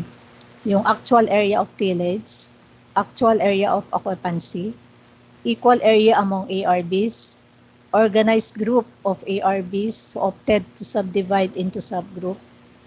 And then, whereas they have agreed to allocate the lots through raffle draw undertaken by the MARPO, designated DAR personnel, or by among the ARBs in the presence of BARC or representative of any civic organization in the area held, kung saan po ginawa yung lot allocation agreement. And then have agreed to the subdivision survey and commit themselves to the respective lots and deeds. So, nakalagay po dito yung mga name of ARBs, yung lot allocated, area, location of lot, and signature. Ito pong Carper Lot Form number 70-A ay dapat ay notaryado po siya. So, next slide please. Another Carper Lot Form. This is Carper Lot Form number 70-H. Na ba ito, Sir Min? Yeah, 70-H, the request for parcelization of collective certificate of land ownership award. The agrarian reform beneficiaries hereby request for the parcelization of the land holding covered by a collective CLOA. So, andito ulit yung mga information nung respect yung land holding or yung collective CLOA concern. And then, pataas po, Sir Armin. Pataas. And then, meron po siyang attached document dito sa Carper Lot Form number 70-H. Ito po yung owner's duplicate copy of collective CLOA, if available. The proof of identification ng ARBs. Next page po. The copy of petition for the issuance of ODC by DAR, if ODC lost by DAR, ARB Cooperative Association or Farmers Collective Organization if ODC was lost by order of the same group, and sworn undertaking agreement executed by the applicants, ARBs, that they are owners consenting to the parcelization, subdivision of the subject CLOA, to pay for the costs and other fees incurred related to the subdivision parcelization survey. Nabanggit po kanina ni Asek Joey na ang mga ARBs natin ay wala pong babayaran kahit piso on the conduct of the parcelization of collective CLOA. So sabi nga ni Ma'am Lai kanina, Ma'am Director Lai, ay magkakaroon po ng konting pagbabago or review dito sa ating mga forms. So isa na po ito na siguro mga ARBs ay mag-pay for the cost. So i-revise po ito later siguro. And then the Registry of Deeds, the certified true copy of collective CLOA subject for subdivision parcelization. Ito po yung mga attachment for this Carper Lot Form number 70-8. Nandito po yung mga pangalan ng mga ARBs at kasama po yung kanilang signature number 6657 at saka yung pag-conduct ng raffle o draw lots. So kung may disagreement po ang ARBs na yan, merong attached na certification issued by BARC or representative of the civic organization in the area present who participated during the equitable lot allocation conducted. Next page, please.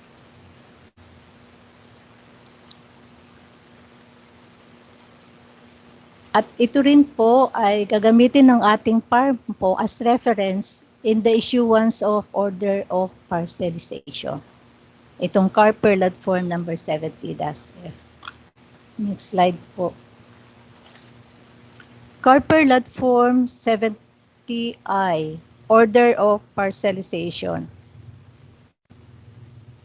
After the approval of the survey plan of subdivision of collective CLOA, the PARPO2 shall issue an order of parcelization based on the executed lot allocation agreement or the MARPO designated personnel report on the equitable allocation of lots to individual agrarian reform beneficiaries or subgroup of ARBs. This order of parcelization, together with the copy of the master list of ARBs, amended master list of ARBs, ASP with narrative TD, ETD, and other relevant documents, if any, shall be presented to the ROD as the basis for cancellation of collective CLOA and subsequent generation, registration, and issuance of C titles. So, ang basis po ng order of parcelization ay yung ang executed lot allocation agreement at saka yung report ng MARPO or designated personnel on the equitable lot allocation to individual agrarian reform beneficiaries. Ang request po nito sa Register of Deeds ay magge-generate ng register and issue computerized C titles for the hereunder names of ARBs, yung mga nakasulat po dito. Upon receipt of the duly signed request for the generation, registration, issuance of computerized titles, C titles, and annotation of all registered and issued individual C titles at the dorsal portion of the collective CLOA, Carper Lot Form number 70-G, together with the herein order of parcelization, master list of ARBs, approved ASP with narrative TD or ETD. Pataas nga, Sir Admin.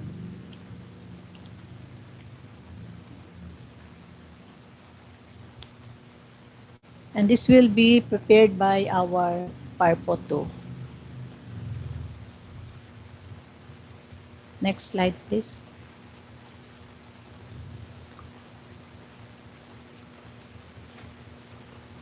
Carper Lot Form number 70-G, request for the generation, registration,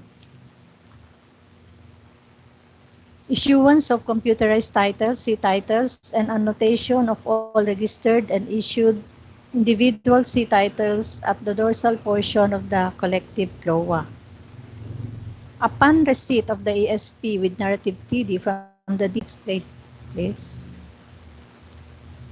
And then, electronic copies of the said ASP and TDs are also provided for the speedy generation of C titles. Nakalagay po dito, kindly submit to us a copy of the generated C title for our confirmation of the same and authorizing the use of the digital signature of the secretary. Sabi po kanina ni Director Lai ay magkakaroon din po ng amendment or pagbabago dito kasi nga hindi na po yung replica. Ito po yata yung sinasabi niya na yung replica ay hindi na po tayo mag-print o magpo-produce ng replica of the C title. So, itong Carper Lot Form number 70-G.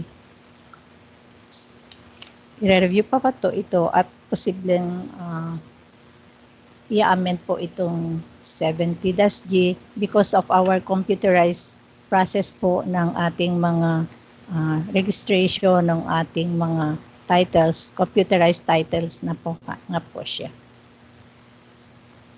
Next please. C titles and authorizing the use of the digital signature of the DAR Secretary. As mentioned ko nga po kanina, itong dalawang forms at saka yung kasunod po nito ay related po dun sa ating process on computerization of our registration of our CLOAS. So, but even though ipapresent ko na rin po per revised AO1 series of 2021. So ito pong confirmation of the generated computerized title and authorizing the use of the digital signature of the secretary.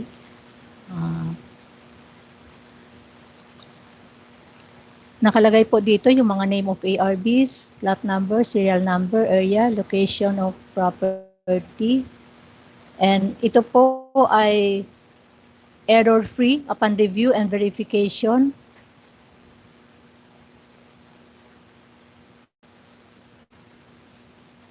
Wala authority vested to the PARPO 2 by the DAR Secretary under Section 16.4 of DAR AO number 1 series of 2021.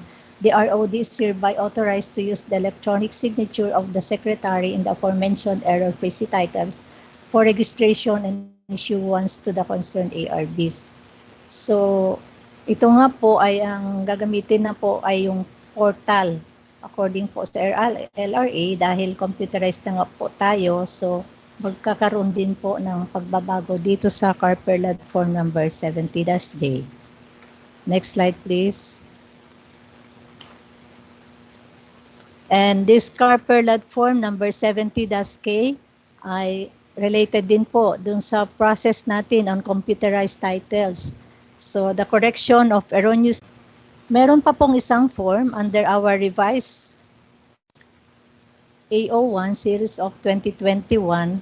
Ito po yung CARPERLAD form number 47 at napansin ko po hindi po siya na isama dito sa aking PowerPoint presentation. Nabanggit na rin po ni assignation schedule o yung tinatawag nating LDIS. And for compensable landholdings under CA and BOS, upon receipt of the C titles and assignment of the number by ROD, the DARPO shall generate the LDIS in accordance with the DAR AO number 2 series of 2019. Yun po yung AO2 series of 2019, ito po yung guidelines and procedures on the generation of land distribution and information schedule to facilitate the collection and monitoring of agrarian reform receivables. Next slide please. Okay, so yun po lahat yung ating CARPERLAD form under the revised AO1 series of 2021. So ito po just a reminder for our field validation team. Kasama po ito sa kanilang terms of reference, proof of their performance for our field validation team. So sabi ko nga, yung mga tanong po natin, andito po si Director Lai, si Director Homer, para tulungan tayo sa inyong mga questions, comments regarding. Salamat po in taking the time to patiently listen, and I wish you all a blessed day. Salamat po. Maraming salamat, Engineer Benny Alvarez, para sa presentation. We now open the floor to entertain po sa discussion. Any question po from the floor? Hello, andyan pa po kayo. For ano pa lang po, 4:30 na po. Itang na po kami sa inyo ng form meeting. Any question po? Meron po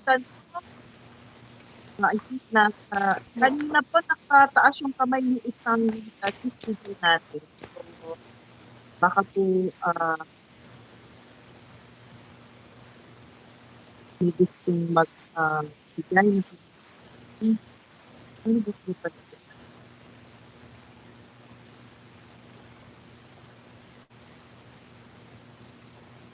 Ellen, wala po ba sa ating chat box?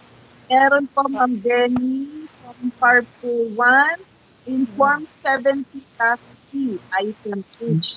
What possible additional remarks or comments can be added? Ano daw? Part Medyo 70, Item H. 70 Das B. Yung field validation report, item H. On the conduct of the field validation. Kasi po ito yung actual conduct of field validation sa field. So ano po yung tanong, ma'am, tungkol doon? What possible additional remarks or comments can be added kahit column na yan? Ma'am Lai, narinig mo po ng maayos kasi dito putol-putol, ma'am. Okay, nababasa naman po siya sa screen. What possible additional remarks or comments can be added? Whatever information na hindi captured ng proforma sheet. So ano yung nakita nyo doon, ano yung na-observe nyo, ano yung binigay sa inyo information na limba, naipasa sa TIO, yung mga ganon. So kung hindi siya captured mismo doon sa nilatag natin sa form, yun yung ilalagay nyo lang doon sa sa additional comments or remarks. Whatever na hindi siya nakapasok doon sa form. Yeah, naglagay lang kami ng just in case na meron pang ibang yung gusto natin para it could help doon sa pag natin later on doon sa land holding kung meron ba yan petition later on for inclusion or exclusion, yung information na mga yun pwedeng balikan later on pagka by the form ilagay nyo na lang sa additional remarks or comments. Both land holding. So nagtanong additional question po on Form E. Ito pa ilagay lahat ng lot including those for roads, creeks, etc. Or will it be confined to those lots only with ARBs assigned? Hello, Ma'am Ellen. Yes, ma'am. Form 70E po ba ito? Kasi ang Form 70E ay yung lot allocation agreement. So, parang wala naman dito yung roads, creek, baka ibang form. Baka 70B pa rin po ba ito? Nakalagay lang po kasi Form E. Most likely po kung nakalagay ay ilalagay pa ba o kasama pa po ba ang lot allocated para sa roads o yun lang yung lot assigned sa ARB? Yan po yung tanong. Ma'am Lai? Okay, sige. Since lot allocation agreement yun, it pertains lang doon sa agreement na ARBs. Siya, halimbawa, meron na palang existing silang mga pwesto-pwesto, o dito ako, dyan ako, ganito kalaki yung 0.5 lang ako, 1.6 yung isa. So yun lang siya, it pertains only to the ARBs agreement on how yung manner ng paano sila maghati-hati in terms of the size and the location of the portion nila doon sa collective land holding o doon sa land holdings. So, yun, just to confirm, Benny, they were referring to Form 70E. E. Yes. Okay. Okay. Malapit na ho kami bumili ng bisig. Yung order of parcelization kasi po dun sa lot allocation agreement at saka yung report ng MARP po on the equitable lot allocation. So parang yung sagot kanina ni Ma'am Lai, kasi putol-putol nga siya daw, parang pertaining po yung sabi niya kanina na Siyempre kung ano lang yung nakalagay ng mga ARBs. Ano tawag nga ito? Lot allocation agreement, ma'am. Lot allocation agreement. Ay yung lot assigned to the beneficiary. Tama po? Yes po, yung sagot kanina, Ma'am Lai. Applicable na rin po dito sa order of parcelization. Alright, sige. Next question po. Who is assigned to do the ETD encoding? Sino po ang gagawa ng ETD encoding? Ma'am Ellen. Yes po. At magkakaroon po ng proseso kung paano po gagawin yung, kasi para dun sa mga, di ba, may mga collective CLOA tayo na issue na before. So walang ETD. So magkakaroon po ng transformation on those land holding na walang ETD. Pero pag-iisapan pa po yung po, Joey, Ma'am Ellen. Yes, ma'am. Thank you po, thank you po. Okay, clear na yun, ano? So, next item po. Ma'am, meron pa pong before that na question, ma'am. Yung, is it required? Yan po. That the MAR po, from Iloilo, ma'am. Para din po to kay Director Homer, tsaka sa iba pa po nating principal. Is it required, the MAR po? Is the MAR po or his representative required to be present during the conduct of the validation of the FTC? Is the MAR po or his representative required to be present during the conduct of the validation of the FTC? Lakas ng concept, medyo mahina. Field validation team naman natin, hindi naman nila kabisado kung ano yung lugar na pupuntahan. Diba? So, tapos, dapat, siguro, ang ano natin dyan, sa simula, dapat nakaalalay tayo. Kung wala yung, siyempre, yung iba, walang MARPO, kaya yung sa provincial office, dapat nakaalala ating field validation team. Sabihin nyo kung saan lugar punta nila na ibabalid. Basta ang bottom line, sa umpisa, alalayan natin, lumarga as a field validation. Sabi nga, may pipirma yung designated person ng probinsya. So, nasa kanila yon kung yung sa tingin nila ay sufficient na yung gawa.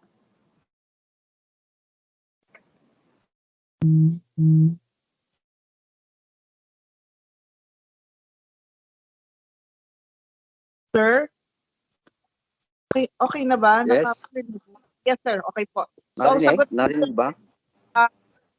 Kinakailangan magbigay tayo ng suporta sa ating FBT, especially sa initial stage ng ginagawa nila, because mas alam ng mga kasamahan natin sa munisipyo ano yung mga subject land holdings at kung nasaan ang mga ito.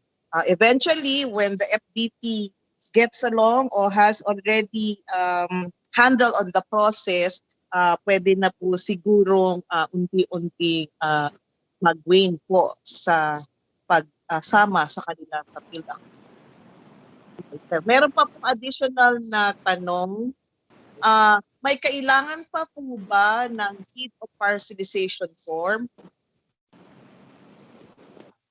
If there's still need for the deed of parcelization form. Tama po ba ang ano kaya ang context nito? Negros 2. Negros Occidental 2. You might want to elaborate on your question in relation to deed of parcelization form. Hello, Ma'am Lai. Order of parcelization po. Sa ating guidelines, yung nandun pa yung ating deed of parcelization. Kaya lang, nung i-revise natin, maraming naging inputs from the regional directors na mahirap magpapirma talaga nung deed. At saka ito, baka hindi talaga acceptable, baka hindi tanggapin kasi na ROD. So, instead of the deed of parcelization, yung order of parcelization na po yung ating gagamitin o i-require. Director Homer? Sir po. Sir? Sa deed of parcelization po. No, Hey, sir? hello. Yes, Bye. sir.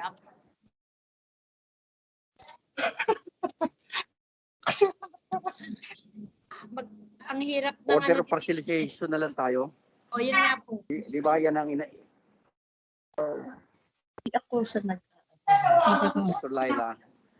Ang daming Yes po, sir. Yun yung na-present, the order of parcelization. No need for the deed of parcelization. Hindi naman nahagit ng paliwanag. Ellen, hindi po marinig yung boses ni RD Homer. Director Homer, you may want to make your voice louder po. Medyo mahina po ang dating sa amin dito. Sa receiving end po, hindi natin marinig. Nasa mukha ko na nga itong gadget ko, hindi pa narinig. Sorry naman. Okay, lapit yung mukha mo. Nakadikit na nga. Di ba hindi naman yan inano na ni Asik Joey sa discussion niya kanina. Dahil na sinasabi nga yung allocation agreement, Opo. kung pumirman lahat sila, doon ang babasihan ng order of parcelization. Ngayon, kung yung lahat ay hindi pumirman naman sa that allocation agreement, mayroong prosesong gagawin until mag-i-issue ng order of allocation si Parco. Na yun din ang babasihan ng order of parcelization. Wala na yan sa guideline.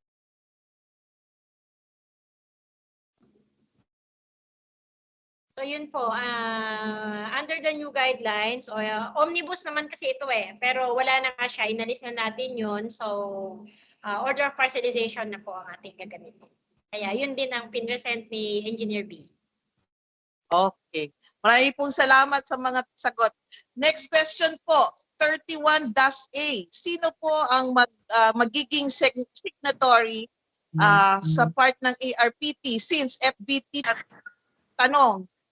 May role pa ba si ARPT? Magsasign pa ba siya ng document? Considering na si FBT team naman na po ang gumagalaw.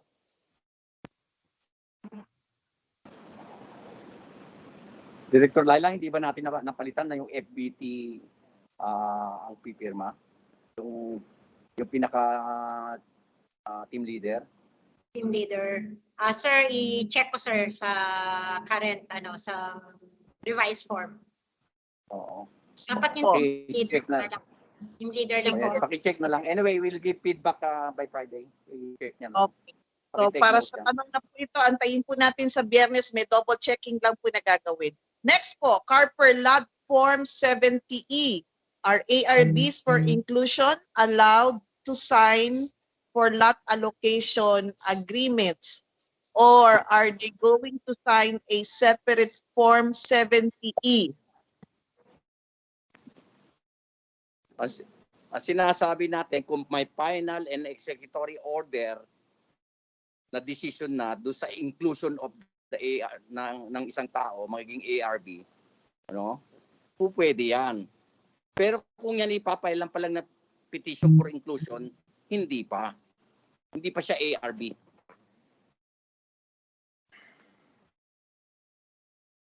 Alright. Clear ha? Clear na yan ha? Sige. Sir, meron pang isa. What if there is already a CARP form number 24 which is the deed of partition? Need pa po ba ang order of parcelization? Pero pa naman yan. Meron na daw po CARP form number 24. Hindi dito sa atin sa project split, binubuo nating joint administrative order with the land registration authority sa ROD, ay order of parcelization na lang ang i-present natin. Hindi na yung deed of partition, wala na yan. Kasi pag may deed of partition, hahanapan ka ng owner's duplicate copy ng collective CLOA. Ngayon, ay may para ma-capture natin na maraming owner's duplicate copy na posibleng hindi maisusurrender hindi makukuha natin. So ginawa natin ito na involuntary dealings or involuntary transaction. Kahit walang ODC, pwede siya na mai-issuehan ng individual title using the order of parcelization lang. So no need for the deed of partition. Dahil pag may deed of partition yan, wala na yan sa guidelines natin. Sige. Follow up po doon sa naunang question patungkol sa 70E at saka sa order of parcelization. Paano po ang common use area? How will the ROD know what lot should be issued with RP titles kung hindi po ito mare-reflect sa form? For the common use area, how will the ROD know which lot po ang i-issuehan nila ng RP title if these lots are not reflected in the form? So Director Lai at Engineer Benny, kanina natandaan po ninyo, di ba? Nagtatanong sila, doon po ba sa isang form? Dapat po ba lot assigned to ARBs lang ang i-reflect? Paano daw po yung sa roads, sa creeks? So ang follow-up po doon, these are common use areas. How will the ROD know which lot should be issued with RP titles if these were not reflected in the form? Ma'am Lai? Hello. Yes po. Ang alam ko diyan doon niya sa ASP. Doon siya naka-reflect. Survey plan siya kasi 'di ba doon mo makikita the whole of the land holding, and then kung ito yung lots na naka-indicate ang para sa ARBs, doon sa ASP siya naka-reflect areas for common use, and then yung iba pa na for public na gagamitin na i-turnover kung kaninong agency. Sir Homer? Sir Homer, may additional po? Mukhang tama yung direksyon na ganon. Dahil hindi naman po pwedeng magmula sa mga farmer na yun sa allocation. No? Siguro ang mangyayari na lang diyan kung kinakailangan ng sa order of parcelization ng i-issue ay i-indicate na doon yung mga common use area na for issuance ng RP title. Ganun na lang siguro yung mangyayari diyan rather than ilagay pa doon sa kasama ng mga ARB. Anyway, we will trace out this situation sa operations, no? Pero yun ang aking tama yung ni Ma'am Director Laila, dahil kung nasa approved survey plan yan, di ba? Sabi nga natin dapat isusukatin yon na nakahiwalay na for issuance ng RP title.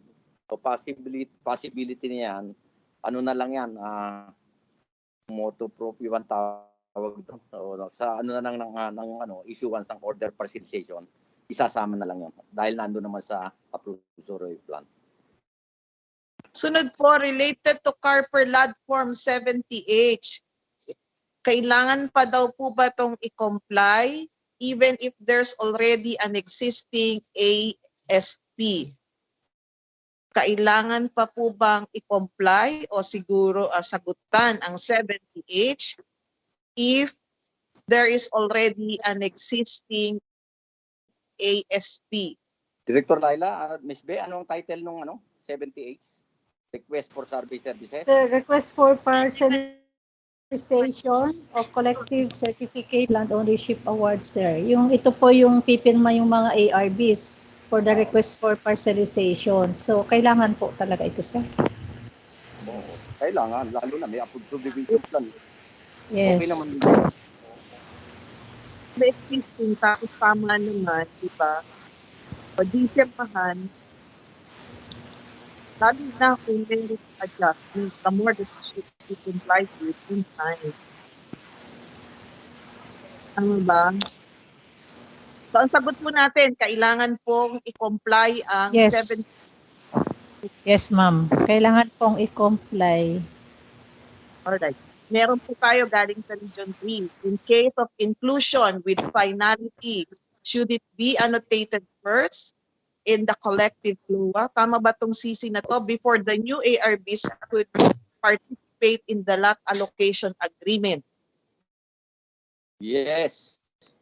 Kung may final and executory order, kasama yan pag nag-request ka ng ano mo sa annotation ng list of ARBs para maano mo yung kung papa-annotate mo sa sa ROD. Pagka naka-annotate na siya, o kung siya ay nasa ground na, edi participant na siya sa lot allocation. Okay. Sige. So ang sagot po dyan ay oo. Next, meron pa ba? Armin, meron pa ba? Wala na? Sige, meron pa ba hubang gustong humabol ng mga question? Meron pa ba? Meron pa. Meron pang dalawa, sir. Sa Form 70K, 70-K, in case may nakita pong error for correction, paano po malalaman ng RED kung saang part ng title ang may error? Saang column po ilalagay ang nakitang error na dapat i-correct as well as yung correct data na ilalagay? Ma'am Ellen. Po. Okay. Sige. Si Director Homer na or si... Yes. Kasi part na po ito ng computerization process of the... Tama. Yan yung sinasabi ni Asik Joey kanina na pinag-uusapan yan at ialagay yan sa sa proseso ng yung sadyaw natin. So merong implementing rules ang gagawin ng LRA dyan. Yung paggamit ng portal, yung kinukwento ni Asik Joey. Doon sa portal magkakaroon ng proseso ng pagkukorek. Yun ang pagkakaintindi natin kanina. Pero yun nga, sabi nga ni Asik Joey, may final talk na dyan. Sige. So may mga gagawin pang, ito ay mas appropriate na mas kapitan after po maayos natin yung sistema. May tanong po dito, what about the lots that will be donated to the LGU na wala pa sa ASP? Ano po ang gagawin? What about the lots that will be donated to the LGU na wala pa sa ASP? Pwede ba pakilinaw to kung ano yung bakit kinakailangan magdo-donate sa LGU? May we ask po sino yung ating FBT from Palo? Ma'am Vilma? Are you still on board? Pakibigyan ng detalye. Pakikuhanan na lang sa chat ba? Para masagot sa Friday. Para tayo makadiretso. Ganito, i-request natin yung FBT Palo para po bigyan nyo kami ng details nitong issue na to para po sa Biyernes masagutan natin at may guidance kayo. Alright? Next question. Can ARBs subject for transfer action affix their signatures in Form 7E? Para dito na sinasabi natin, kung may final and executory na na yan, yung pagiging transfer action na aprobado, di ba? Papasok na siya doon sa dapat papa-annotate niya kung yung na-approve niya transfer action. And therefore, makaka-participate na siya sa buong proseso ng parcelization. Pero kung transfer action ay bago lang naman, hindi pa na-desisyonan, hindi pa siya kasali. Okay, so hindi pa. Okay na. Next item po. Suggestion po ito. Dapat po siguro, kung may request for parcelization, meron din part para sa mga ARBs not opting for collective tillage or non-parcelization in one form para accounted lahat sa Form 70H. Parang dapat daw po may dalawang form na para dun sa isa, yung pong opting for parcelization, yung iba naman po yung hindi nag-o-opt or subscribe to subdivision. Para pagdating po sa 70H, ma-account lahat.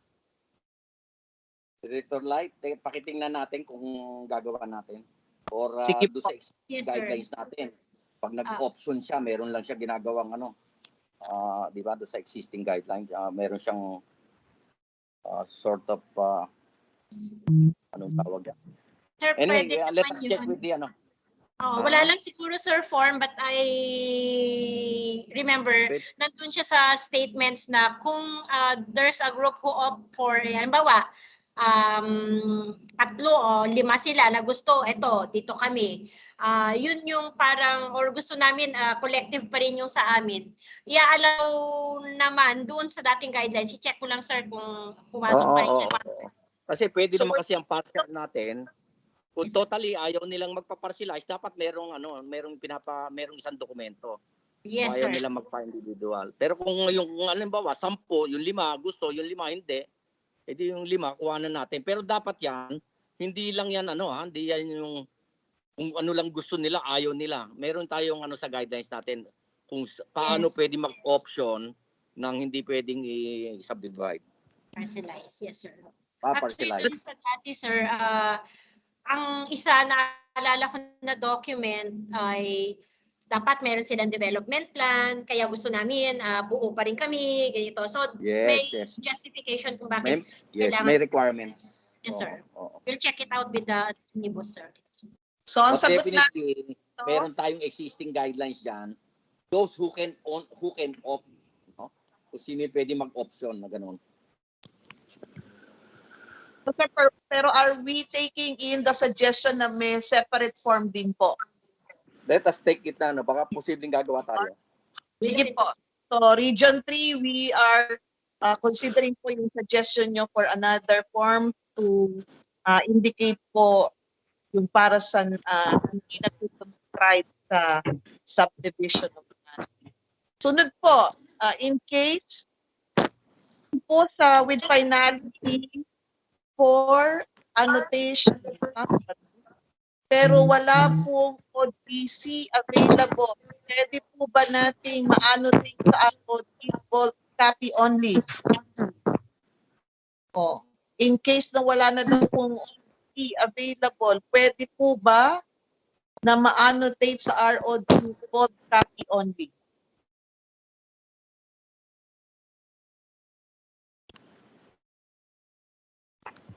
Director Lai, Director Homer. Sa case ng listahan finality for annotation ng ARB, wala na pong OTC na available. Pwede ba natin na ma-annotate sa ROD bulk copy only? Medyo pero sa akin, kasi kung may finality yun ng executory order na yon, at dire-request naman tayo ng si Paro, re-request ng pag-annotate do sa kopya, kung may kopya na sa ROD. Kung pwede naman siguro, hindi naman na kasi pagka may guidelines na tayo yung transaction natin sa ROD doon sa registration ng individual title natin, wala na kasi kailangan ng owner's duplicate copy. So, ang thinking ko rito, dapat wala na rin kung magpapa-annotate tayo. Basta ang mahalaga na ando doon na yung merong kopya sa ROD on file. But anyway, ang tanong, nyo rin, i-feedback nyo sa amin, i-feedback nyo kung ginawa ninyo na magpapa-annotate kayo at nire-require ng ROD ang owner's duplicate copy, feedback nyo sa amin. Para na sa gayon, we will talk it out with the LRA dito sa ginagawa nating job. Yes, sir. Karoon po katanong dyan, kapatid. Pero issuance of title, but owner's duplicate copy is not required in the registration of individual title. Definitely. Kailangan pa po bang mag-issue ng title? Unang-una, ganito ang sinasabi natin. Dahil involuntary dealings tayo o involuntary transaction, nagparehistro ng nagpa-generate, register at nagpa-issue ng individual computerized title, wala nang owner's duplicate copy na pinipresenta. Hindi na kakailanganin yan. Jadi, Ibig sabihin, hindi mo kinakailangan mag-request for issuance of a second copy of that owner's duplicate copy. And dahil hindi naman natin kailangan. Di ba? Hindi kailangan. Ang ginagawan lang natin ng ano dyan, actually, ang meron lang tayong action na gagawin ay kung reconstitution. Kasi ang reconstitution, ibig sabihin, walang file sa ROD. Reconstitution lang tayo. Okay? Actually, may tanong ako, naalala ko, may tanong ako ang Region 2 dyan. Sabi nila, dapat daw may mag-hire ng lawyer ang DAR sa project para sa reconstitution. So, yung sa reconstitution, kaya nga ang ina-hire natin sa regional office ay full-fledged lawyer para makapag-represent sa mga reconstitution na ipapile sa yun nga. Right, Peter. Last two question po. What if IT po yung gusto ng collective sila at sila lang yung ayaw magpa-subdivide among the co-owners? Ano po ang gagawin? Bakit naman kinakailangan chachunk nyo pa, chachap nyo? Eh di kung 400 hectares yan, di ipatrabaho mo ng buo sa isang field validation team. Okay? O kaya, kung gusto ninyo, para mapabilis, okay, para sa documentation, edi pwedeng na dalawang field validation team matapos nila in 2 months. Something like that. Mag-strategize na lang po kayo. Pero siyempre, kung sasabihin mong pa-chop-chop yan, ano naman yan? Iba ang tatrabaho pa later. Tuloy-tuloy lang ang trabaho. Nasa inyo na po yan. Diskarte na ninyo.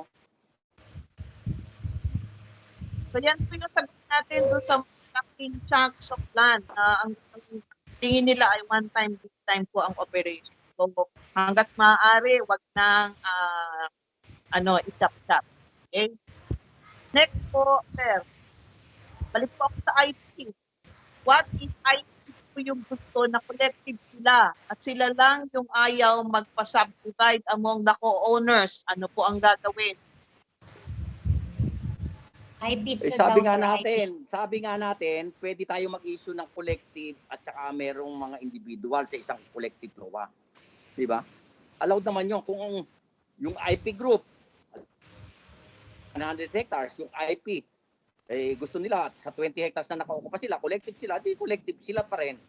So sa 80 hectares, kung yan yung mga iba na co-owners na gusto individual, di individual. Allowed naman yung collective at individual at the same time. Nasa guidelines natin yan. Next. Last po.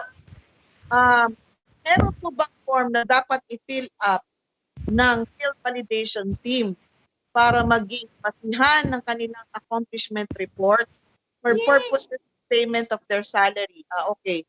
Ano na po to? Administrative processes. Meron daw po bang form na dapat i-fill up ang field validation team para maging basihan ng kanilang accomplishment report for purposes of payment of their salaries?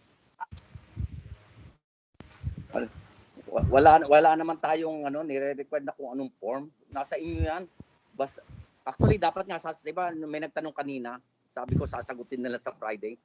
O sige, bigyan na natin ng dito na sagutin na rin sa Friday ito. Pero ang una kong impormasyon dito, yung sinasabi ni Asek Joey, yung mga talagang deliverables, di ba? May sinabi siya mga deliverables, yung 3 kanina. RSS, lot allocation, master list na PM up. But of course, aside from that, from those kinakailangan din yung lahat ng mga dapat land car performance na mapilapan, dapat mapipilapan. Actually, sa pa lang yan, sa operation side. Actually, dapat din, kung merong inclusion-exclusion cases, petition, dapat may draft petition na yan. Dahil anong gagawin ng legal officer niyo sa field validation team kung hindi siya gagawa ng draft petition? Okay? Plus, yung lahat ng ESS form, yung Environmental Social Safeguard form, i-discuss siya tomorrow kay Director Marjorie Aitron. Salamat po. At sinasabi ni Asik Joey, not less than 100 hectares, dapat doon, sinasabi niya, nagkasundo with Asik Aurit, dapat yun ang ang basihan ng pagbabayad ng buo sa salary. Last question, sir. Ma'am Ellen. Pa, Ma'am na may Ellen. accountanted private institution or sa court like bail bond, ano po ang legal implication kung parcelize natin ito? Kung collect Actually, palagay ko katulad din ito ng lahat ng mga nagaganap na ano, carry over yan. Naki-carry over yan. Inuman ng encumbrance. Naki-carry over. Di ba? Ganun naman ang ano natin, naki-carry over. Na i-reflect doon sa ano, doon sa may issue ng bagong titulo. Anong implications sa parcelization nito? Mapaparcelize mo pero nakalagay ng ano, nakalagay yung ano, ikokopya mo yung encumbrances. Sige. Ma'am Ellen, permission. Meron pong nami-miss concern po ni Ma'am Beth ng MISS. Bibigyan po natin ng emphasis kasi yung ating field validation report na gagawin ng ating mga field validation team. Ito po ay supervised by our MARPO kasi po sila nga po yung magse-certify doon sa field validation or Carper LAD form number 70-B. Ang MARPO po ang magse-certify na itong mga info dito sa 70-B ay na-validate at na-verify sa field. Yun po, at saka correct po yung mga nakalagay dito na mga info dito sa ating Carper flood form number 70-B. Tama ba, Ma'am Beth? Turn mo, Ma'am Beth. Related po Tama yan sa... Okay yan, tama yan kay Beth. Okay yan. Binanggit ko rin, sir, binanggit ko rin po kanina. Siguro yung kaninang ARPT, ma'am, sa 31-A po yon, yung amended master list po natin, yung 31-A. So, yung tanong, sir, kung andun po kasi yung ARPT or the designated personnel. So, kung pipirma pa rin daw po ba sila doon? Yun po yata. Pero 31-A po yun, sir. I-check ni ano, check ni Director Lala yan sa FBT na ba yan or sila pa rin. Kasi kung talagang hindi pa nabago 'yon, pwede namang ating baguhin. Ano pa ang purpose? Bakit may field validation team? Ang field validation team dahil binuo natin yan dahil ang sitwasyon natin, sabi natin sa World Bank nung naglo-loan tayo, wala na tayong tao dahil nag-rationalize tayo. Therefore, pinayagan tayo na mag-hire ng mga tao para makatulong dahil hindi makakaabala sa regular na gawain natin sa trabaho. Diba? So, yan yung purpose niya. Possibility, pwede yan sa field validation team. But of course, sa ating mga guidelines, yung MARO, yung kalimitan pumipirma ng ano. So, therefore, the MARO should be there. Pero sabi nga natin, may mga sitwasyon naman. Alam naman natin yan on the ground. Pag nasanay na yung FBT, di ba? Nasa ano na lang yan kung ano yung diskarte ng MARO. Pero ako rin, kung ako yung MARO, dahil ako pipirma, dapat nandoon ako laging kasama. Nasa sa na kaya kung talagang naman ginagawa naman ng mga MARO, ay nagpapasama lang ng staff niya kung ano. O kaya sa probinsya, si PARO niya na pwedeng sumama para kasi yun ang pipirma. Alright. Ang mahalaga dyan, yung pipirma, dapat, siyempre, nasa kanya yun. Kung hindi siya nando doon at nagkamali, di problema siya, di ba? Nasa ano yun, nasa doon sa tao na MARO at saka designated personnel. Pero siyempre, dapat nando doon sila. Yes. Alright. Meron po reply bago po ako mag-close ng session. Yes, additional lang dun sa ano ni Director Homer. Kaya MARO yun kasi for us and for the project itself din, siyempre accountability. Pero yun nga, kung hindi naman available si MARO na laging kasama doon, at least staff siguro from the MARO office na kasama parang at least to check or yun nga, pag nasanay na si FVT, pwede na natin ipaubayan na tama yung ginagawa niya, walang ano dito. So yun nga, for accountability din para sa atin sa project. Kaya MARO lagi yung inaano natin, siya yung organic eh. Alalahanin natin ng FVTs for that specific task lang yung pag-hire sa engagement. So, additional ano lang, parang ganun lang yung ating intent for that. Salamat po. Meron last question. Hindi Okay raw po. ba tayo babalikan ng korte yung kaso ng bail bond kasi yung hawak nila na title will be canceled na. Yung nasa atin yan, pagka nagkakaroon tayo ng proseso, you will have to inform the court. Ganun naman yan eh. Therefore, naka-issue ka ng ng panibagong titulo na merong nakalagay naman doon, naka-annotate pa rin yung pagiging bail bond niya. Diba? So, magbigay uli kayo ng kopya sa court. Ang importante, dahil nasa court yan, ako tingin ko, dapat kayo ay nag-i-inform sa court. Na yan yung process. All right. Thank you. We have taken note of the issues raised as well as the responses. And hopefully po by Friday, we can provide all the participants a copy of the documentation ng issue or the interaction for this particular session.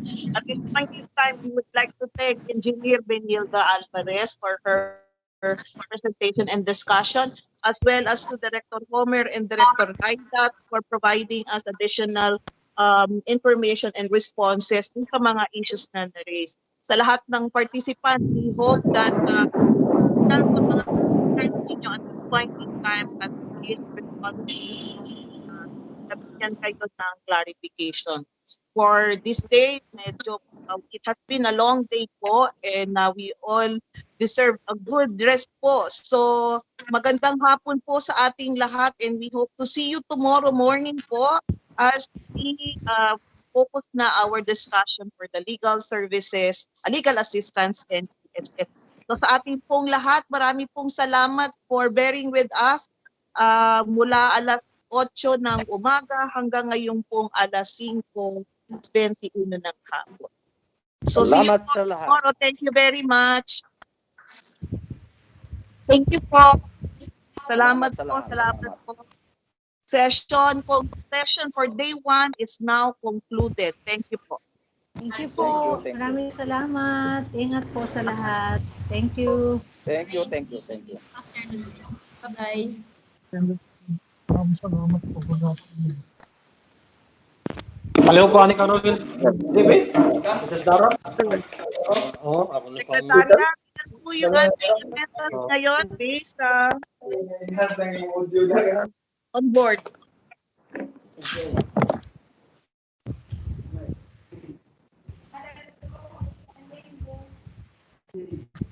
Ayan. Kanina.